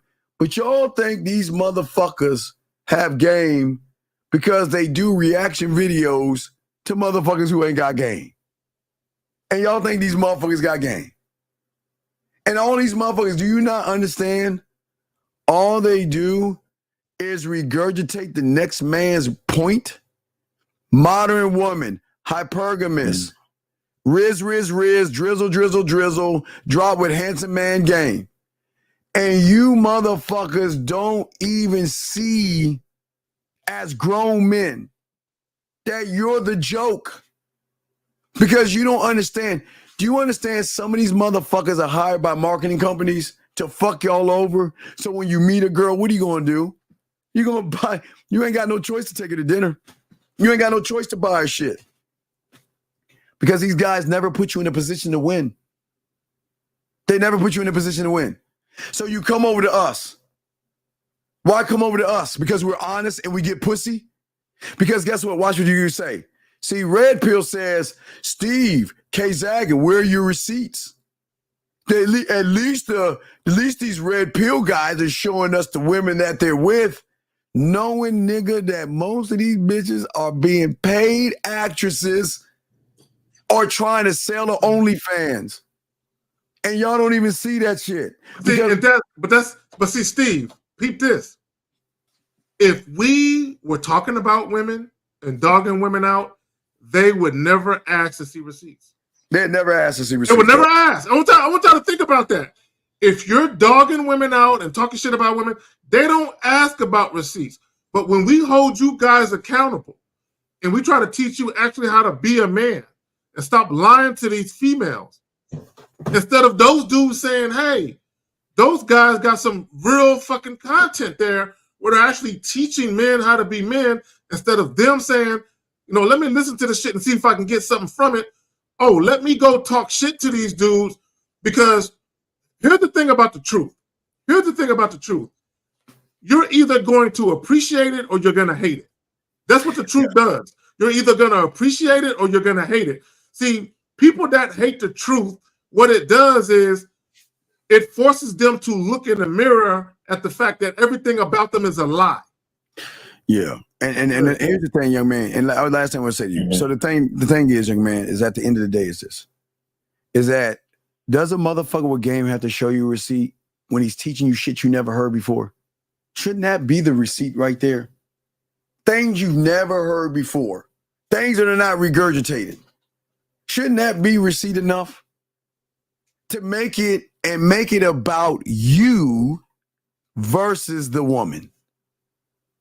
Because once you realize that, then there's the question: why are the women okay? Think about how the herd works. They see Fresh and Fit with the women around, and now what do you see on YouTube? There's a blueprint to suck us. All we need to do is sit down around a bunch of OnlyFans women. Right, and please understand this. I don't know why y'all think they losing, because please understand, all them little motherfuckers that's talking shit about them fucking women are the same motherfuckers going into their OnlyFans on the back end, going in and paying. Let's speak on that. Let's speak on the hypocrisy. That's hypocrisy. That's what I'm saying. Look, guys, the same guys that watch all these little clowns that got all of these women around the round table and they talking shit about the women on OnlyFans, the guys who watch that shit will go and sub to the chicks OnlyFans. Do y'all know how many? That's why women go on there. Women go on there because they know on the back end, all these guys that are in the comments calling me a 304, telling me I'm gonna hit the wall. Those same guys are gonna go sub to the chicks OnlyFans and jack off to the chick. Just imagine that shit. Everybody's getting paid except y'all fools. Everybody, y'all are the joke. Y'all understand? Y'all are the butt of the joke, because they know, just like the PUAs in the 90s, y'all the same age, y'all a bunch of suckers, and y'all will believe it if it's tied in the pussy. But if it's tied in you being a man, y'all fight it, you resist it, and you question it. But if it's tied into a woman, oh, it's got to be real. Oh, these women aren't. See, listen. Have they fucked every woman in the world to say and make a generalization that all women are fucking hypergamous? No, because y'all don't even ask the question. Do you think Rollo Tomasi is actually Rollo Tomasi? Why don't you look up the LA Confidential cat? Gentlemen, pull it up right now. Look up LA Confidential, the movie, and look at the cast name members. Don't believe me. Look up LA Confidential cast members and look at the name of one of the individuals named Rollo Tomasi, and you bitches think that's really him? Y'all are fucked. But like a lot of people know, but hold on a second. All right, caller, we'll throw you back in. Look, ask for your pathway. Send me an email, ask for your pathway, and I'll send it to you, okay? So it's just more about just being honest, being your No, authentic. you don't know what the honesty is. It's about being yourself. So just get your pathway, send us an email, and we'll get you on the back end, okay, my brother? All right. Thank you. Thank you, sir. Y'all. Great call. Thank you, Genuinely. sir. Area code 347, what's your 317? Okay. Wait, I'm sorry. 862. All right, thank you, 862. We appreciate you, brother. Thank you. So oh yeah, wait, who's that? Go ahead, Zach. 510, 1 second, sir. Go ahead, Zach. Real quick. No, because he's talking about the whatever podcast. The blueprint is talk shit about women, act like you give a fuck about men's problems. Yes. Get a podcast with women around. Yes.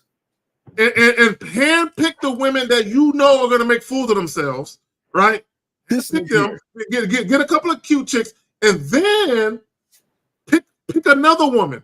Pick a woman who has a podcast that's also talking shit about women, and then have her on too. That's the blueprint. Sir, let me hold on, wait a second, 510, 1 second. Sir, please understand there was an Andrew Tate before Andrew Tate, motherfucker.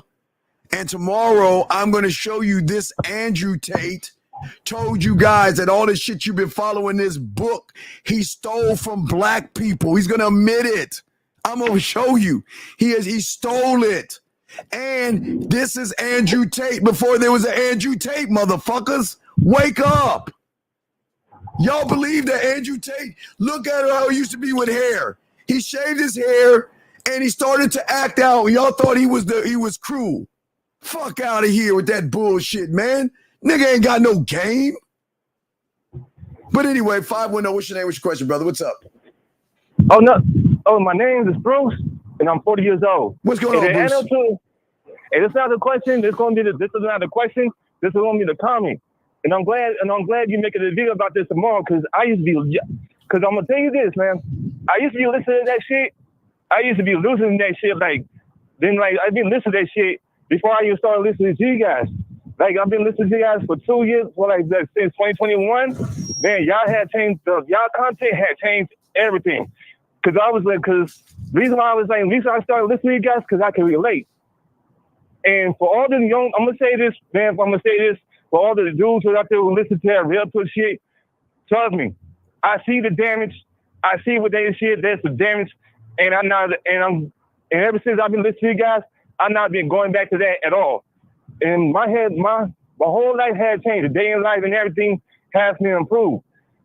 And this is kind of like the receipt to show that y'all guys is helping men like us that to improve our day in life, not just our day in life, but our life in general. Let me just ask you a real question real quick. You say you've been listening for 2 years.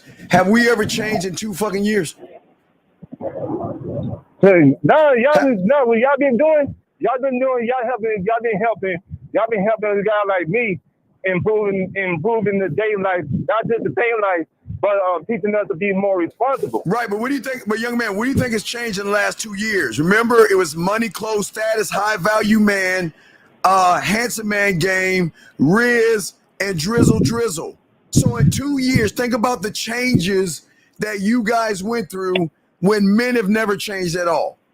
No. I'll say ever since I've been listening to you guys, my whole life had changed. I'm just saying, since you've been listening to us, we haven't changed, but everything around you has changed because these motherfucking red pill guys keep moving the goalpost. They keep Yeah, moving exactly. the goalposts. Yeah, exactly. I agree with you, and that's why I'm saying I'm glad you're making a video about that tomorrow too. Yeah, I'm gonna talk that. That's why, and let me say this is why you hear all these guys talking about having a program, vetting, structure, masculinity. Dudes is putting hashtag manhood, hashtag masculinity underneath their videos, and they wasn't doing none of that shit before. And that's the thing and I want to show you, I need to pull up Dre's thing. That's the thing he said that y'all don't understand. Manhood doesn't carry weight anymore because how it's used. It's not used the proper way. And that's no, it's never. They never use it. They never use it the proper way at all because they never use it the proper way. There's things that they're not showing, but you guys. And this is another thing right here. And I noticed there's something else that they not showing. They not.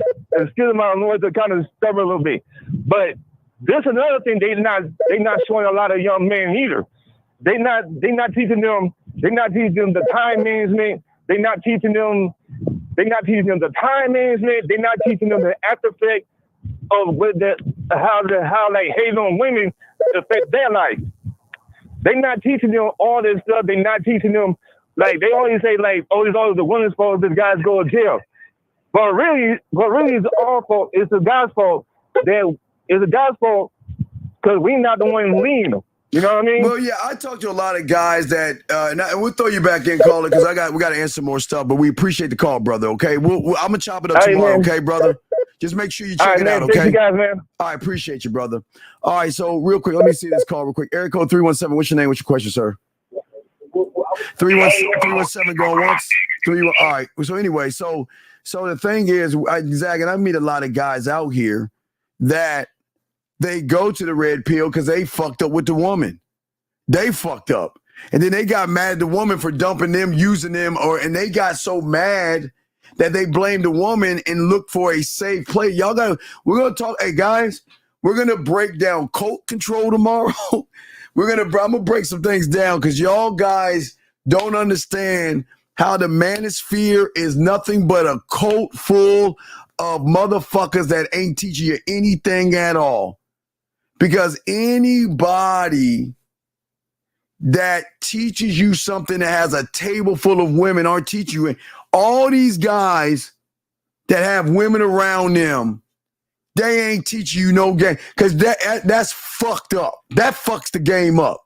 Well, you know what it is, Steve? Because they're not teaching men about manhood. What they're doing is, look at what she said. Look at what she did. See how women are fucked up? Look at them. Look at them. Look at them. And then what they're doing is, you walking like the last call, like the other caller, not the last call, but the other caller.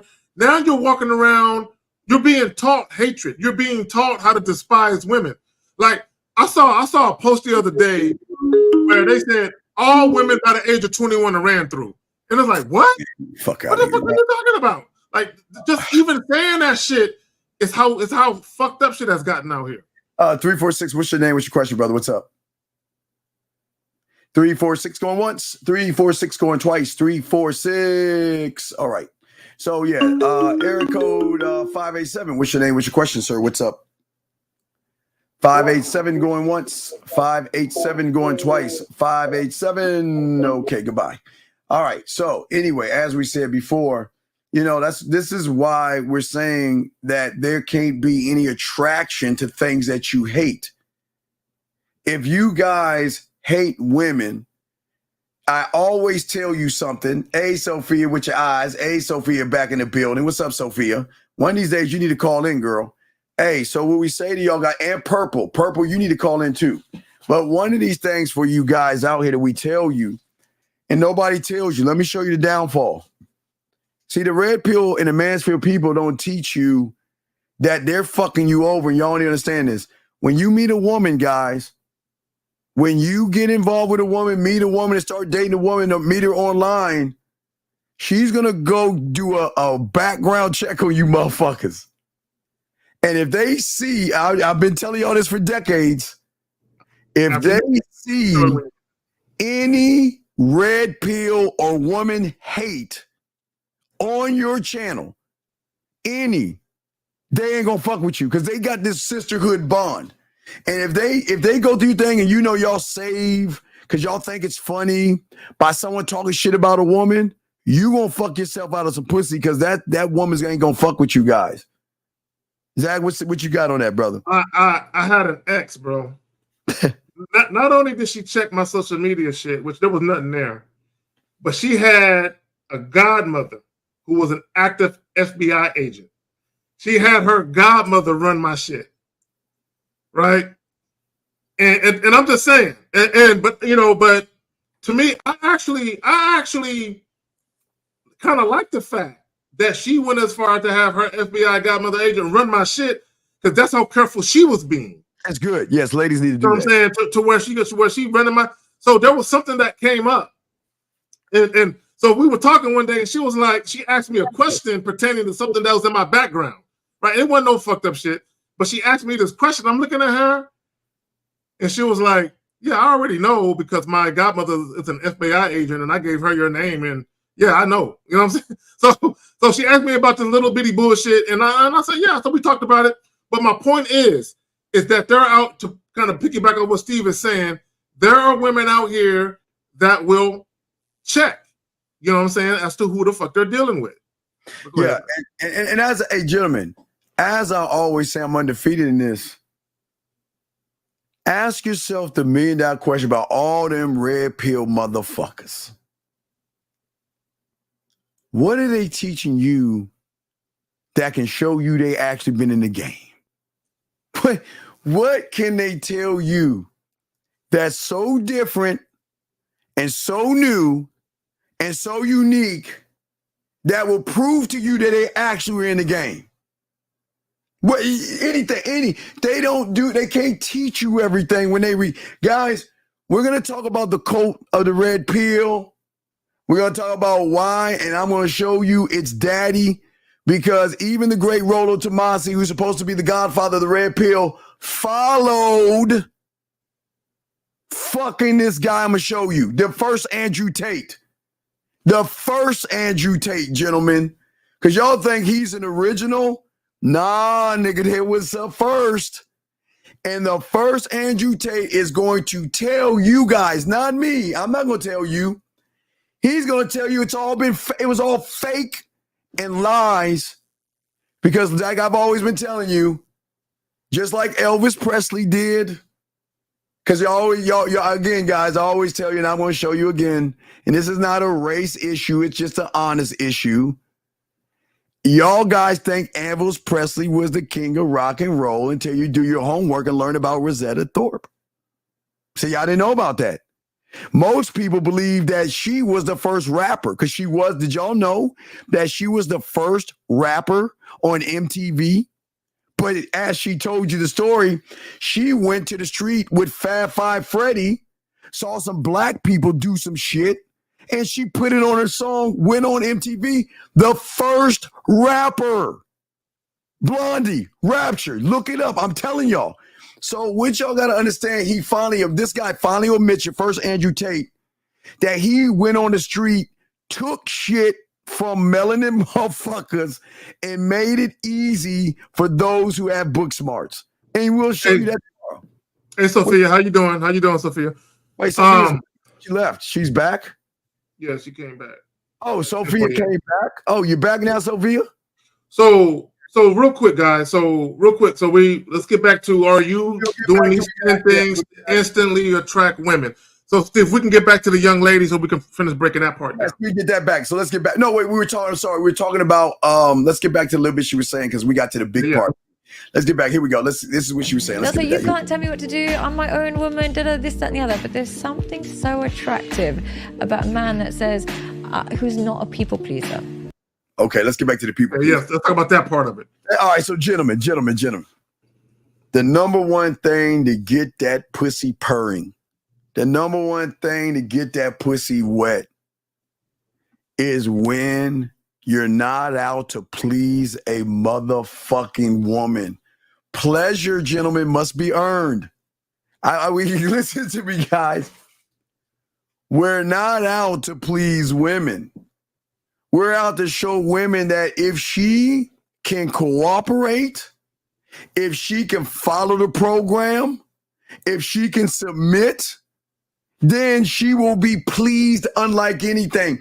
But we're never out to please a woman. Zag, what say you on that, okay? Well, I want to say this. Now, let me just say this. Okay, guys. Women will deal with a guy who's a pushover, a guy who lacks a backbone, a guy who's a people pleaser. Yes. The problem with being a people pleaser is it reeks of insecurity.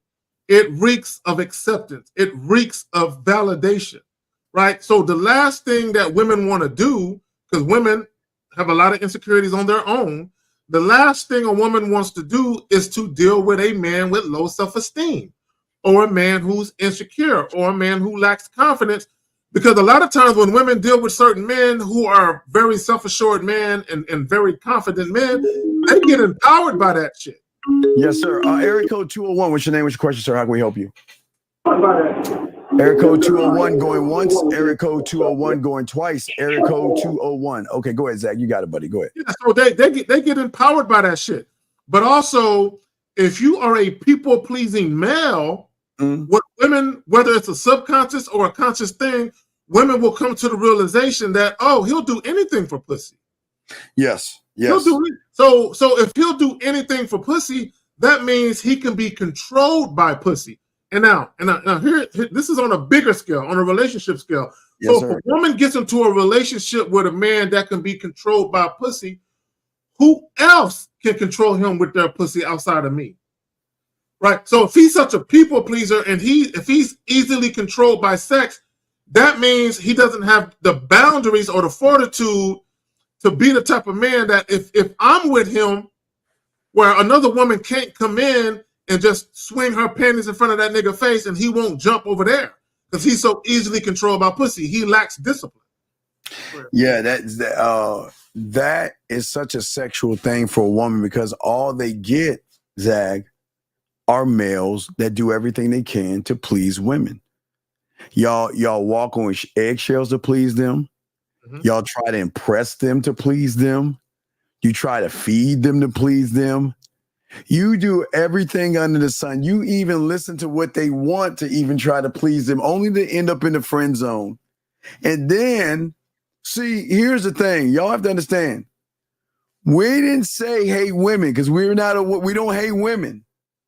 But we're saying we don't please women because pleasing someone is something that she earns. And that challenges a woman to be a better woman. Then you just handing her your balls and your spine like Halloween candy. And that's all you guys seem to do because you do not believe in yourself. You believe in a complete stranger's pussy more than you believe in yourself. And that is fucking crazy, Zag. What say you, sir? Well, the desire to be liked is weak. My God. The desire to be liked by people is weak. I'm telling y'all, men and women. The desire to be liked by other people, right? The need to be accepted by other people is weak. Yes. It's a weak because you can't stand on your own. You always got to have someone who likes you or someone who's making you feel good about yourself. That desire, let me just do whatever this person wants so will accept me, so that they'll like me. There's nothing attractive about that shit. Hey, Purple, that's the problem. Listen, ladies, y'all are allowed to feel that you got some golden pussy. All right, Purple, I get it. To a weak dude who's controlled by pussy, you do. Right. To a man with options, they got a platinum dick and a platinum tongue. No. No. So, hey, Steve, guys, let me tell y'all something. When you gamed up and you have a different way of thinking, you will understand what makes a woman's pussy good is what you do to it. Yes. It's what you do to it. Absolutely. I think this is a prank call, but no, it might not be a prank. 289, what's your name? What's your question, sir? Yo, Steve. Yo, Zach. It's Mohab. What's up, Big Mo? What up, fam? What up, Mo?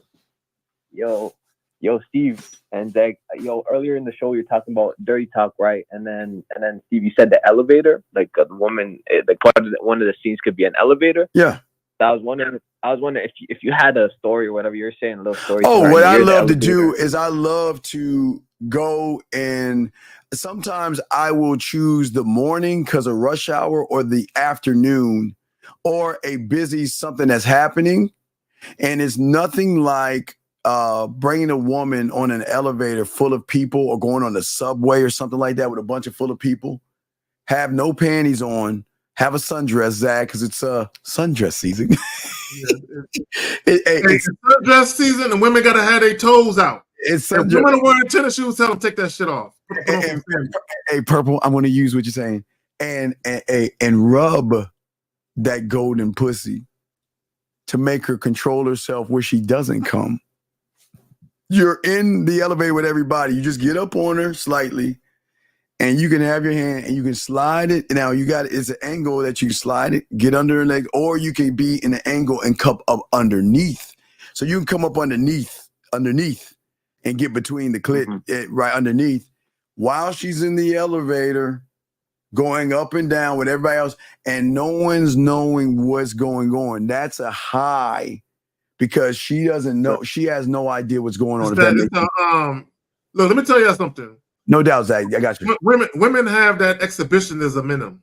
Oh, yeah, right? absolutely. If you don't know what exhibitionism is, look it up. And some women have voyeurism in them too, where like you'll have some women, for instance, like you might have a chick you're dealing with and she is, strictly dickly. You know what I'm saying? She ain't with no female, but she'll watch though. Yeah. She's down to watch you do your shit with another woman, but she ain't trying to really participate as far as touching or being touched by a woman, but she will watch. Exactly. I even have fun watching them just master. I'll sit in the corner and just watch her masturbate and leave. I mean, there's so many things that you can do because it's just something that, like, especially someone that wants to have a voyeurism fantasy of just watching.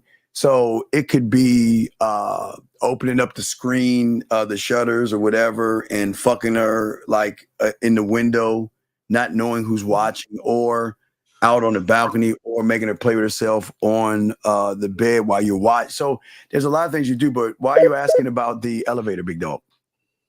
Because I was thinking if I was the story and like I stopped the elevator, did the emergency stop, and then don't do the emergency stop. Oh no, don't do that. With that shit, because you want to fight. No, motherfucker, stop. The fire department and everybody else show up. Man, you gonna get in trouble for that shit. Don't fuck with equipment. Just get her on the elevator or do the subway and get up under her when nobody's watching and play with it. And get her off like that while everybody's around her and no one knows what's going on. But there's a fine. You can be fined. Don't hit that button. All right, Mo. All right. Wait, did he go? I think we lost him. Area code 812. What's your name? What's your question? I think we lost him. 812 going once. 812 going twice. I'm here. 81. What is your name, sir? And what's your question? My name is Tyler. And I have an opinion, and I just want to. Tyler, how old are you? Tyler, how old are you? 30. Okay, Tyler, I do want to let you know. I'll let you say your opinion, but understand your opinion is not going to carry or hold weight. You're allowed to have your opinion, sir, but it doesn't carry weight over here. Okay, so what is your opinion, sir?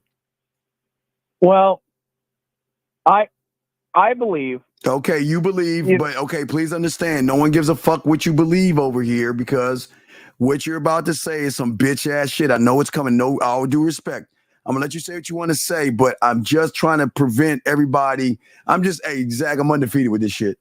So no, I'm not. I'm not here to dog on anybody or anything. Okay, it's just stuff that I believe men should do. What? As what? What do you think men should do? So, what should they do? When you get with a woman, yes. But a woman gets with you. When a woman gets with you, but go ahead. When you get with a woman and you guys are, doing stuff in the bedroom and whatnot, if she's not enjoying herself and you're not, trying to make sure that she has had an amazing time, she's not going to stay with you. Well, that's true. I agree. I agree. But who does that fall on? Does that fall on her or the man?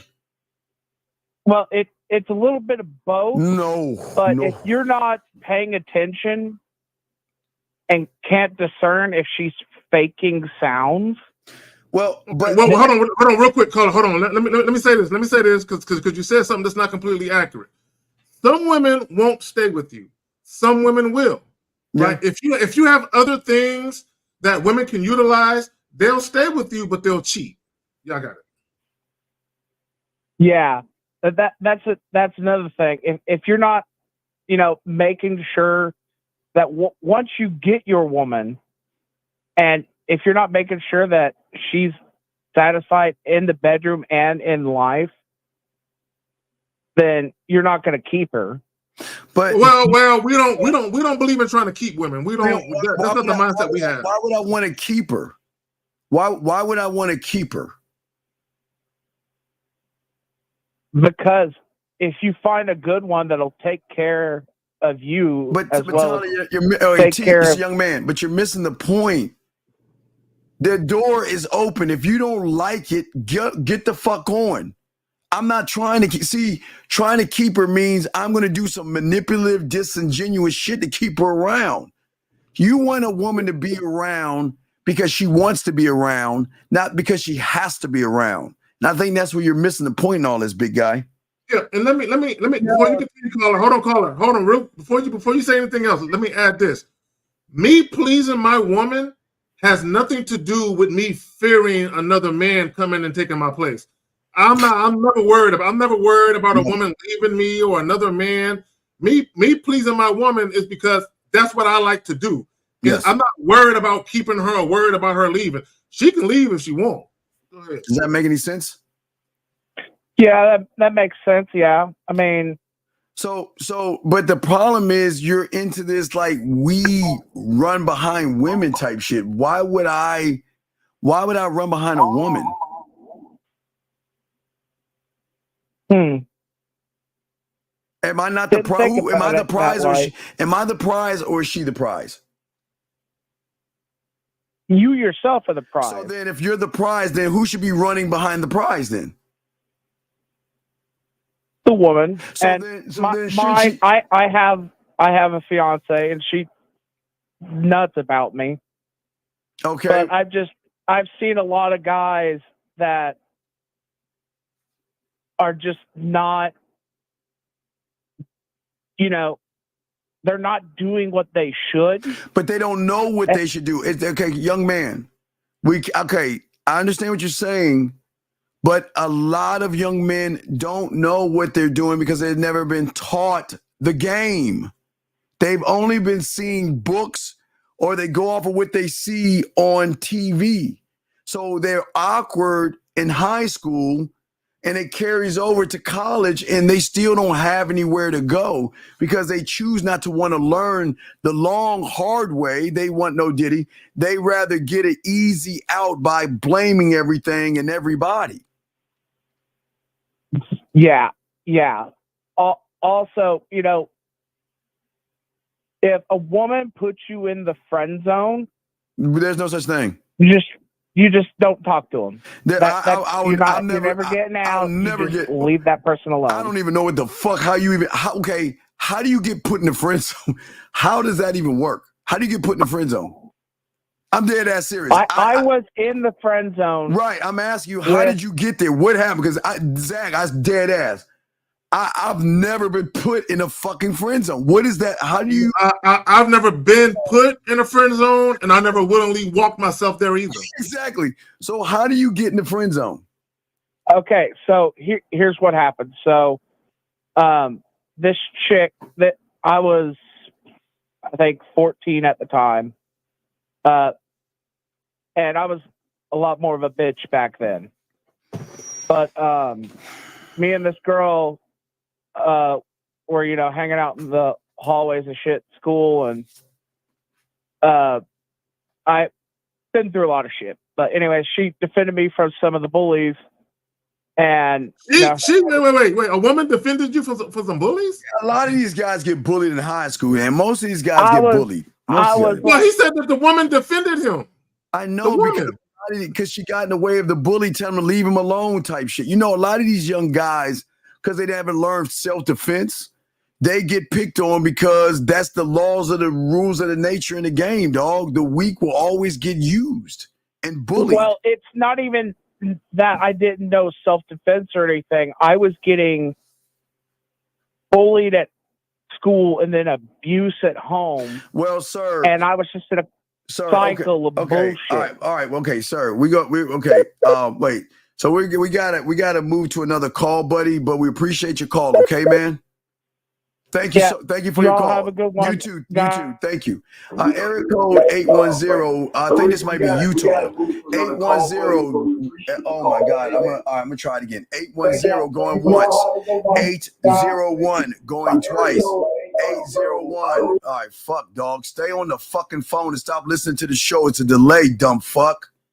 Call in and get your ass on the fucking phone. If you're gonna call, stay your ass on the phone and stop trying to listen to yourself talk on the fucking show. Stay on the phone. There's a delay. That's how this shit works. There's a delay. And you have it on mute until you're called up. Keep it on mute. Fucking God, man. Jesus, damn. And I know he's listening to us right now, dumbass. Relax. Here he comes again. 801. What is your name and what's your question? Okay. He called 3 or 4 times. Hold on, let's see. He called 3 or 4 times just to do that, right? Right? He called 3 or 4 times to do that. Hold on a second. Hold on to your soon. Hold on. Let's go. Hello. Please state your name after the tone, and Google Voice will try to connect you. And you bitch ass motherfucker. Do you think playing that goofy ass fucking music? Oh, now he gonna hear you say bitch ass motherfucker. Then he gonna play the music and watch what he do. He ain't prepared. Watch. So them of us say, oh shit, they calling me back. Come on, bitch, answer the phone. Oh, so he calls us and then we call him back. He gonna want to answer his bitch ass phone. See that, Zach? Yeah, we'll block him, but see. Let's see if we get an answer machine from this bitch ass motherfucker. Hi, this is Ralph. I can't get no pussy. The Google subscriber you have called is not available. Please leave a message after the tone. Hey, look. Hey, listen. I'm going to give you a word of advice. We always say we know there's that piece of pussy you want to fuck, and you know you're not that guy. But instead of calling in to ask for help, the karma of what you have done to us is going to haunt you for the rest of your life. And you will never find that successful relationship just by fucking with somebody that's actually trying to do good in the world. Good luck, young man. Fuck. Okay, all right, we're good. So anyway, as we're saying, Zach, I got not too long, but Zach, what say you on what the woman was saying about not pleasing and stuff? No, I just again, I want guys to understand something. Even if you are a weak guy, go ahead. Even if you are a weak guy who's a people pleaser with no backbone, there will be women who deal with you. But I want guys, when we talk about manhood shit, when we say the game isn't about women, when we talk about manhood shit and all that, the difference between that and the other shit, it's not about you getting women. It's the treatment that you get from the women that you deal with. Yes. Right? See, a lot of guys, they're just teaching you guys, or they're trying to tell you guys, it don't matter how you get a woman, so as long as you get one. It don't matter if you have sex, so as long as you have sex. What we're telling you guys is, don't be the guy that, yeah, you have women around you, but you get treated like shit. You get treated with no regard, and you get disrespected. We're trying to teach you guys to put yourself in position when you do deal with women, whether it's casual sex encounters, relationships, marriage, whatever it is, that you're actually dealing with women who give a fuck about you, who actually show you deference, humble submission and respect, who actually bring value to you. He's been calling a few times. It might be a prank. 317, what's your name? What's your question, sir? Hi. So yeah, like I said, I knew it was a prank. See, I'm picking up on this shit. I can tell the pranks from not calling. Go ahead, Zach. You got it. No, I just want guys to understand the difference. Like some guys, They're just happy to get some pussy. They don't care that they lied for it or paid for it or pretended to be someone that they wasn't. And then they got all types of drama with the woman because the woman found out they're not who they, presented themselves to be. We're trying to teach you guys to put yourself in a position where you can have a peaceful, joyful life and enjoy women at the same time without all the drama and the bullshit. That's absolutely true. I'm just trying to, damn, he's one of your guys. Shit. I was looking for that bitch ass motherfucker. Couldn't find him. All right. So, Zach, I know you're about to roll. How they find you, brother? How they find you? The Return of Manhood on the YouTube side of things is right here at the top. At the Return of Manhood, right? On the gram, KZaggin20 at KZaggin20, KZaggin 20, numerical, KZaggin20. Fuck with your boy. Sub to the joint. Also, you can catch me at manhoodisaskillset.com, right? And Uncle Guns put it in the joint. So, if you want a consultation, you want to chit chat about your situation, I got you. On that note, I'm about to get up out of here. Yeah, Shout out Renee P, Uncle Guns for putting the shit in the joint on my side of the world. Tomorrow we have real game. We have the pineapple show. Yes, so y'all stay tuned for that tomorrow, 7 p.m. Central Standard Time. The Pineapple Reaction Show with myself, Steve the Dean, motherfucking Williams, and Mr. 1950. Come through and fuck with us. I'm out. Good night. I'm gonna hit you in a while. Let me do a little bit more. I'll call you. I got you on the back. I got you. No, I'll call you. I'll call you. All right, peace. I appreciate you, Zach. Thank you very much. That's Carrie K. Zaggin, man. Our dog, Carrie K. Zaggin. Lines are open, y'all. If y'all want to ask a question, and we're actually talking about the 10 things that instantly attract women that you guys are not doing. You're not actually working on this stuff, and we've given you way more than 10 things. Way more than 10 things. Because without creativity, adaptability, and assertiveness, gentlemen, that you're not going to win in this. Another thing that one will need, we'll talk about a few more things, is actually patience. Sexual patience is very important because at the end of the day, women are too busy around thirsty individuals that try to beg and barter for sex. But also what y'all will recognize with a lot of these young men. So this is what probably hurts the men the most. And this is how you guys can see, guys. If y'all can see, you will recognize the number one thing that you can always tell someone who cannot communicate, someone who's bad with women. Do you always notice how the angry ones, the prank callers and all that other stuff try to disrupt the shows and stuff? Because what you'll learn about the angry ones and the guys that don't have game. Hold on, I think that's Mohab again. Yes, Mohab. What's up, man? Mo, what's up? Yo, Steve, can you hear me? Yeah, what's up, man? What's up? Okay, yo, Steve, this is what I was talking about. I was talking about sexual fantasy, not like a real life. I was talking about dirty dog. I just gave you a sexual fucking fantasy that you can use with dirty talk. All right, dog. I know, but wait, Mo, did I not tell you everything I give you? You can text, voicemail, video, go live, make her play with her pussy, and actually do the shit. Haven't I told you that? Yeah. So then what's the problem?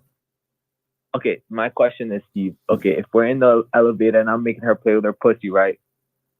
And then, okay, it's a standing position, right? So I can put her on, like, I have her standing, leaning back on the wall, have her play with her pussy while she's standing.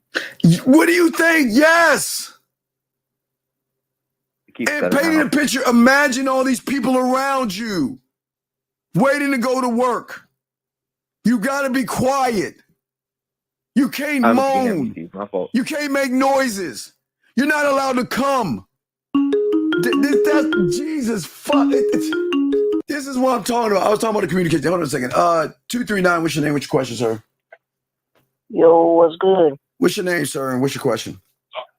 My name's Curtis. Yes, Curtis, what's yo, up? I've been talking to this girl, like, bro, I've been like super chill. Curtis, how old are you, everything. Curtis? How old are you?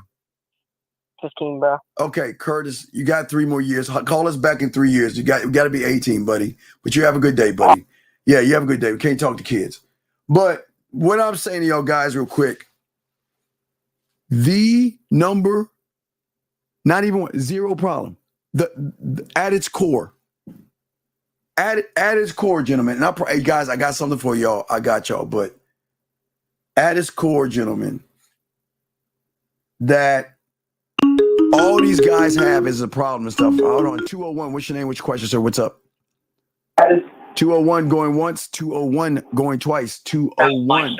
All right. Let me. All right. We can't hear him, and we'll block him. We can't hear him. He just keeps calling in.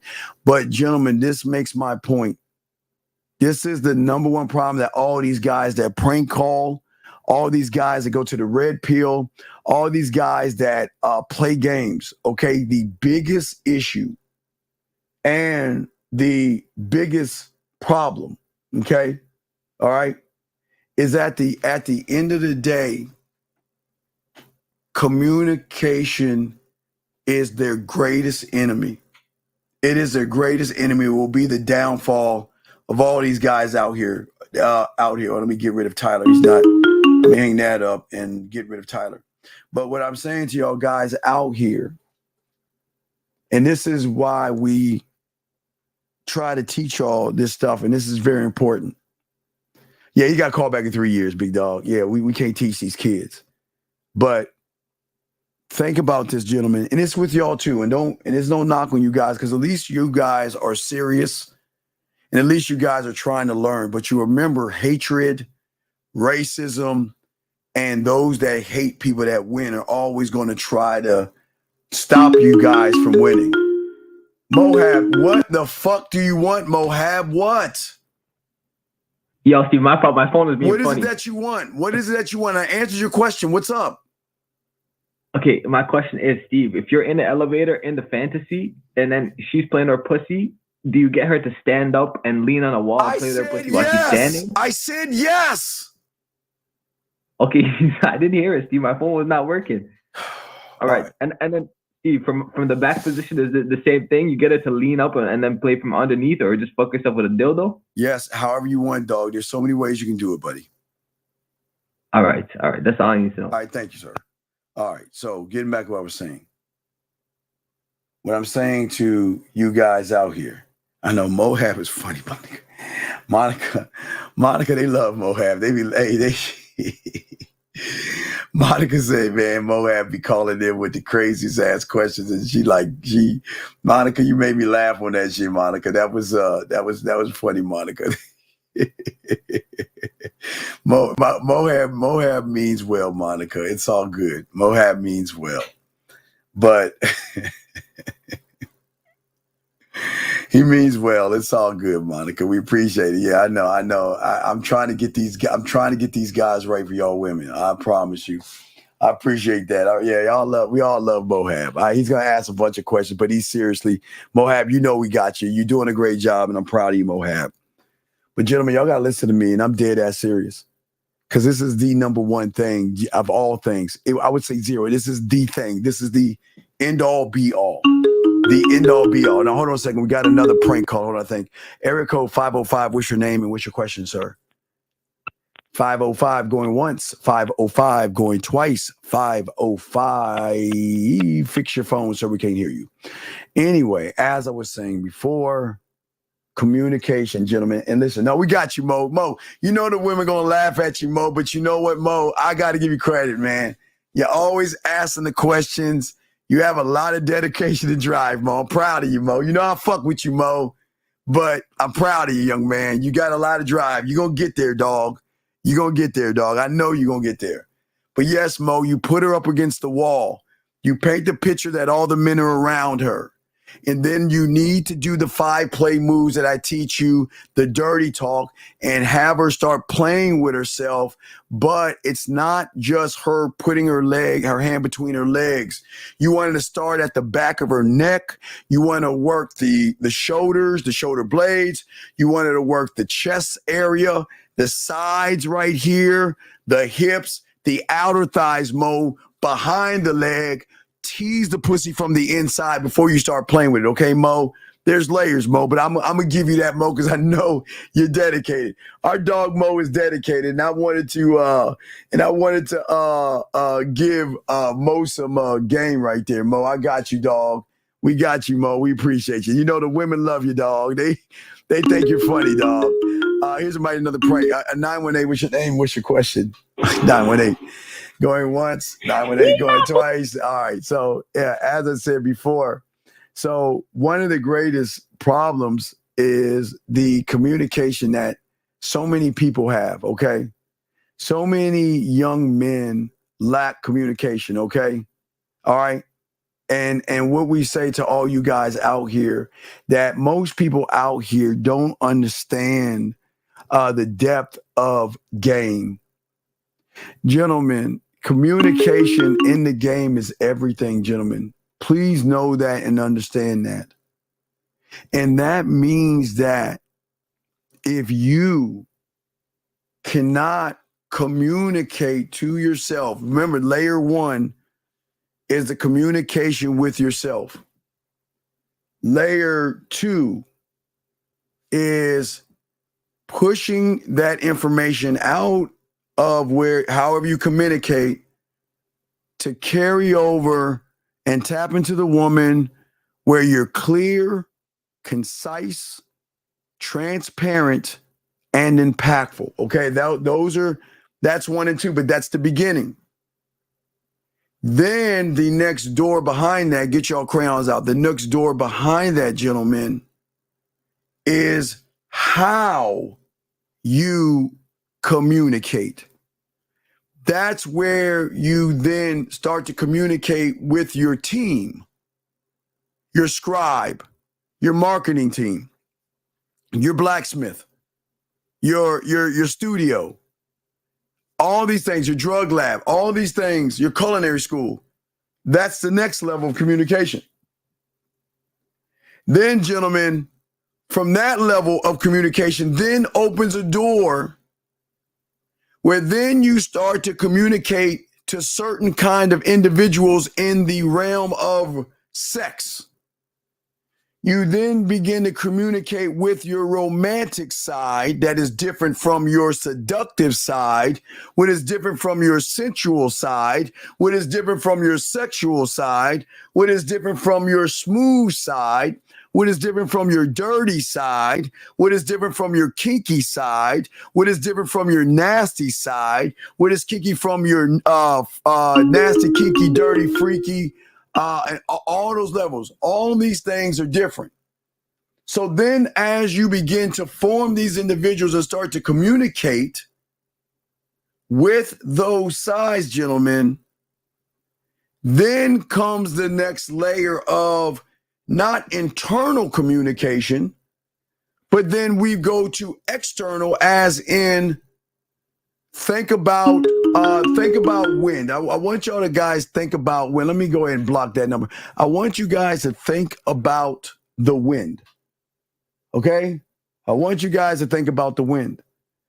And the most important thing about the wind is, how are you going to lead her exactly where you want to take her? Okay? How do you want to lead her with all the pieces that I gave you? See, once you are able to communicate all these things, then you go into the realm of what is called, gentlemen, sexual communication. See, gentlemen, as we tell you before, everything is layers. Everything is bits, pieces, and layers. So as you guys get into what is called sexual communication, that means that you know how to express yourself without being seen as creepy, nasty, and weird, okay? but you're communicating yourself in a more intimate way where the communication will shift gears from, well, this is what I'm looking forward to. You know, I'm thinking about you too. I miss you. So to give you prime examples, I got tons of them, but prime examples of sexual communication, gentlemen, it's so many layers of this. It's this right here. You see what I'm saying? You see how she's saying right there? How nasty the communication could be with one woman right here.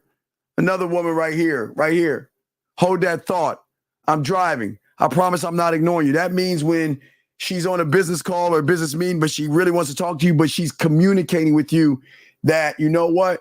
I want to be with you. I want to get with you. I want to learn you. I want to understand you. Communication here, another type of communication where they're getting sexual with you.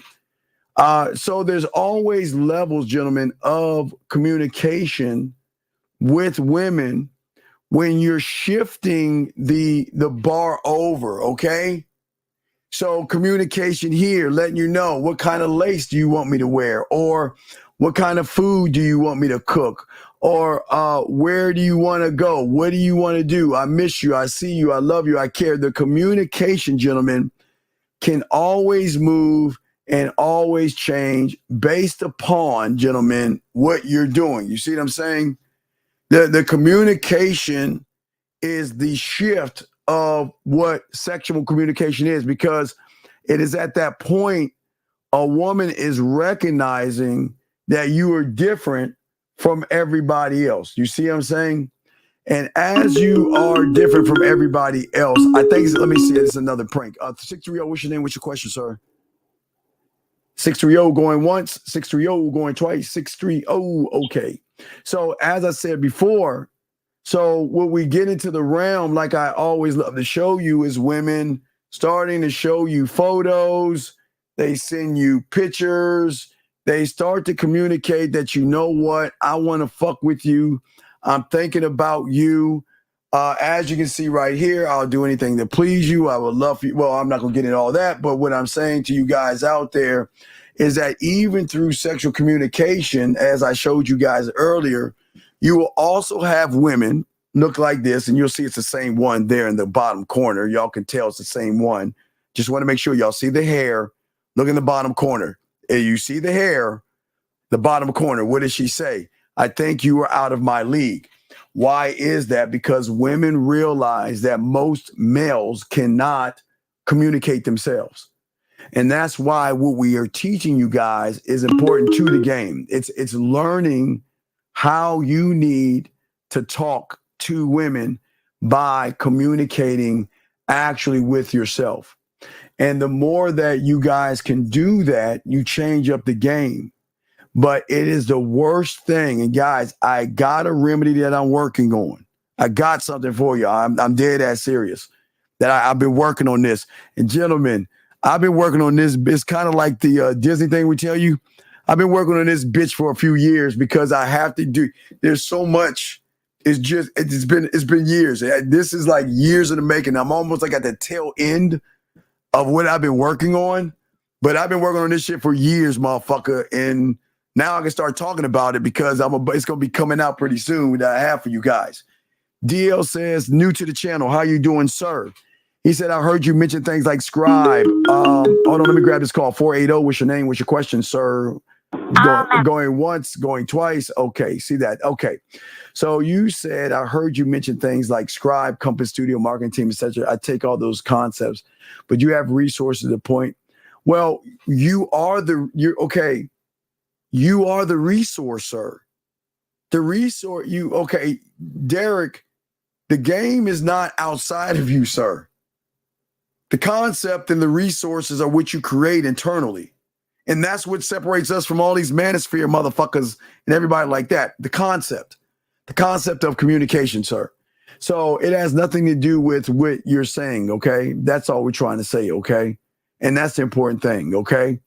And let me keep going. Let me do a few more. Guys, I got questions. Please put a Q. We're not going to be on too long because we're going to do a show tomorrow before the Pineapple Show. But the one thing that we're saying to all you individuals out here is that having a mouthpiece, okay? Mouthpiece 101. Because many guys have always asked Steve, how do you do it? And I will show you. I'm going to show you guys, but it's been a long time coming, but I'm going to show you Mouthpiece 101 in a way that you've never seen before. Nobody's done it because we put it out. So nobody's ever put this out the way we're putting out, but we're getting close. It's been years, man, putting all this shit together because it's so many layers and so many things, but it's not just you do this. I'm telling you, it's going to be fucking work. Because you want to know how I did it, I'm going to show you exactly the steps that I had to do it. And it's going to be a lot of work. And if you have the patience and the time and the discipline to do it, you're going to be able to talk to women like we talk to women. And not like how I talk. Because it's not going to be mimic and copy me. It's going to be talk for yourself. But it is going to come down to the communication skills, gentlemen. To learn so many layers of game, to learn how you communicate, because y'all don't understand the process. Most of y'all think that you guys think it's just a word or something like that. Have you seen the game so strong that a woman is ready to give her all without you saying one word to her? East side, east side, east side. Listen. What we gotta do, young man, I understand what you're saying, but here's the problem. You don't know what the fucking game is. So let's not talk about something you don't know, okay, Wave? Learn how to be a student of the game and don't just mimic words that you hear pimps, max, players, hustlers, ballers, and motherfuckers on the street say, okay? That's what we're saying to you, okay, sir? That's the important thing. So anyway, question first of is learning to communicate and then dive deeper. No. Gentlemen, I'm going to shock you guys. I ask all you guys this might be a mind fuck for some of you guys out here.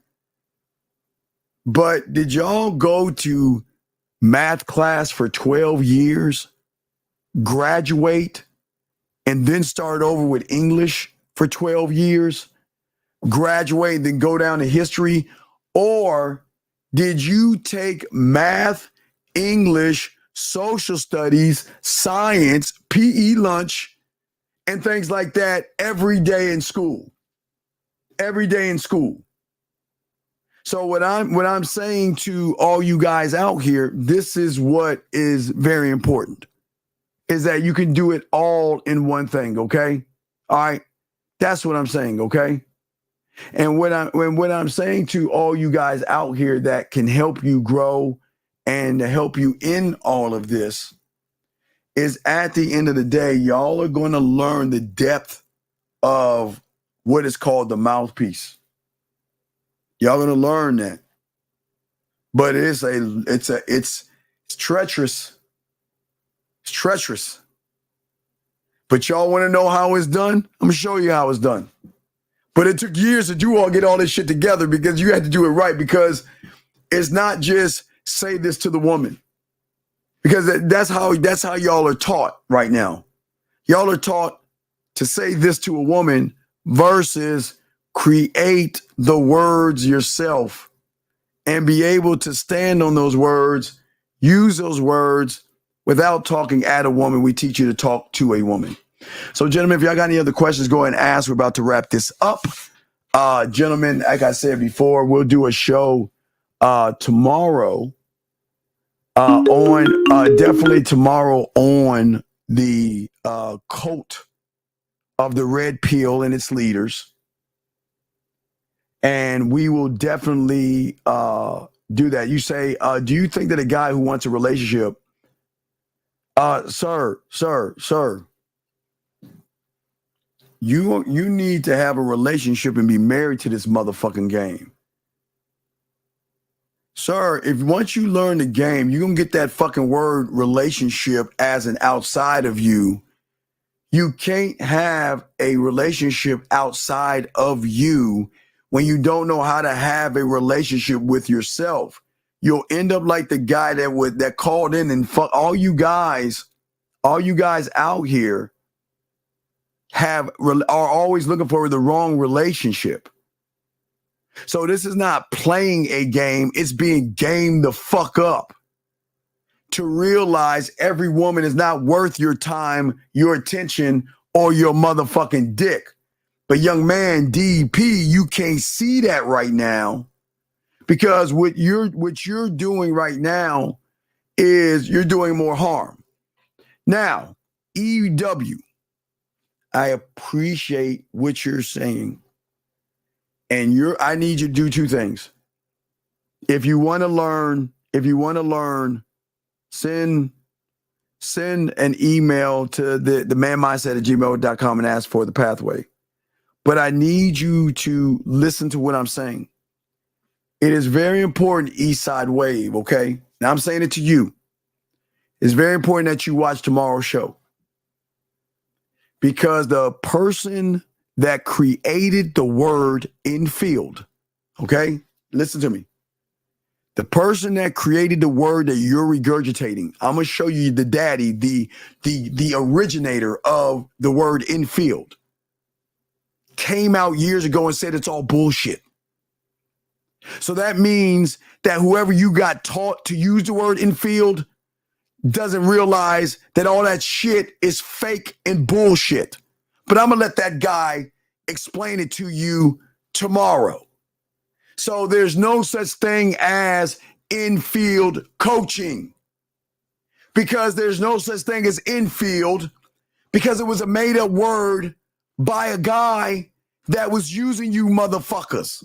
So I need you, please, sir, tomorrow, definitely tomorrow, make sure you listen to tomorrow's show so you can hear from the words of him and not my words. But there are all those pickup terminologies, infield, escalation, negging, cold approaching, comes from the person that you're going to meet tomorrow. The first Andrew Tate.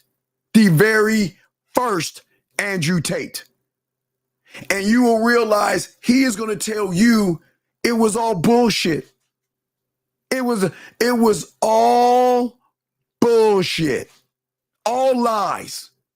Stolen information from black people that he changed up for book smart white people. He'll tell you, but I'm not gonna let it say. He'll tell you. So make sure that you need to listen. Nah, motherfucker, I'm not talking about infield as a job, motherfucker. You're talking about infield as in pickup artist, motherfuckers. Don't try to move the goalposts now. Don't try to move the goalposts now. He used that shit. So please, anyway, let me continue. What's the next question right here? What is the difference between mouthpiece in the bedroom, mouthpiece? They're one and the same, sir. I caught a little bit of the live before I had to leave for work. There's something I wanted to ask. When getting to know myself, what's the first question I should ask? Why do I hate myself? Why do I hate myself? And I'll explain the question.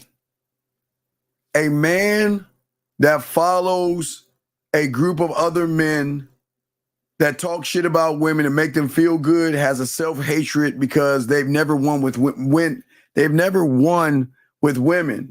So they become incels, they become angry, they become mad, they become bitter because they blame women for everything that's wrong in their life. So the first question you would ask is, why did I hate myself so much? Why did I hate myself so much that I started following people that didn't know what the fuck they were talking about? That's what I'm saying. You see what I'm saying? No. The thing is, no. I don't want. That's a lot of money to do some personal shit. He don't need to do that. He doesn't need to do that. He doesn't know even how to communicate himself to a fucking woman. It ain't gonna work. It ain't gonna work. So when people say jump off the porch, get in the game, get in the field, those are pickup turns. Okay, dog.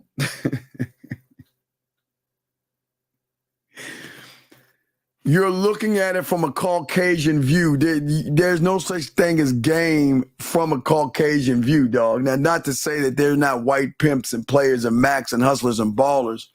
It's just that the game you're thinking about, infield, code approaching, comes from a Caucasian male that stole the information from black people and called it game. So all that shit you saying, brothers don't talk that way. Motherfuckers don't tell you to get off the porch and get into the game. You got to learn the game, and ain't nobody telling you get in the fucking field.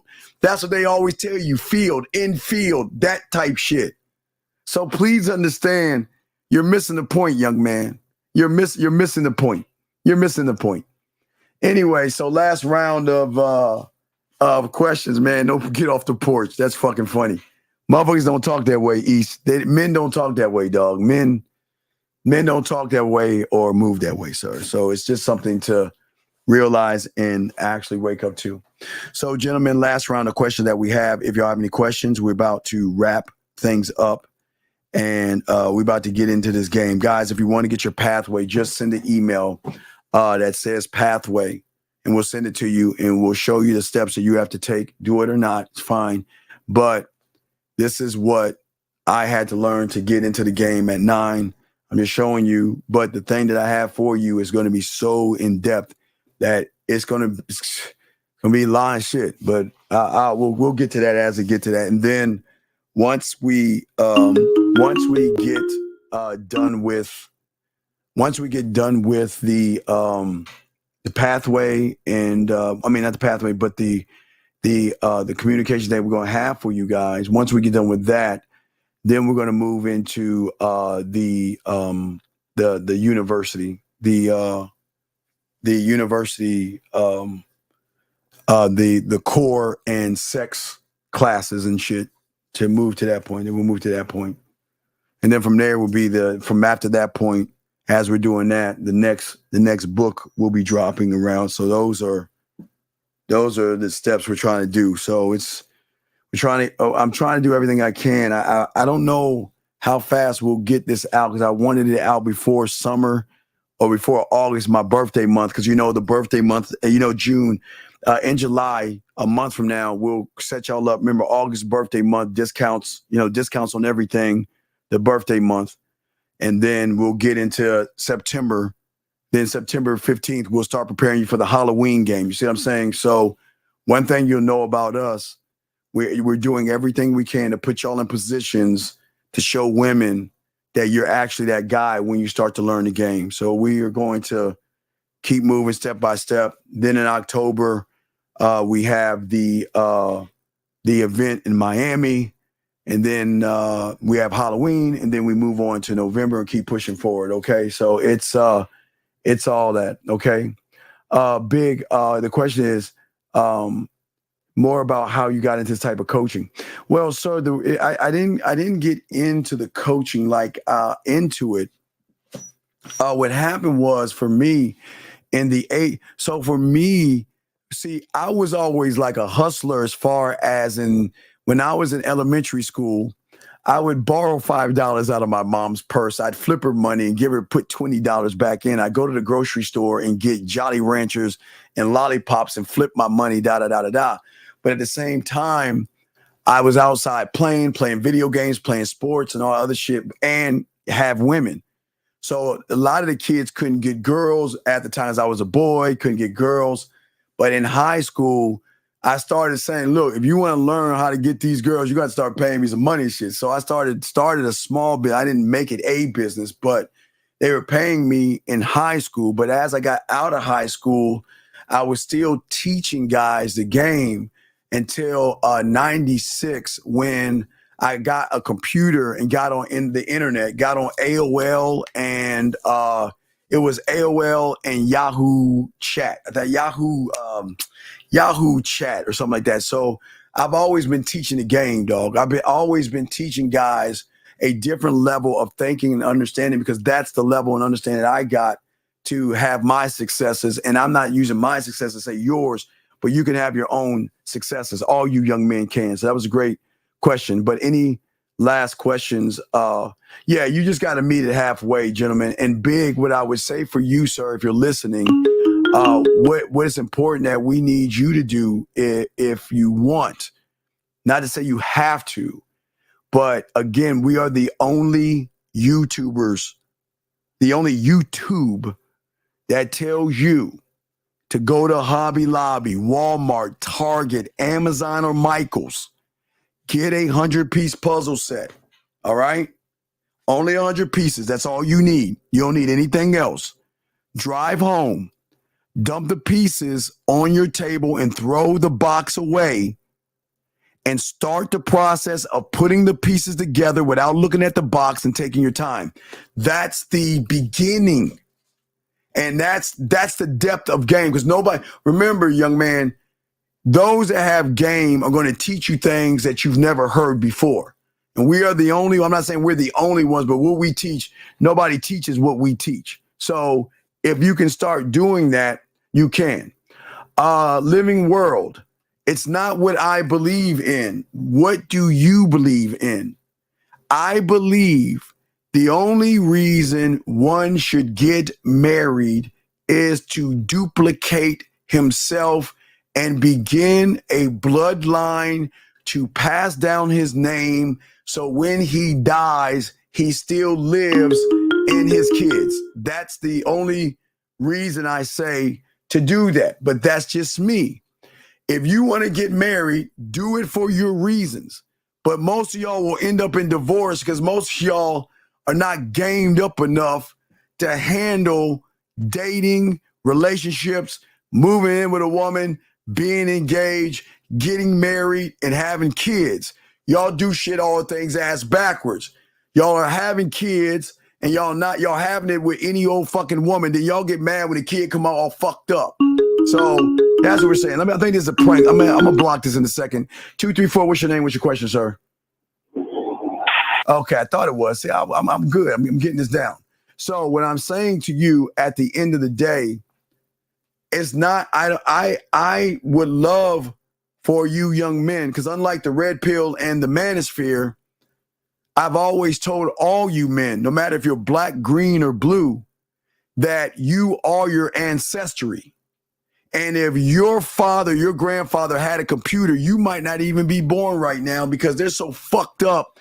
And what I'm trying to say is you don't have to get married. If you choose to get married, do it for the right reasons. But the only reason you should get married, in my opinion, is because you want to carry the name of your father, your grandfather, your great-great-grandfather, and everybody down the line, your ancestries that has your name, to pass on the baton of knowledge that you have. So in your death, you still live on through your son, and the name is the most powerful thing, young man.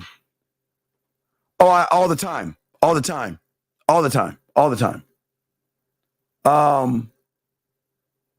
Says, I was wondering if you could start throwing it back for a real one. What the fuck you mean throwing what back? Throwing what back? I don't know what the fuck you're talking about. Throwing what back? I don't understand what you're talking about.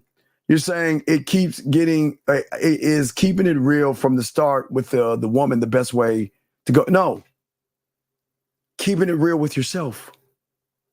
You're living a lie right now. You think you're something that you're not. You have these false and fake expectations. You can't be real with somebody when you're fake. You can't be real with a woman when you don't know what the fuck you want. You don't know how to ask for it or anything like that. So you can't be that. It doesn't, the game doesn't work that way, young man. So no, the answer to you is unequivocally no. It won't work for you. You're trying, unfortunately, what's happening with you is that you're trying to find a cheat code to something. It doesn't make any sense. I like it. I like it. They stacking it. I like that. I like it. Let's see here. No, I can't give you first date game, motherfucker, because you ain't first date game the fuck up. I can't tell you anything. You're just go fuck up. Go there and beg and have a bunch of weak bitch ass conversations and hope that she hangs in there long enough to use you for your fucking dinners and shit and leaves you, motherfucker. See, the problem is It's like you asking, okay, tomorrow I'm going to try to find a doctor or a surgeon, and I'm going to ask him, can you give me operating advice? Because I'm going to take that advice, and I'm going to see if I can go operate on somebody. You see how dumb that shit is, dog? Wake the fuck up, young man, and realize, stop looking for one-word answers like a stupid bitch and become the answer, man. And I'm not being mean to him. I'm just keeping it a buck with him, man. That's some silly ass shit, dog. Come on. He's saying basically telling a woman real intentions before they get any deeper. But your intentions are only to fuck. That's it. That's it. That's it. He says, did time coach get gain a pass? He did. The women were bored and called him out. Where's the game at? All right, Lamar, what I'm going to do for you, Lamar, is I'm going to give you 30 seconds, Lamar, to send me your area code and 30 seconds for you to call in. And I'm going to tell you why, Lamar. Because we did get on Ty last night. But you can't hold a candle to that nigga, motherfucker. You have no idea how much pussy that motherfucker's getting. You have no fucking idea. But yet, you want to ask where the game is, and your bitch ass ain't even in the game. So why don't you call in and let us know where you at in the game? Since you want to be on the sideline talking shit, you got 30 seconds to say something. Get your bitch ass out the room. See, this is what's wrong with you weak ass, punk ass motherfuckers. Y'all want to sit around and talk shit, and you too punk ass scared to talk to a bitch. So you know what, Mr. Lamar? Get your bitch ass out the room. Fuck you. Sorry, gentlemen. This is what I'm talking about. It's always the motherfuckers that want to critique a motherfucker that is scared to talk to motherfucking women. Ain't that a bitch? And then the motherfucker won't even call in. God damn. Ain't that a bitch? Fuck. Anyway, guys, listen, I appreciate y'all, guys. We were talking about the cult of the manosphere earlier tomorrow. And then what we're going to do is have the Pineapple Show later on tonight. So we're going to keep lacing y'all guys with game. Hope you guys can check it out. It's going to hurt some of you guys to see what y'all see, but we got to make sure we got to lace y'all shit, okay? All right. Dog, we've been talking about Shogun for a long time, dog. We've been talking about that. So Ray Donovan, I know you probably haven't checked out Ray Donovan. Check that out. Check out Ray Donovan, something like that, okay? That's what I'm saying, okay? So what I'm saying is that, dog, then don't take anybody to dinner, dog. Just stay out the game, dog. You ain't built on that shit, dog. You don't get used and you don't get pissed off, dude. Okay? All right? Okay, Zed, let me explain something to you, religious aficionados. You worshiping a God is what you do. It's not who you are. You can pray, you can worship and do what the fuck you want to do. It's none of my fucking business. I will never, ever, and those who have game will never say you have to worship and you got to pray and all that other shit. If God has nothing to do with the game, God is something that was handed down to you from one generation to the next, and you just listen to your parents tell you to worship something you know nothing about. And if you worship him, go right ahead. But I don't want you guys to listen. This is not church 101. If you believe, but do not come on here pushing God on this channel. I'm going to kick you the fuck out. Believe what the fuck you want to believe. But you have no right to come in here and tell God and preach God and all that other shit. You ain't doing that in this motherfucker. So you can do that shit wherever the fuck you want on your soapbox. But you preaching and believing religion, that's what you do. That's not who you are, sir. So, and as I said before, and let me lace you with this, let me ask you a question. When did religion come into your life, sir? Tell me. When did religion come in your life? It didn't come right here. Because at this moment, there was no conscious thought, subconscious thought. So religious didn't play a role until you came into this world and somebody told your punk ass what to think and what to believe. And if you want to believe it, I'm not here to fight you because hey, listen, if that's what you want to do it. But do not bring your ass over here trying to tell my guys your fucking beliefs. Do not do that, okay? So there's your fucking answer. That's where it means, sir, okay? Do what you want to do. Keeping it a buck with you. Anyway, when becoming a student of the game, you have to unlearn. Oh, yes, you have to empty your cup. Yes, L. Always empty your cup, sir. Always empty your cup. Always empty your cup. Because you cannot bring in your thoughts, because your thoughts are why you're fucking up now. And if you bring your thoughts in, it's like poison, because you have poisonous thoughts right now without a self-belief. So you're going to hear things, even like on these shows, you hear things that rub you the wrong way. Even when I say, why do you hate yourself? People get offended because they say, I don't hate myself. But then when you talk to me, like, damn, I actually do fucking hate myself. So it's levels to this, but I appreciate the question, guys. Thank you so much, gentlemen. Great questions and all that other stuff, guys. We appreciate you all, gentlemen. And we will definitely chop this up tomorrow when we talk about the cult of the red pill is all a lie. The cult of the red pill is a lie. I appreciate all you guys out there. Please, gentlemen, at the end of the day, again, let me lace you with this, as I always say. Again, nobody on YouTube says this but us. I love giving y'all the but us because no one else does this. But any gentlemen, as I always tell you, at the end of the day, please think about the graveyard. We're the only ones that tell you that because we created this. The thing about the graveyard is everybody in the graveyard had one thing in common. And that was they always thought they had tomorrow coming to them. You don't know when your last day is, but as a man, you live every day like it is your last, gentlemen, okay? That's one thing we share with you. But again, gentlemen, you'll never hear that from the red pill and manosphere. But that's what I'm saying, okay? So at the end of the day, man, we appreciate all you guys.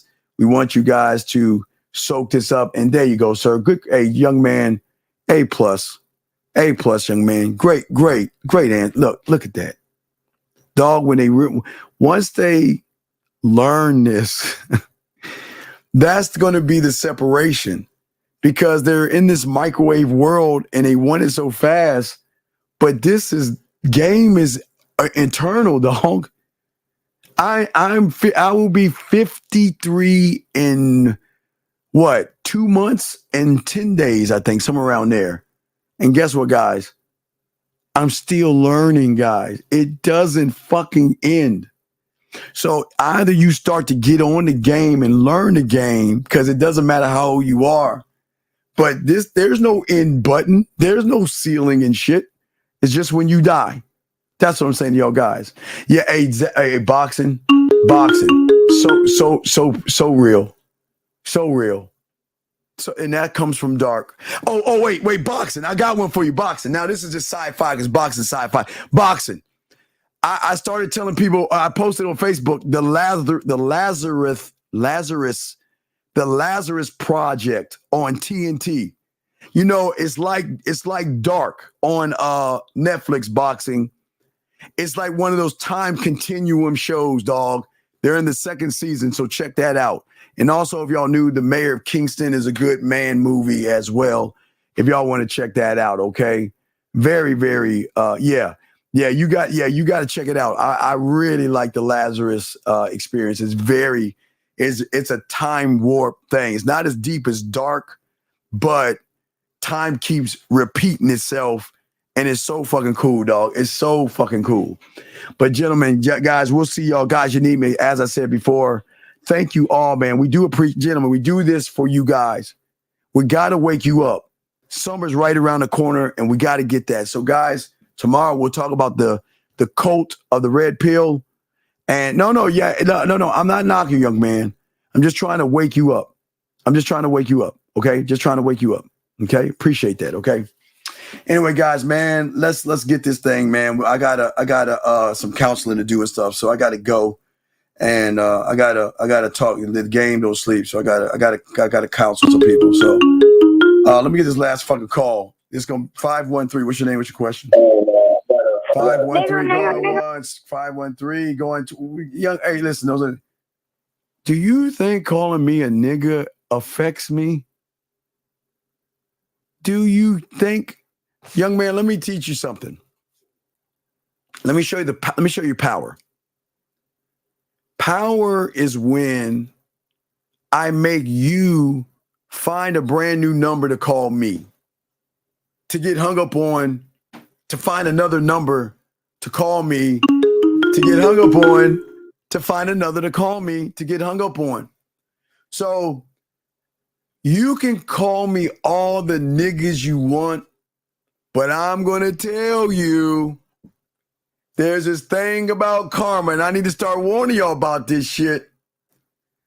Whatever you hate and whatever you say to somebody is going to bite you in the ass. So for you, young man, because your nuts haven't dropped yet, there's going to be some girl in college you've been trying to fuck with all day, every day, and she going to be fucking a motherfucker just like me, and you're going to remember this moment. See that, guys? He's going to remember this moment. He's going to go all the way back and say to himself, damn, I remember when I was a kid, I called this old ass man a nigga, and yet I lost my bitch to a nigga. So it's all good. We don't get mad. It ain't no reason to get mad. He said, God bless you. You preach about communication, but you didn't answer my question. You just told me to leave, so I'll go. But I'll leave. Wait. What is the right way? Wait, Zay. What do you mean right way to treat women? What do you mean the right way to treat women? Okay? Don't hit her. Don't cuss her out. Don't emotionally abuse her. Don't lie to her. Don't deceive her. Don't manipulate her. Don't play games with her. How about that for a start? Why don't you learn the don'ts before you learn the do's? So if you can learn those don'ts and then learn some game, you'll be fine. Because your problem is you looking at a way to treat a woman, motherfucker, and you don't even know how to treat your own self. What a fucking shame. But again, it goes to show you when you worship shit you put above you, you look at them before you look at yourself. I have no problem with you looking at your God. Look at God, worship your God. I'm not here to knock that. But when you start putting women above you, man, that's some weak bitch ass shit. You got to get out of that shit, young man. You have to get out of that. I'm dead ass soon, okay? I'm dead ass, okay? Okay? I'm telling y'all, man. It is very important that y'all wake up from this. I'm just telling you, okay? All right? So I'm saying that for all you guys out here, for all you young men out here, remember, you've got to have haters. You've got to have people that's trying to stop the show, slow the show down. And guys, look, the word nigga doesn't bother me. Dog, come on, dog. We can't do nothing about that, dog. Listen. People are threatened by a lot of, not just melanin people.